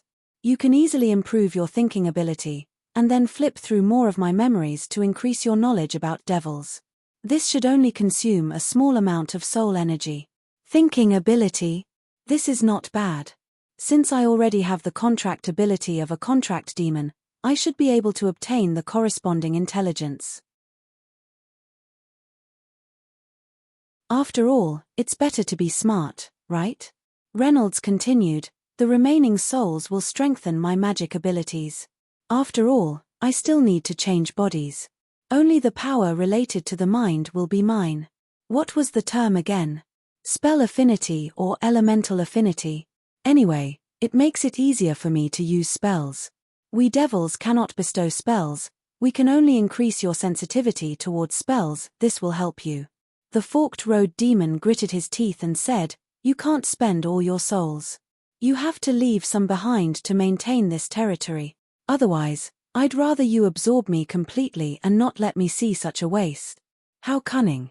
Reynolds concluded, I won't be tempted by you. I won't completely become you. Or in other words, you'll become me. Reynolds sobbed silently, but his hands were still steady. He carefully spread the ointment on Irene's wound, and then wrapped it in layers of gauze. Afterwards, he covered the 2 pieces of skin with gauze, and tied them all up with a belt. Even though his movements were light, he still touched the wound. Whenever Irene frowned, Reynolds would immediately start sobbing. Irene had been trying her best to control her eyebrows, but they would not listen. That bastard has gone too far this time. Gravel kicked the wall, causing the cups and plates on the shelf to rattle. The sound flew out of the kitchen, and along the empty corridor to the main hall. However, there was no one here, and no one would hear his complaints. Suffer a little, remember a lesson, and improve. We can understand that. However, we are not tools for him to vent his anger on. Today's matter is entirely his fault. We just learned the 6th change of the swallow steps 5 days ago, and it was not like today. He remembered wrongly, he changed. Why did he let Irene suffer? Well, it's not a fatal wound. It will heal eventually. Irene tried to stop little fatty Reynolds' tears from flowing out. However, his neck was wrapped in bandages and secured with hard leather. He looked like a lonely sunflower without leaves. Therefore, his words were not very convincing. It's not a problem that you didn't dodge it. What's not a problem? Gravel snorted.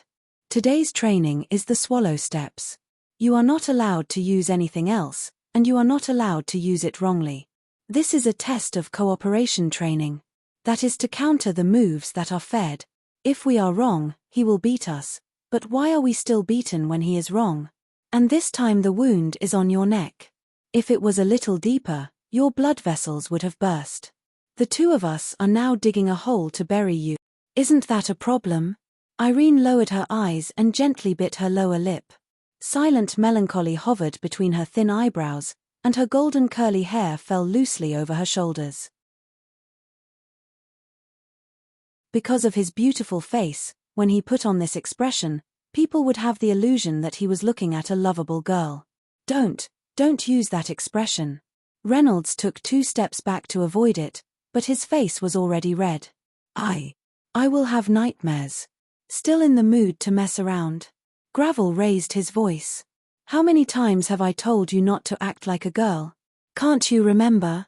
Every time you act like this, especially during combat training, it will inevitably make Galli furious. How many times have you been beaten? Irene shook her head. Actually, no matter what, we will be beaten and injured. We can't avoid it. So, why did he have to make himself suffer? I've already gotten over it. You're only 13. Don't imitate an adult's tone and tell me you've gotten over it. This world is not only about training and punishment. There are still many things you haven't seen, so at least pull yourself together.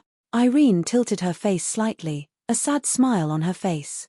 She looked at her folded hands on her knees. For as long as I can remember, it's either in the stronghold or in our house in Jullin village. I've never been anywhere else. This is not something I can change.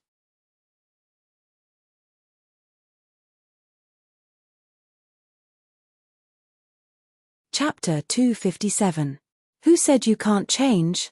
Hurry up and heal your wounds. Let's go through the training together, and then go out on missions like Gravel. Won't we be able to see the world then? Who knows, maybe we can even go on missions together and take care of each other.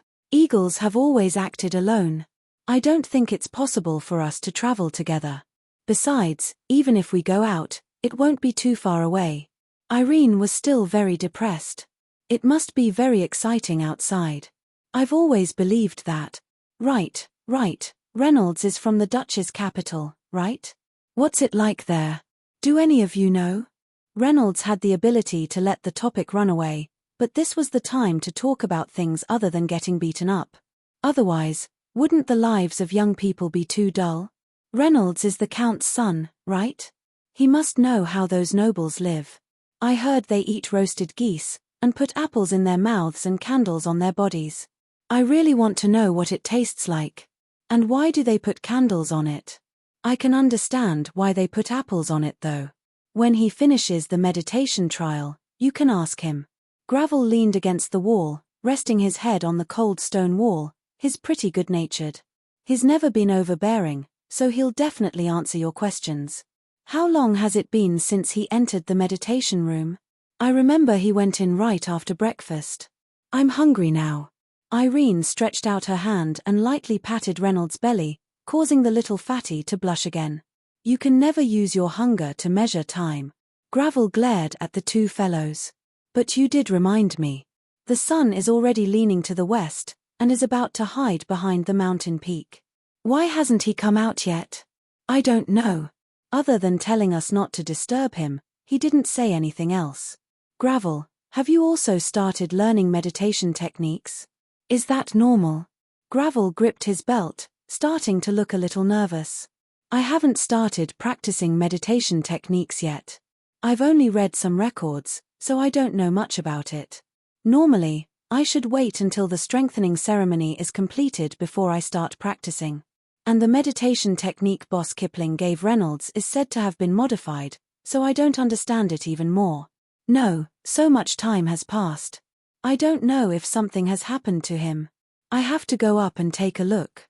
Just as he was annoyed by the wound on Irene's neck, he did not lack concern for Reynolds because he was older than him. He was old, but he came late. Gravel felt that he should take care of him as well. They said we can't disturb them. I'll go to the door first and listen to what's going on inside. Then I'll ask about the situation. I won't disturb you, right? Eagle eye meditation was originally used to sense the surroundings, so he should have discovered it earlier than me. That's reasonable. I'm coming too. Irene jumped down from the table. She straightened her neck and pouted stubbornly. Reynolds' face turned red, but this time it wasn't because of Irene's expression. I'll go too. The more people there are, the easier it will be for him to hear us. I meant Reno, not anyone else. No one else should be able to find out. Right. Thus, the three of them immediately set off. They looked at the sky and judged that Old Man Kipling would still be taking his afternoon nap and would not hear their voices. He should be patrolling the outskirts of the stronghold, controlling the number of wild animals. They tiptoed up the spiral staircase, and were especially cautious when they passed the third level. After that, they passed the fourth level where the platform was. The meditation room should be above them. Reynolds suddenly grabbed Irene's clothes from behind, almost pulling her down the stairs. Gravel turned around and glared at him, but did not make a sound. Reynolds was 3 years younger than Irene. 4 years ago, Giles had saved a young boy who had just lost his parents from the teeth of a ghoul. He had been severely frightened at that time, so he was especially prone to being overly nervous and agitated. Gravel did not think that it was cowardice, because in this line of work, cowardice would not allow one to survive. Reynolds, are you all right? Gravel pressed his ear against the wooden door, but unexpectedly the door was not closed. It opened with a light touch. Creak. Reynolds and the other three stared at each other. Why are you here? Is it time for dinner yet? There are no windows here. I don't know how long it's been. No, it's not time yet. You're fine here, aren't you? What are those things? I'm fine. Reynolds sat on the futon and stretched out his legs, rubbing them hard. There were 6 fist-sized cans beside him, and he was racking his brains to find a way to solve the problem of their origin. Those were Red Bulls, which had come from another world through hell. The petitioner had walked into the spatial turbulence, and a can of Red Bull had fallen out. Reynolds had thought that was all. He had not expected that when he was resurrected and returned to the mortal world, a can of Red Bull would pop out from the divine spell formation of the Truth Thunder, followed by many more identical cans. The formation was a door, containing the power of plane teleportation. It could send wandering souls to a world where they could rest in peace, but it did not have the ability to open a passage to hell. But other than the 2 fighting bulls, all the words of the other world had disappeared. Reynolds dared to taste it, but the taste did not change at all. I was meditating here, and then the divine spell formation glowed. I don't know how it happened, but it shouldn't be my mistake. Reynolds tried to explain. I saw these iron things pop out of the formation, one after another. I tried for a long time before I knew how to open them. There was a drink inside. A gift from the goddess. Reynolds sighed. It smells good. Can I try it? Reynolds looked. Fatty was more than 5 meters away from the opened can of Red Bull. He could smell it. What kind of nose was that? Drink it. I think it's good too. It seems to relieve fatigue. Only divine spells can do such a thing. Reynolds walked into the room, picked up the Red Bull, and took a sip. The cool drink slid down his tongue into his throat, and Reynolds narrowed his eyes happily. So sweet. It tastes so good. Really? Irene took the drink from Reynolds and took a sip. At that moment, he could not help but act like a girl, which made Fatty take 2 steps back. Gravel reached out and helped Reynolds stand up. Did your meditation go well? Are the wandering souls scary? It's okay. It's not scary. I think it's quite magical. Reynolds's mind was full of how to use the soul dagger to poke the wandering souls and send them all to the water cube. Of course, I have to continue practicing. I can't let my guard down just because it went well. A large number of wandering souls would only appear in winter. Now there was only residual energy, but he could not let them go.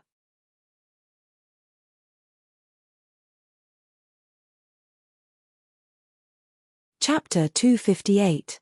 A gift from the goddess, from a magic array? Gerlin held the Red Bull and stroked it with his fingers, What kind of metal is this? It doesn't look like steel, and it definitely isn't silver or copper. Also, why isn't there a lightning symbol on the goddess's gift, but two opposing bulls? I think people use lightning to represent the goddess, but that doesn't mean the goddess can only draw lightning, right? I noticed that the pattern of these two bulls is very symmetrical, and the material is also very special. It's very difficult for people to draw it, right? Reynolds shrugged his shoulders, trying to determine the nature of this matter as soon as possible. What else could it be from a magic array, right? That's right. Gerlin nodded and put down the can. Since it's a gift from the goddess, we should drink it with gratitude. Everyone, share it and don't waste it. When you're done, take the can back and let me see what material it is. Oh, you can go now, Reynolds stays. The three friends solemnly took their share of the sweet drink and walked away with a smile, leaving Reynolds alone to face the old man. He reached out and touched his forehead, but found that there was no sweat there as he imagined.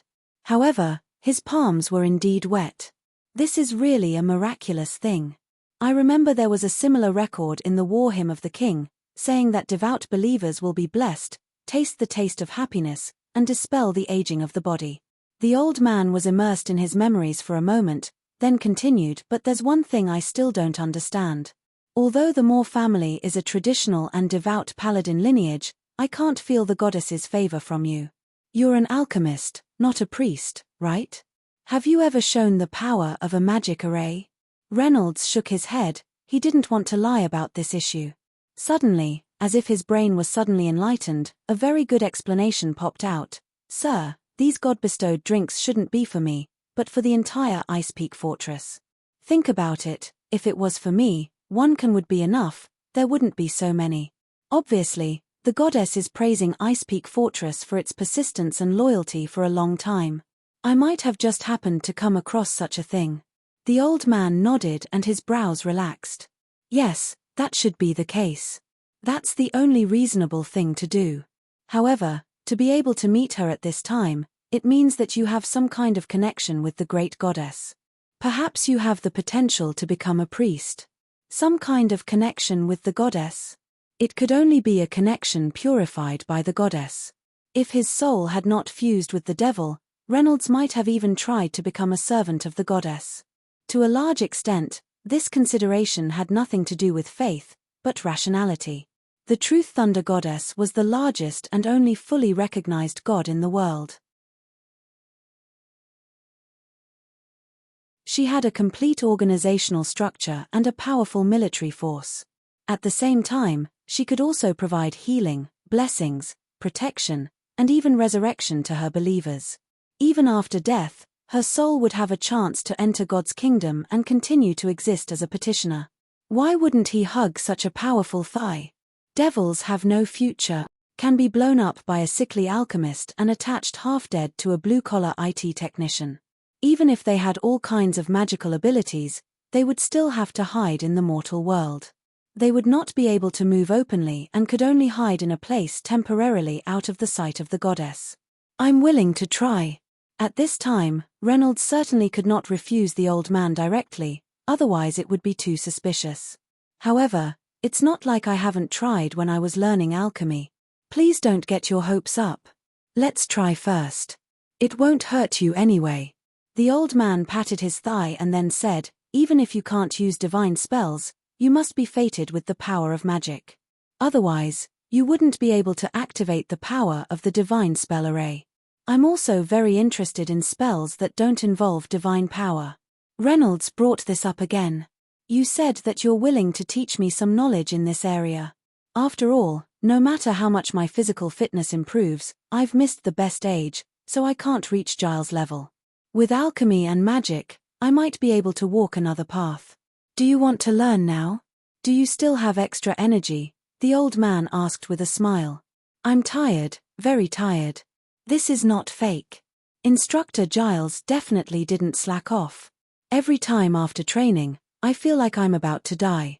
But your easing potion is very useful, and I'm still alive. Moreover, physical fatigue doesn't affect the mind. Anyway, I still have to meditate. It shouldn't be a problem for me to read some books and do some basic learning. You are very confident. But I still have a question. The old man's eyes were bright and full of expression, as if he wanted to see through Reynolds' heart. From your performance in Ice Peak Fortress, I can see that you are humble, friendly, tenacious, intelligent, and now eager to learn. I really can't imagine how someone like you won the title of Capital Wanderer Dog. Don't you have a good reputation in the circle of nobles? Reynolds was silent. This was indeed a difficult question to answer, but he had to answer it. With Ice Peak Fortress as the starting point, he could start a new life. He could send Eddie and Giles, who were familiar with him, to go shopping together, but he couldn't prevent his past experiences from being transmitted to Ice Peak Fortress. Sooner or later, such as today, he would have to explain this change. I encountered an assassination on the road. I died, or I thought I died once. Reynolds was telling the truth. I felt my soul leave my body, and I kept falling. I saw hell, I saw the devil, and I also saw people who were controlled and harmed by the devil. I thought back to what I had done, and it was obvious that I was wrong. I magically came back to life. Of course, I had to change. The qualities you just praised me for, it's not that I didn't learn them. I understand them, but I didn't practice them. I'm not in my nature to some extent, just like an actor playing a role. It's just that I hope the qualities of this good person character can become a part of me. Don't worry, child. The world is like this. Seeing an example and then imitating it is not called acting, but learning. From the moment Wawa fell to the ground, we have been going through this process. You are doing very well now. Persevere. I think this is why the goddess can show her miracles by your side. If the goddess really showed her miracles, it would probably be a strike of divine thunder, right? Reynolds didn't dare to make a move.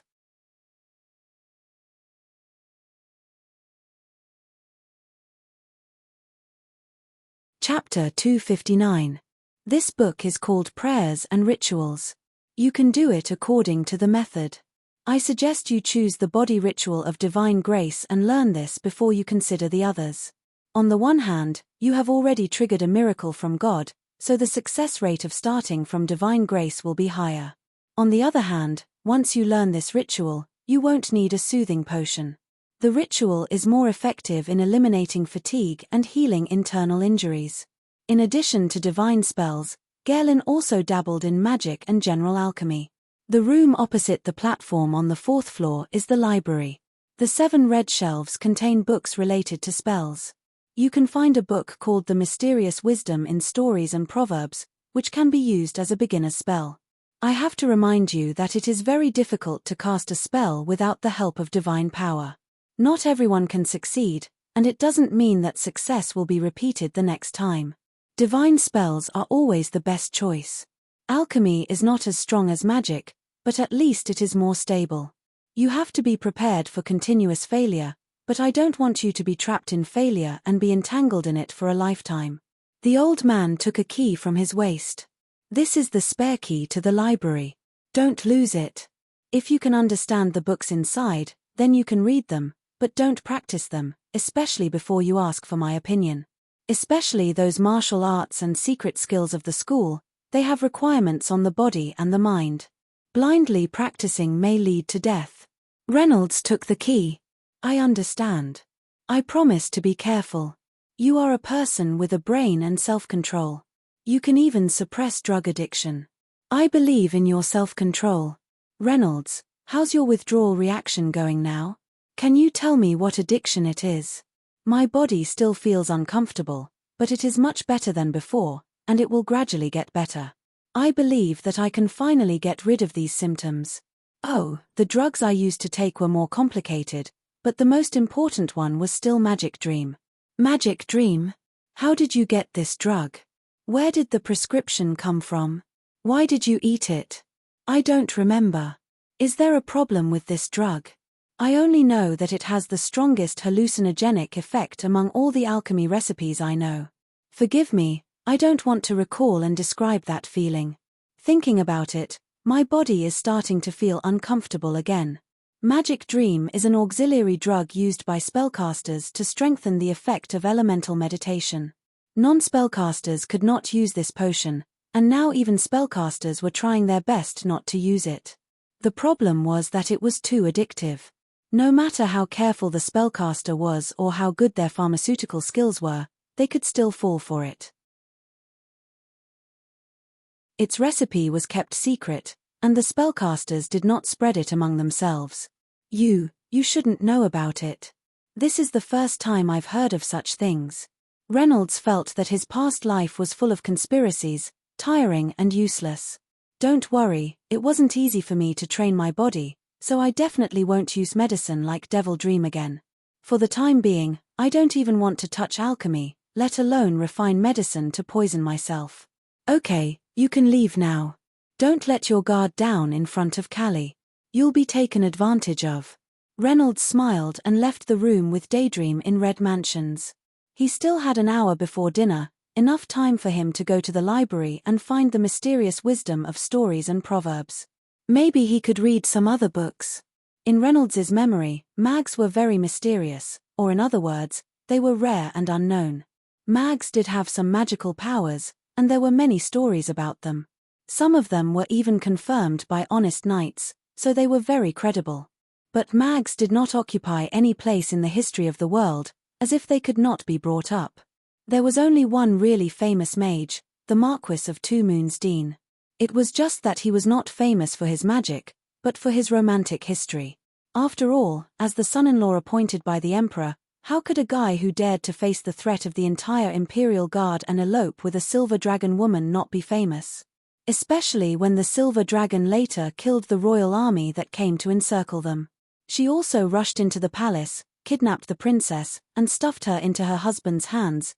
This kind of thing was very popular in folk novels, but Reynolds did not think that this kind of thing would happen to him. Now it was better to be practical and increase his strength. He had to be able to maintain the initiative in front of the demons first. Thinking about these things, he opened the iron door of the library. Reynolds could not wait to open the iron door of the library, then walked in with a lantern. After the glass cover blocked the fire, the light from the oil could only provide dim illumination. But in a place full of paper books, fire prevention was obviously more important. There were many bookshelves in the room, densely packed with books of all kinds. The red ones were related to magic, the black ones were related to martial arts, and the brown ones were related to history, geography, biographies, and anecdotes. Most of these books were handed down by the Church of Truth and Thunder. After all, truth was also an important part of the goddess, and it meant to spread knowledge. Some of them were collected when they went out to perform missions, including some books and information from the enemy. Many magic books came from this way, and even Garrelin did not avoid this point.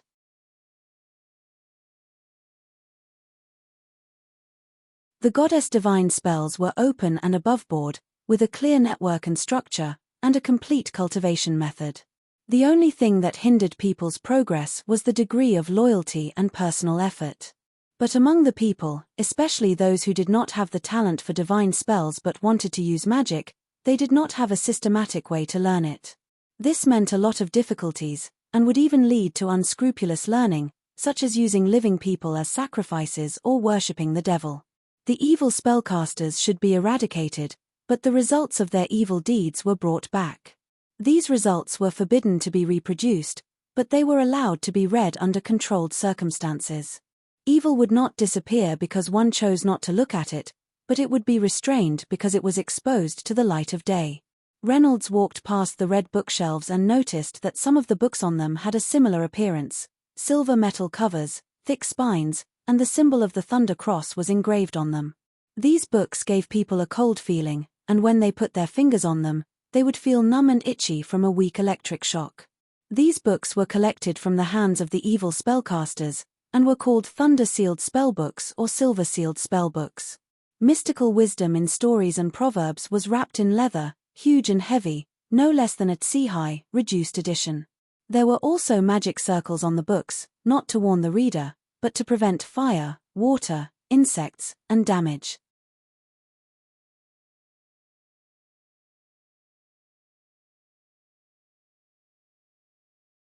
Chapter 260. This book can be used to get started. If I can't get started, I can use it to kill myself. The design is really humane. Reynolds searched for a while on the shelf and roughly understood the content through the preface of the book. He found a very interesting phenomenon. The introductory books of divine arts were thin and light, and none of the introductory books of other types of spells weighed less than 5 kilograms. Only a silver-sealed spell book called The Devil's Law and Language was portable. It was difficult to get started with spells, not because of the abnormal requirements for the reader's arm strength, but because of the very chaotic spell system. Reynolds roughly looked through it. Take the simplest spell to create light, for example, in the mystical wisdom in stories and proverbs, there were a total of 862 completely different ways to cast it. The most troublesome thing was that these more than 800 ways were all correct. Predecessors had successfully used them on different occasions, but no one knew which way was suitable for you. A spellcaster would be able to find about 30 to 50 types of spells that would allow him to cast the light effect. However, there was no guarantee that any of them would be effective in all situations. Being able to be repeated was the most important sign that a system could work, and magic was far from being able to do that. Reynolds designed games, so he was very clear about the importance of success rate in a system of abilities. A failure rate of 1% would not attract attention, a failure rate of 5% would cause anxiety, a failure rate of 10% would cause frustration, a failure rate of 20% would cause resentment and resistance, and a failure rate of 40% would cause people to give up. If it doesn't work, it doesn't work. If it works, and it will always work. This was the biggest advantage of the goddess divine arts. But in this world, first of all, you didn't know if it would work, and then you didn't know if it would work in the future. This was driving people crazy. Mags racked their brains to increase the success rate of casting spells. The general method was to make it easier for their spirit to enter the state of casting spells, and to synchronize with the fluctuations and frequency of the energy used as much as possible. And one of the methods was Magic Dream. The current Reynolds would never repeat the mistakes of Magic Dream, but he really had to think about how to go down the path of magic. He wanted to get back his body, he wanted to get rid of the devil's influence on him, especially the negative influence. At least he had to be worthy of his life after crossing over, to be independent, autonomous, happy, and successful. None of this could be solved by force or power, nor could it be solved by money. Even alchemy was powerless. In a situation where he could not use divine spells, he could only rely on spells. Unlike the people of this world, Reynolds's starting point was never God, even with the existence of divine spells. From this point alone, he could be considered a devil.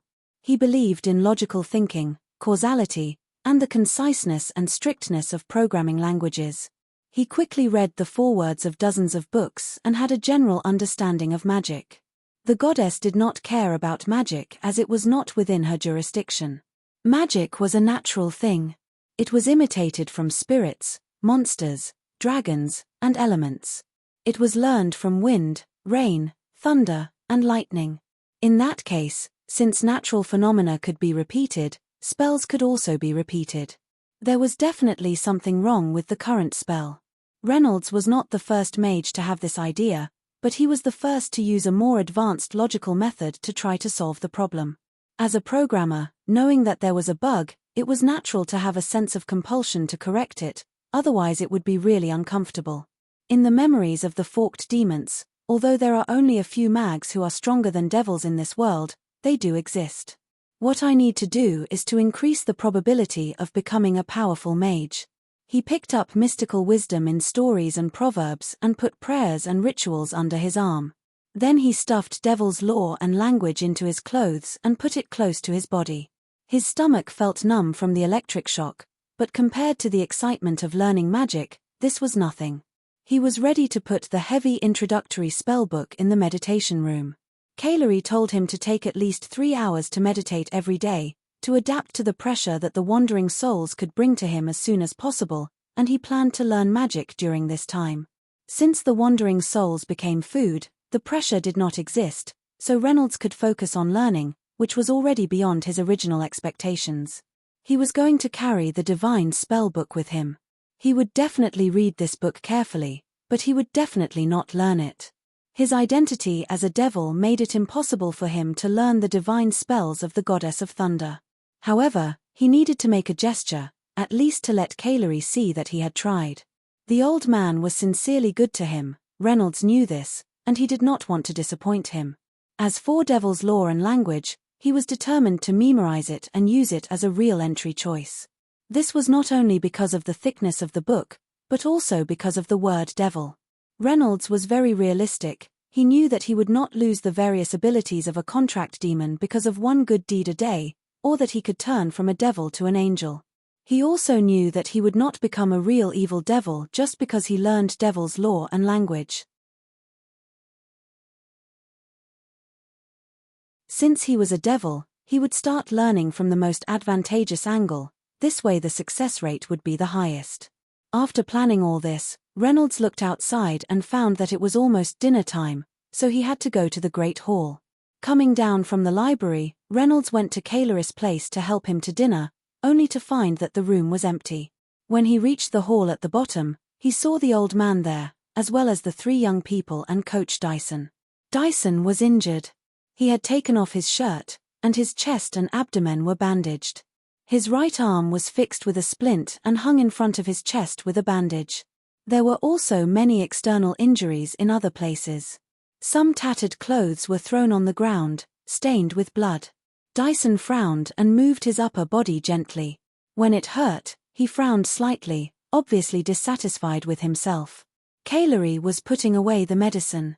Come find me in 3 days to change the medicine. After 10 times, you can remove the bandage, but the injuries to your arms and ribs will take at least 3 months to heal. You have to carry these injuries into winter. It's nothing. Dyson glanced at Reynolds, his gaze somewhat complicated. No one knew what he was thinking. Oh, there's one more thing. You can't yell before removing the bandage, and you can't do strenuous exercise, otherwise you'll heal even slower and suffer for nothing. Reynolds secretly gave Angola a look, which was filled with joy. Dyson could not yell or move, which meant that their training would be extremely easy. At least they would not be injured in the sparring, which was definitely a good thing.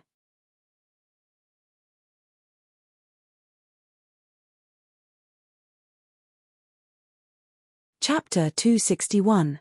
Angola understood. He wanted to laugh but did not dare. He could only rub the tip of his nose with his fingers to cover his slightly curled lips. However, Dyson still saw it. He glared and did not shout, but his voice still had a strong deterrent effect. Don't play these little tricks. I'll keep an eye on you. Don't even think about slacking off. From tomorrow onwards, any slack will get you whipped. My left hand is as good as my right hand. All right, we'll talk about tomorrow. Let the children eat first. Come with me, Dyson. I'll give you a prescription. The old man led Dyson to the tower. When they were far away from the hall, he asked, Dyson, how did you get injured this time? The rope was too old when we were climbing the mountain. It broke. Oh. I was patrolling along the route and found this on the cliff. Dyson looked back and took out a small cloth bag from his trousers pocket. He put it on the splint of his right arm and carefully opened it with his left hand. Inside were 4 pieces of ginger yellow fleshy plant tubers. Each piece had 3 slender green branches growing out from it, with 3 small red berries on top of them. After being bumped, squeezed, and hit, the berries were still intact. The crystal clear red color had a watery appearance and looked very attractive. Giant fruit. Kipling was surprised. This is a rare good thing. Yes, I know. But this time, let's not give it to the church. Dyson clutched the cloth bag and said to the old man, the church has its own stock. It doesn't need these things as much as the young people. Make it into a potion, mix it in the soup and let the young people drink it. Don't tell them, in case they slip up and the inspectors find out. Reno and Capus need to participate in the strengthening ceremony. Angola and Reno need to improve their physique. With this, at least they can live easier. The old man hesitated, pressed his chest, and then nodded. If the inspectors find out, don't say anything. I'll deal with them. My old face is still very dignified. Besides, you don't want them to know, in case they ruin your cold and ruthless image, right? I just don't want them to be like me. Dyson put the cloth bag in the old man's hand. They hate me, but it's better than being f***ked by the dangerous world outside. Run. Running meant that both legs would leave the ground at the same time. Always having one foot on the ground is called walking. Dyson still couldn't hold it in. His loud voice echoed in the castle just like when he wasn't injured. His ribs didn't seem to be affected, at least not from the sound of it. Reynolds took a step, then another, and he danced. He had no choice. When he couldn't run, he could only jump to get his feet off the ground. But in the case of extreme fatigue, the brain would issue the command to jump, and the legs would only carry out the stagger. After running on the city wall for 2 months, he had basically gotten used to long-distance running. Just when he thought that the day of his success was right in front of him, the monster known as weight-bearing training came again. Sandbag. It didn't exist. Renault was fully armed with leather armor with rivets, a spear, 2 crossbows, 30 crossbow bolts, a dagger, a double-headed hammer, a helmet, a pot, a raincoat, and all sorts of adventure items that weighed 20 pounds. They were all placed in 2 backpacks on his chest and back. Capus said that when we were out on a mission, the backpack was straddled on both sides of the saddle. But this couldn't be said in front of Dyson. Once you mentioned that you had a horse when you were out, a horse would be added to your weight-bearing training the next day, the kind that needed to be carried on your shoulders. Reynolds thought about the image. Although he felt that it was probably a lie, he didn't want to try it at all. What would happen if you ran too much and got too tired? Reynolds would tell you, it would feel like going to hell. This wasn't an exaggeration. With every step he took, he didn't feel like he was moving forward. Instead, he felt like he was falling, constantly falling. The ground gave him no support because of the numbness. Only the eternal gravity was real. Falling was like a soul going to hell. The only thing that supported Reynolds not to stop was magic. After 2 months of training, the pain of the whip was no longer stimulating.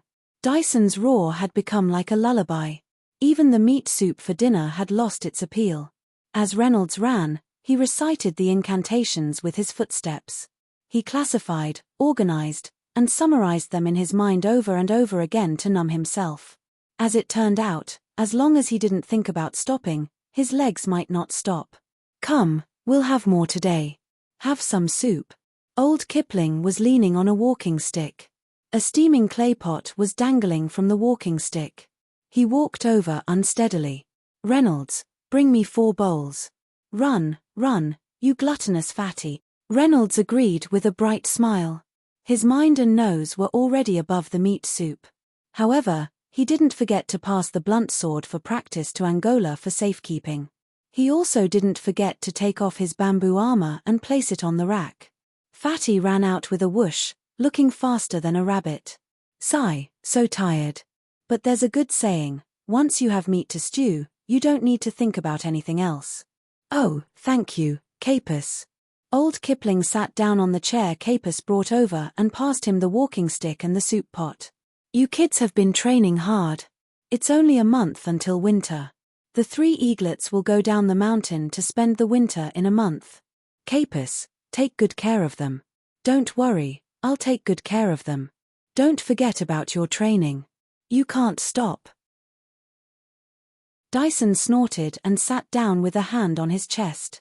This year, other than not letting Reynolds get fat, you have to teach Angola how to use a razor. He hasn't grown a beard yet. Capus was a little puzzled. That's why he needs to shave. That way, it'll grow. He's a danger in and of itself when he looks like that. It'll be better if he has a full beard. Yes, the beard is the armor. Remember that. Capus's expression twisted. Angola, on the other hand, didn't express any agreement or objection. If someone passed him a razor, he would use it. He didn't reject it. If no one passed it to him, he wouldn't think about it. He wasn't obsessed. What meat is in the pot? It smells so good. Reynolds hadn't eaten pigs, cows, sheep, or chickens since he came to Ice Peak Fortress. However, he had eaten horses, griffins, wolves, foxes, rabbits, and squirrels. Reality proved that as long as one had the glutton empire's don't waste, don't ask for extravagant spirit, there was nothing the body couldn't endure.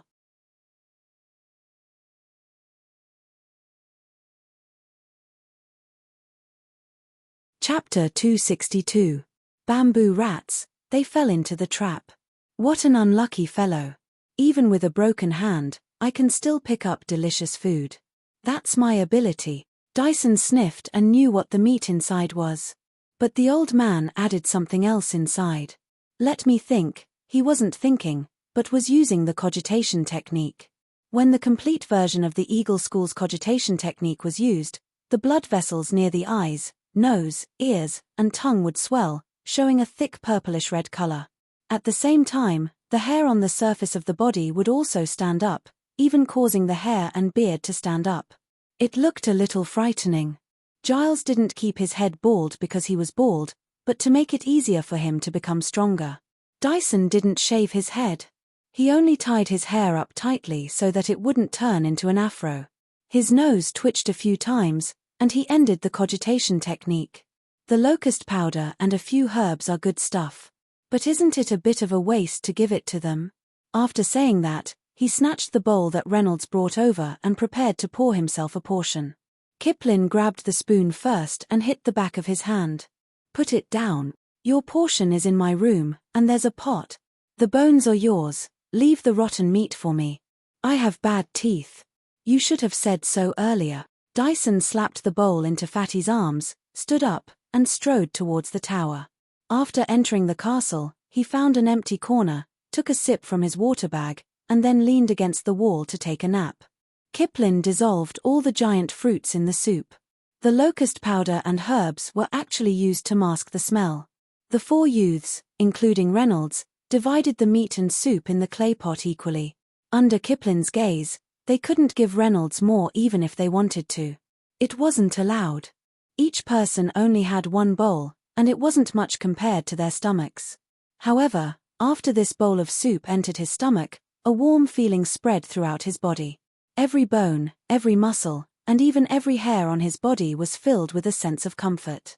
Reynolds used the cogitation technique to observe his body, and even found that some of the bruises caused by training were rapidly healing.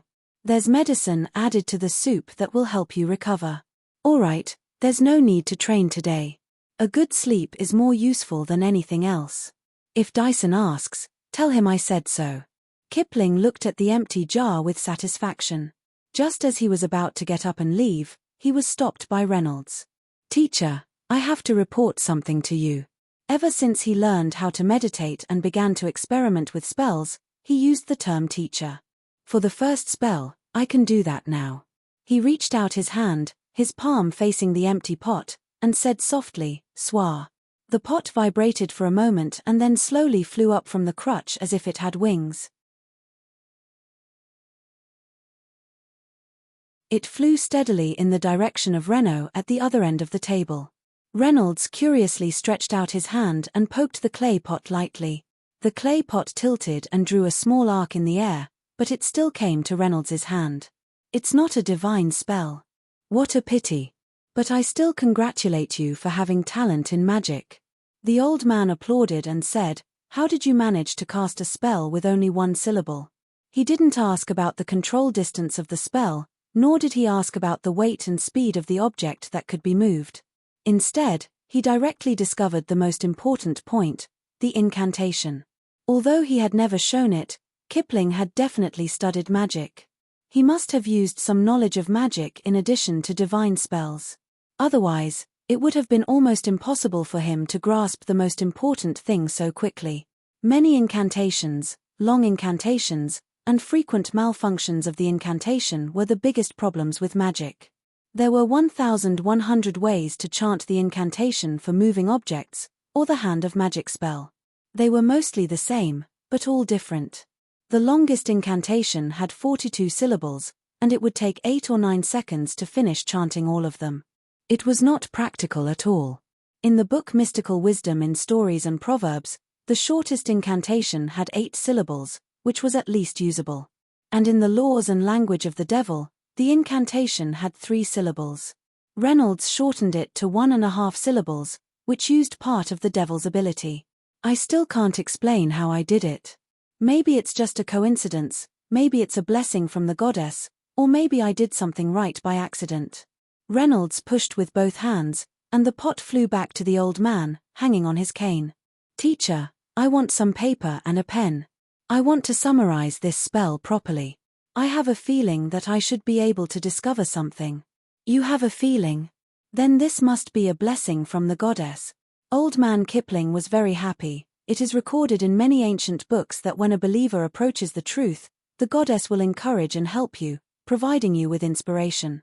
Pen, no problem. Paper, use it sparingly. I can give you a blackboard. There should be a few hundred pieces of chalk in the inventory. Is this enough? Yes, thank you. Reynolds knew that paper was not as common in this world as it was in the future. The improved paper-making technique should not have been discovered yet. However, most of his time had been taken up by physical training and spell learning, so he did not have time to try making paper. In the process of constantly reciting the spell, he disrupted the established order of the spell in the book in his mind, and reclassified it, trying to memorize it in a more convenient and regular way.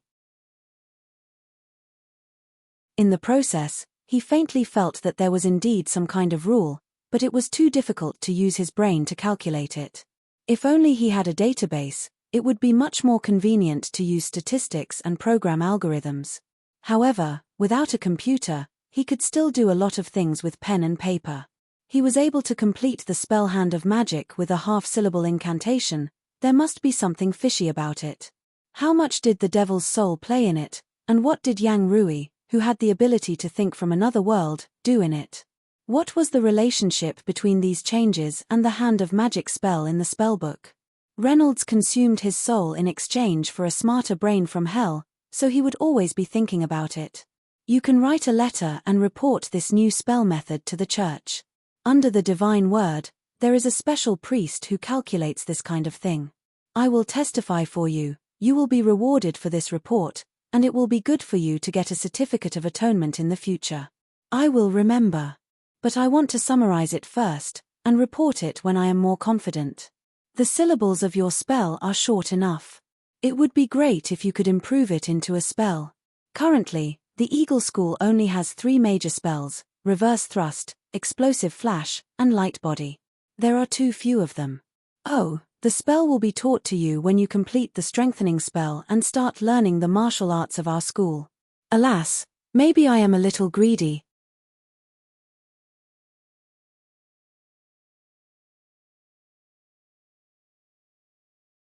Chapter 263. Incantation. Reynolds had a flash of inspiration. Maybe he couldn't only pay attention to the red bookshelves. Those martial arts on the black bookshelves might also provide him with inspiration.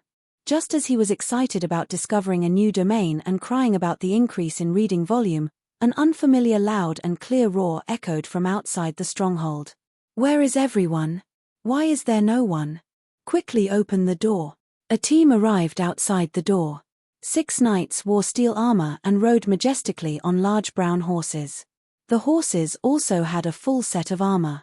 From the back to the buttocks, they were wrapped in thick cloth armor with iron plates sewn on it. The holy emblem of a thunder cross was embroidered with fine blue silk thread. Holy body of the Church of the Truth Thunder Goddess, patrolling knights. A carriage followed behind the knights. It was pulled by 4 spotlessly white mares that were as beautiful as milk. It had a steel body, steel wheels, and silver-carved angels spreading their wings on top of the carriage. It was exceptionally gorgeous. The coachman was also a knight. He straightened his body and held the reins. Under his helmet, a pair of eyes vigilantly stared ahead. A thick curtain covered the window, cutting off the peeping gazes from outside. For some reason, beside the white horses following behind the carriage, there was also a fully armed brown horse without a knight. It could be seen that this horse's spirit was low and its eyes were hazy with tears. The gate slowly rose. The team stepped on the dense sound of horse hooves and entered. The iron wheels struck the stone floor with an ear-piercing sound. At this time, Old Man Pu Lin was pondering why the patrolling team had arrived at the castle more than half a month in advance. Reynolds, on the other hand, despised the incomplete industry without rubber in his heart and felt regret for the hearing of the passengers in the carriage. The leading knight easily jumped down from the horse's back. After taking off his helmet, there was a delicate and handsome face under his golden hair. Reynolds reckoned that his age should be about the same as his, which was around 27 or 28 years old. However, it was very obvious that he was much more handsome than him. Oh, he should be more handsome than Reynolds. This was more accurate. Patrolling Night Grey, welcome, welcome. We didn't receive any information that you were coming. This is truly a pleasant surprise. Old man Pu Lin leaned on his cane and walked forward. Kara, quasi-patrolling chief, please call me that. The young man and the old man shook hands, but their tone didn't seem to be enthusiastic. You definitely won't receive any information about the patrolling inspection this time because I didn't announce it at all. Oh. Old man Pu Lin withdrew his hand. Then this time, will it be the same as the past, where I let 3 young people pack up? 3. Didn't you have a newcomer here? Where is it? Let me see. What do you mean by letting you take a look? Don't you know how to move your eyeballs? There were only 6 people in Ice Peak Fortress. How could they not be able to keep watch? Was he really blind or was he pretending to be blind? Reynolds hated this kind of person the most, so he used his finger to block one of his nostrils and snorted towards the ground. Reynolds Hall, looks like it's you. Quasi-Inspector Kara bypassed old man Pu Lin and went straight to Reynolds. The knights behind him dismounted at the same time, holding their swords and glaring at him, as if they were cheering for him. When I heard that you came to Ice Peak Fortress, I knew that the will of the goddess is great. Rewards and punishments are fair and reasonable. I already knew this before coming to the ice-sealed fortress. Ramstein chuckled and was secretly pinched by Wu Mama. If you know that, you should stay away from the card department. Doram stretched out his hand, his steel fingers swaying on both sides of Reynolds's cheeks as if he was going to pinch him. What a good person she is. Who was the card department? Reynolds rolled his eyes. There were a lot of gaps in the memory he received, especially the romantic affairs of the prodigal son. He guessed that the old owner of this body didn't want the new resident to know. Yes, she's a good person. Reynolds answered perfunctorily while taking half a step back. Although he could be resurrected after death, and the people present probably wouldn't let him be strangled to death, it was uncomfortable to see those hands swaying in front of his eyes. Doram's eyes suddenly burst into flames of anger. Could it be that Reynolds said that the card department was very good and angered him? Just as anger appeared in his eyes, the holy emblem hanging on the chain in front of Doram's chest vibrated. He quickly calmed down, and there was even a trace of a smile on his face. Reynolds was a little unsure whether it was better to vent his anger or to change his face like a lunatic. Pu Lin just said that there were only 3 people to pack up. Is that including you? Collingwood is a good village, but it's still too small and poor for the son of the Earl. I also agree with your idea. I prefer Ice Peak Fortress, so I won't leave this winter. Oh, that shows that you've been training very hard. You're worthy of being a good child that Earl Hall is proud of. Doram suddenly changed the topic and became serious and severe. It seems that the people here pay too much attention to your training and have neglected to patrol the surrounding. I was attacked by a griffin on my way here. 2 knights were sacrificed, and their corpses fell off the cliff and couldn't be recovered. This is an extremely serious dereliction of duty. Lord Chief Inspector, we're very sorry to hear this news, but what's the matter with the griffin? If there are monsters, according to our duties, we'll hunt them, but we've never raised or owned monsters. Old man Pu Lin knocked his cane on the ground, and his tone also became serious. Under the gaze of the goddess, only the truth can stand firm. You want reason? That's fine. Doram said, the griffin that attacked had a large skeleton, but its body was thin, and its eyes were blood red. It was obvious that it was still in some kind of anger and sorrow. Its attack wasn't for food, but purely to vent its anger. It's obvious that either its spouse or its children are dead. Tell me, have you killed any griffins recently? Old man Pu Lin slowly exhaled. The teachings of the Truth Thunder Goddess made him unable to lie. Yes, 2 months ago, we really did kill a griffin. That was a cliff griffin, and it's very vengeful.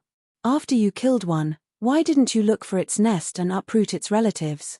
Because, when we killed the griffin, its entire body was burned by the flames, and we couldn't distinguish its species.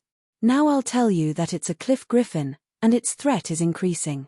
The Ice Peak Stronghold wanted to kill this lion vulture and get its head before winter. Oh, just let those of you who want to leave the fortress and go down the mountain to avoid the snow carry it. But the cliff griffin can't spend the winter here. It'll either leave before it snows, or it'll freeze to death on the mountain.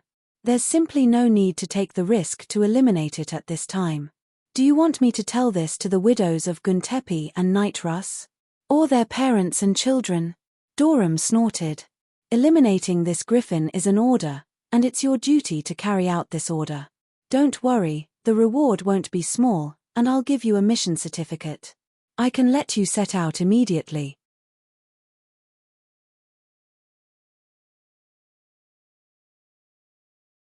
Chapter 264. In less than an incense stick's worth of time, Carl woke up. However, because he had absorbed too much yin qi, Carl's feminine side had taken the upper hand. Even his movements and voice had changed, causing Erdal to have goosebumps. Walking out of the hall again, the dragon chief led Yi Jingyi and Wei Shiwu over. Thank you for saving us, sir. When I return to the manor this time, I will personally forge a sword for you to repay your kindness. Everyone who heard this was moved. Hidden Sword Villa was famous for its swords, and the sword forged by the Villa Lord was the reward for the famous sword conference that was held every 10 years. The entire Jianghu went crazy for it. This sword was not only a first-rate divine weapon in Jianghu, it was also a symbol of status and strength. Then I shall thank you in advance, Manor Lord. Erdal Wind cupped his fists and replied. Actually, he didn't care that much. After all, mortal weapons were mortal weapons. No matter how sharp they were, they couldn't compare to the magic treasures of immortals. Don't talk about those useless things. Let's get down to business, Xiao Shuo said impatiently. Senior, why do you say this? Hasn't the Immortal Martial Assembly already started long ago? Treating illnesses is also a part of it. If you don't believe me, you can ask Manor Lord Yi. Erdal said with a smile. Xiao Shuo was deflated. He said in a low voice, we are saving people from the sword-hidden peak. Why would you ask? After casually teasing Xiao Shuo, Erdal did not delay any longer. As everyone knows, the Grotto Profound Heaven Realm is the peak of the martial way. If you want to enter the Profound Heaven Realm, the difficult thing is not strength, but intent. Many simple-minded and stupid people struggle for half their lives in the Earth Realm, but when they enter the Heaven Realm, they go straight ahead without any bottlenecks. Most of the people from the sects were at the peak of Earth Realm, and all of them listened carefully. And there are some who have been smart since they were young. They can be said to have been successful all the way until they reached Heaven Realm. They reached the peak of Earth Realm at a young age, but they stopped there for the rest of their lives. Many of them must have asked the seniors in their sects what a concept is, but most of them can't say anything about it. Actually, the concept is a manifestation of obsession. Some people are extreme to the sword, some are extreme to the spear, and some are extreme to the saber. So in the end, their concept is mostly reflected in their weapons. This kind of Heaven Realm is the most common, and it's also the easiest to break through. Of course, in comparison, it's a bit more ordinary. As for the other type of people, they might also be proficient in a certain type of weapon, but they have an obsession hidden in the depths of their hearts that they do not dare to face. Naturally, they are unable to break through for a long time. Erdal glanced at Big Bill and Yui, then said, if these people want to enter the heavenly state, there are 2 ways. The first is to obtain them or destroy them. This way, their obsession will disappear.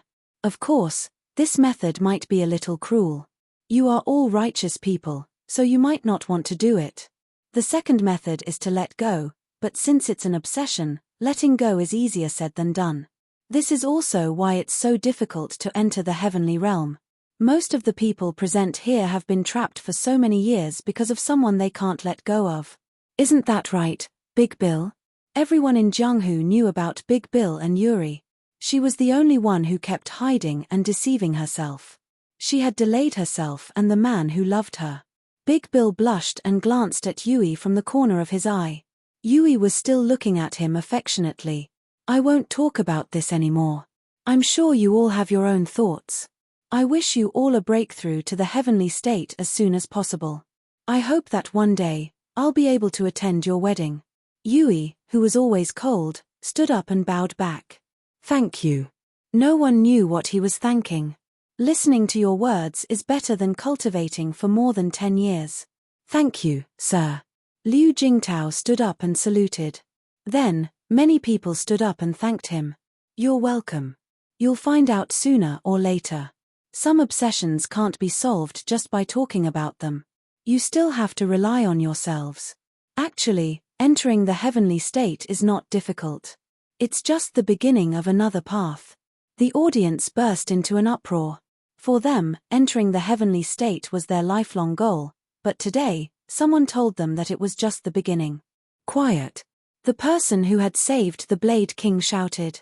He was originally calm, but now, he seemed to be anxious.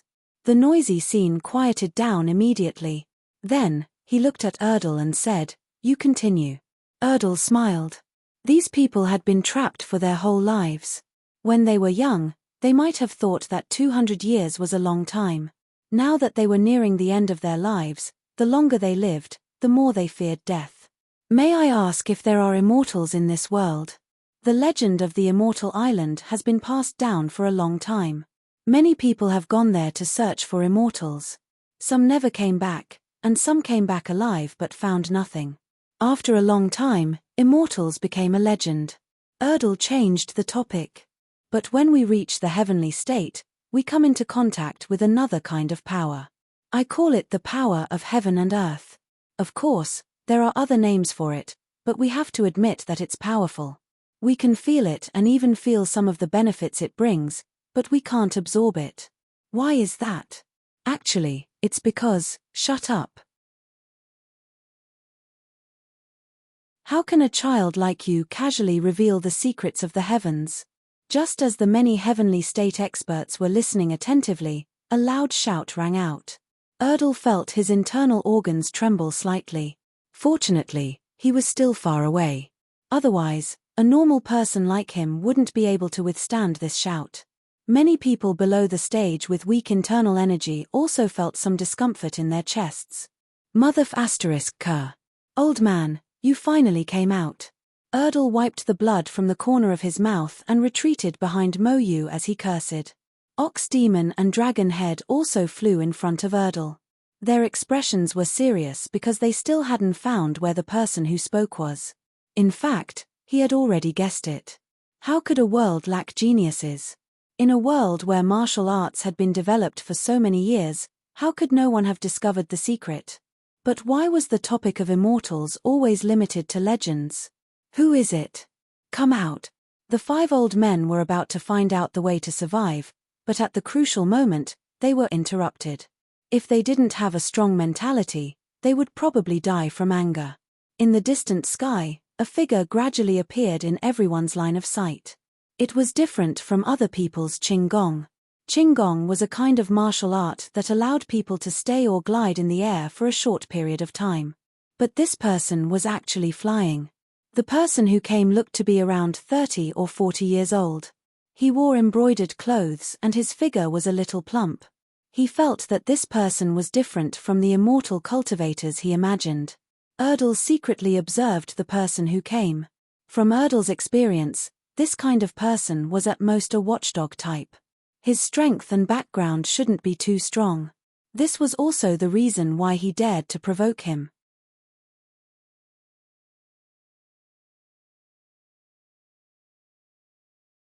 Chapter 265. Penglai Immortal Island's guardian, Fang Mo the newcomer said arrogantly. He didn't seem to put the 10 Heaven Realm experts in his eyes. Penglai, it's actually Penglai. That means the Immortal Island really exists. Everyone was excited. Who didn't want to live forever? So it's Lord Immortal Envoy. This old man greets you. The old man, who was originally angry and itching to tear the newcomer apart, suddenly changed his expression. His smile was as brilliant as a chrysanthemum. Fang Mo didn't bother with them.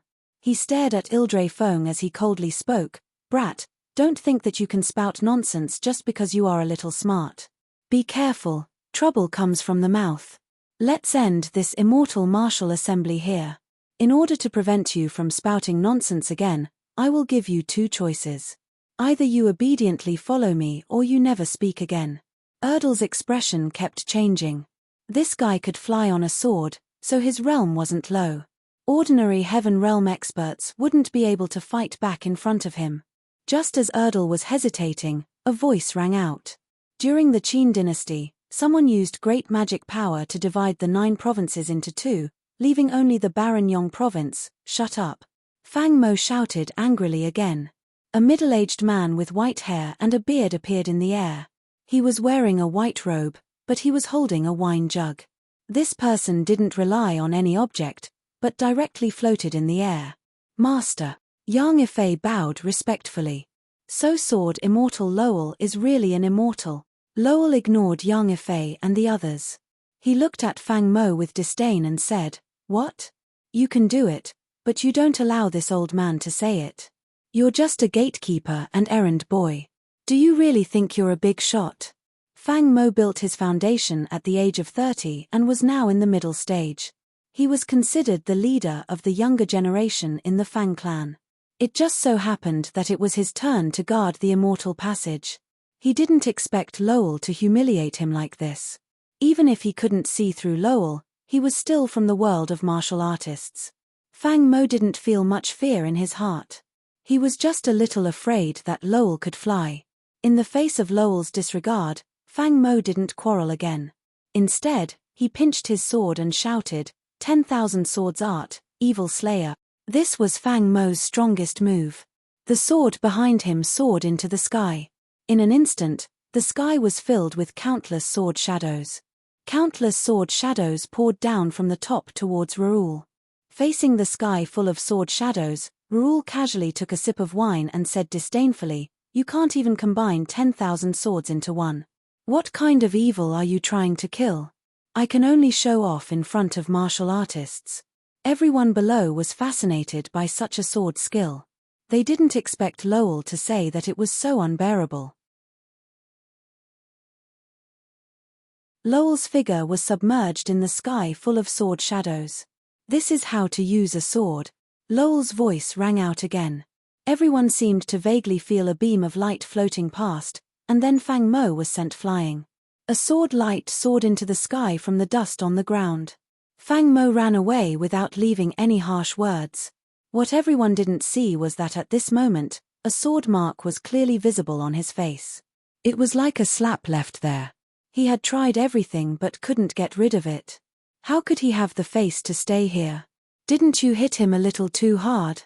A black figure appeared beside Lowell. "I left a mark on him. He'll remember," Lowell said indifferently. Dressed in black, with a determined face, messy long hair, and a huge black sword on his back, this person was the legendary sword sage, Tuoba Sinan. It turns out that he has reached another level. It's ridiculous that we always imagined him as an enemy. Wu Ming, who was in the crowd, felt a little helpless. "Since things have come to this, we won't hide it anymore." The sword sage looked at Erdal with a complicated expression. He didn't know where this kid came from, but he messed up their original plan.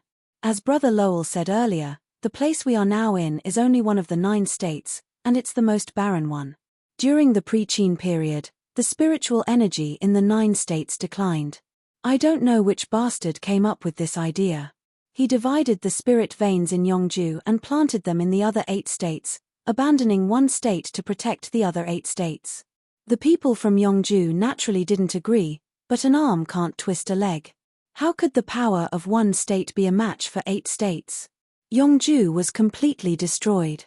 The 9 states were originally one. If they only transplanted the spirit veins, the spiritual energy in other areas would inevitably overflow. However, They didn't dare to bear the great sin of destroying a state, so they worked together to open up a small world and sent Yongju into it. From then on, Yongju became a complete wasteland. The Penglai Islands Fang family is just a small family in the cultivation world. They have guarded the entrance of Yongju for generations. To deal with some warriors, a cultivator above the foundation establishment stage can flatten our entire Yongju. However, after hundreds of years of guarding, this family has some ideas. How could there be no geniuses in the barren land of a state? In a barren land like Yongju, the chances of geniuses appearing are quite high. However, without the support of spiritual energy, no matter how much of a genius they are, they won't be able to live past the age of 100. Thus, they quietly opened up a small gap and let spiritual energy in. However, there can't be too much spiritual energy, or it might be out of their control. Their goal is to break through to the foundation establishment stage in such a barren land, which is to break through the shackles of the heaven realm. Every once in a while, they will send someone into Yongju to check on the situation there. I believe you've already guessed that the person patrolling recently is Fang Gan. Fang Gan is a carefree person and does things as he pleases. As the patrolling person, he developed feelings for the people who were imprisoned. It was also with his help that Brother Lowell and I found out about this and were able to break through. The reason why we didn't tell everyone before was because we were afraid that if this matter was spread widely, the Fang family would find out and they would try to silence us. However, about half a month ago, Brother Lowell and I both broke through to the foundation establishment stage and reached the realm above the foundation establishment stage. According to Fang Gan, the person with the highest realm in the Fang family is only above the foundation establishment stage. From then on, our Yongju can be considered to have the right to talk to the Fang family. The Fang family embezzled from their own people, so they won't dare to casually spread this matter. Everyone has a rough understanding of this matter. After this, I will spread the cultivation method. Everyone can give it a try. However, cultivation requires a high level of talent. If your talent isn't enough, remember not to force it. Work hard to reach the heaven realm and increase your perception is also a method. Whether you fight for Yongju or live a peaceful life, the choice is up to you. This matter ends here. The crowd gradually dispersed. What they saw and heard today could be said to have overturned their understanding of the world. They needed to properly digest it.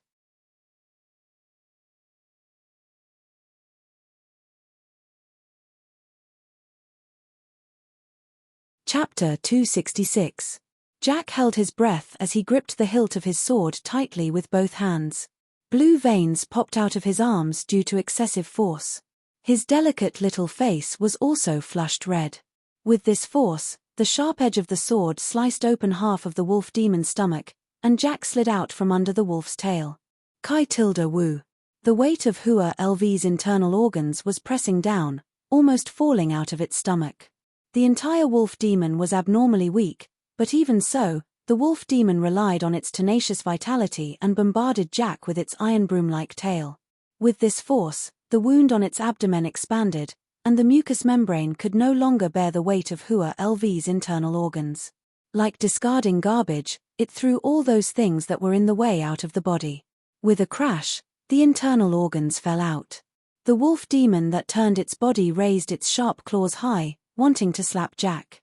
If it died, it would take one of them down with it. At this time, the relatively outstanding Ruby finally finished off the wild wolf beside him. Seeing this scene, without thinking, he directly swung the remaining half of the broken sword in his hand. The wolf demon's tail had not yet drooped down, and the half of the broken sword coincidentally pierced into the wolf demon's ex-flower. Wu tilde the wolf demon was mournful, lying on the ground and no longer moving. Jack, who was about to block with the back of the sword in front of him, was stunned for a moment. He hurried forward and stabbed the tip of the sword into the wolf demon's eye socket. He turned the hilt and stirred with all his strength, only stopping when the wolf demon's brain was completely messed up. When the other wild wolves saw that their leader was killed, they ran away with their tails between their legs. In the process of escaping, a few more were killed by the patrol team members. Many of the injured team members sat directly on the ground, panting heavily. Fighting with those wild wolves was also a very exhausting thing, not to mention that they had previously restrained the wolf demon for a long time. One by one, they were panting like bellows, their chests rising and falling violently. Many people trembled with numb palms, took out the medicinal powder ground with the imperial herb from their clothes, and carefully applied it to their wounds that were scratched by the wild wolves. I hope they won't be infected with rabies. This sentence popped up in Jack's head, but he didn't even understand what rabies meant. Stunned for a moment, Jack pulls the katana out of the wolf monster's eye socket. The broken liquid of the wolf monster's eye just washes the blade. Under the reflection of the sun, the blade is still sticky, looking like a layer of cream, which is extremely disgusting. Jack touched it with his hand, and the almost transparent silk thread stretched between his two fingers. A fishy smell pierced his nose. Gee! Lord G! Rub-Icon stood up and staggered over to Jack's side. With a bitter smile on his face, he said, "Fortunately, you came quickly enough. Otherwise, this wolf demon would have tortured us brothers to death. Hetilda, even if I didn't come, after you kill those wild wolves, you can still wear the wolf demon to death." Hee. The honest-looking young man chuckled. He looked at the corpses and fell silent. Zwar is dead, and we couldn't save the villagers. They fled in different directions and weren't killed by the wolf demon. Instead, they died under the claws of the wild wolves in a panic. Rub-Icon shook his head. It's fine if the pack of wolves swarmed around. Fortunately, this wolf demon didn't act alone. Wolves that act alone like to sneak up on their prey. I just don't know if this wolf king who cultivated into a demon, now they are our prey, Jack said. Rub-Icon was stunned. Yes. His gaze swept back and forth between the huge wolf body and the corpses of the wild wolves. It's a pity. If only the demon's meat could be eaten. What about these wild wolves? They have been with the wolf demon for a long time. Who knows if they have been controlled by its aura? It's best not to think about attacking them. Rub-Icon was experienced. After resting for a while, Rub-Icon walked to the back of the wolf demon. Compared to the corpse of the wolf demon, the dry and cracked ground looked more like a huge monster. It opened its mouth and wantonly drank the blood of the wolf demon. It's a pity that my katana is broken. Rub-Icon frowned and pulled out the broken katana from the wolf demon's penis. The katana was stained with the wolf demon's blood and some filth. The smell of blood and stench mixed together. It was so strong that it made people frown. Jack shivered. He finally understood why the wolf demon's last claw didn't land on him. It would be great if we could forge a steel spear. Then, even if another wolf demon were to appear, with our brothers holding it back, we would be able to stab it in the ass with a spear. Luby casually threw the broken knife to the side and made a shocking statement. But looking at the reaction of the patrol team, it seemed that they were used to it. Jack gulped. He had only left the patrol team for a short time. Why didn't they teach him how to stab a wild beast in the anus? Jack imagined himself stabbing a demon's anus with Sakura Chueshue. Sakura Chueshue seems a bit short. A 5 to 6 meter long bear demon shouldn't feel big. If I can trigger the wheel dance effect when I stab it, I will be able to achieve twice the result with half the effort, Jack muttered softly. Rub-Icon, who was standing at the side, silently took 2 steps back. Huh! Sakura Chueshue? Isn't that the spirit katana enshrined in the shrine? Using the spirit katana to stab a demon's anus? Lord G, aren't you afraid of insulting the spirit katana? Rub-Icon wanted to say something, but stopped. He wanted to persuade Jack to give up on the idea. But if he did, wouldn't it reveal the truth that Jack could use the spirit katana? Wouldn't that indirectly prove that Jack was this generation's witch in the shrine? It was fine if he told his brothers in secret, but if he said this openly, Rub-Icon reckoned that he would be torn to pieces by the Divine Master. G. Lord G. Rub-Icon came back to his senses and saw that the 8th Divine Master and the patrol team's captain were all equipped with swords and sabers. They had passed through the small path and arrived at the battlefield. Father. Divine Master. The 8th Divine Master nodded and casually glanced at the battlefield. Dozens of trees had been broken due to the lack of water, and the smell of blood was pungent. When he saw the wolf demon, which was relatively small among the demons, the 8th Divine Master said, "Deal with the wolf demon. Don't let other wild beasts eat it. Don't worry about the other wild wolves. Yes. NG, follow me back to the shrine first." The 8th Divine Master's tone was solemn. Jack also put on a straight face and followed behind her father. When the patrol team's captain saw the two of them leave, he shouted, "Deal with the wolf demon's corpse first. The smell of blood is heavy, and it won't be long before wild beasts come here. That's right, those who are injured, don't move. Let those who aren't injured do it." When the man saw the wolf demon's corpse being dragged away bit by bit, he stared at the colorful organs that were still attached to the body and said, "Not bad, Rubicon. A small team was able to kill this thing. You're quite something." Rubicon and the other injured team members had strange expressions. "Captain, this wolf demon was actually killed by Lord G. We only wore down its stamina a little."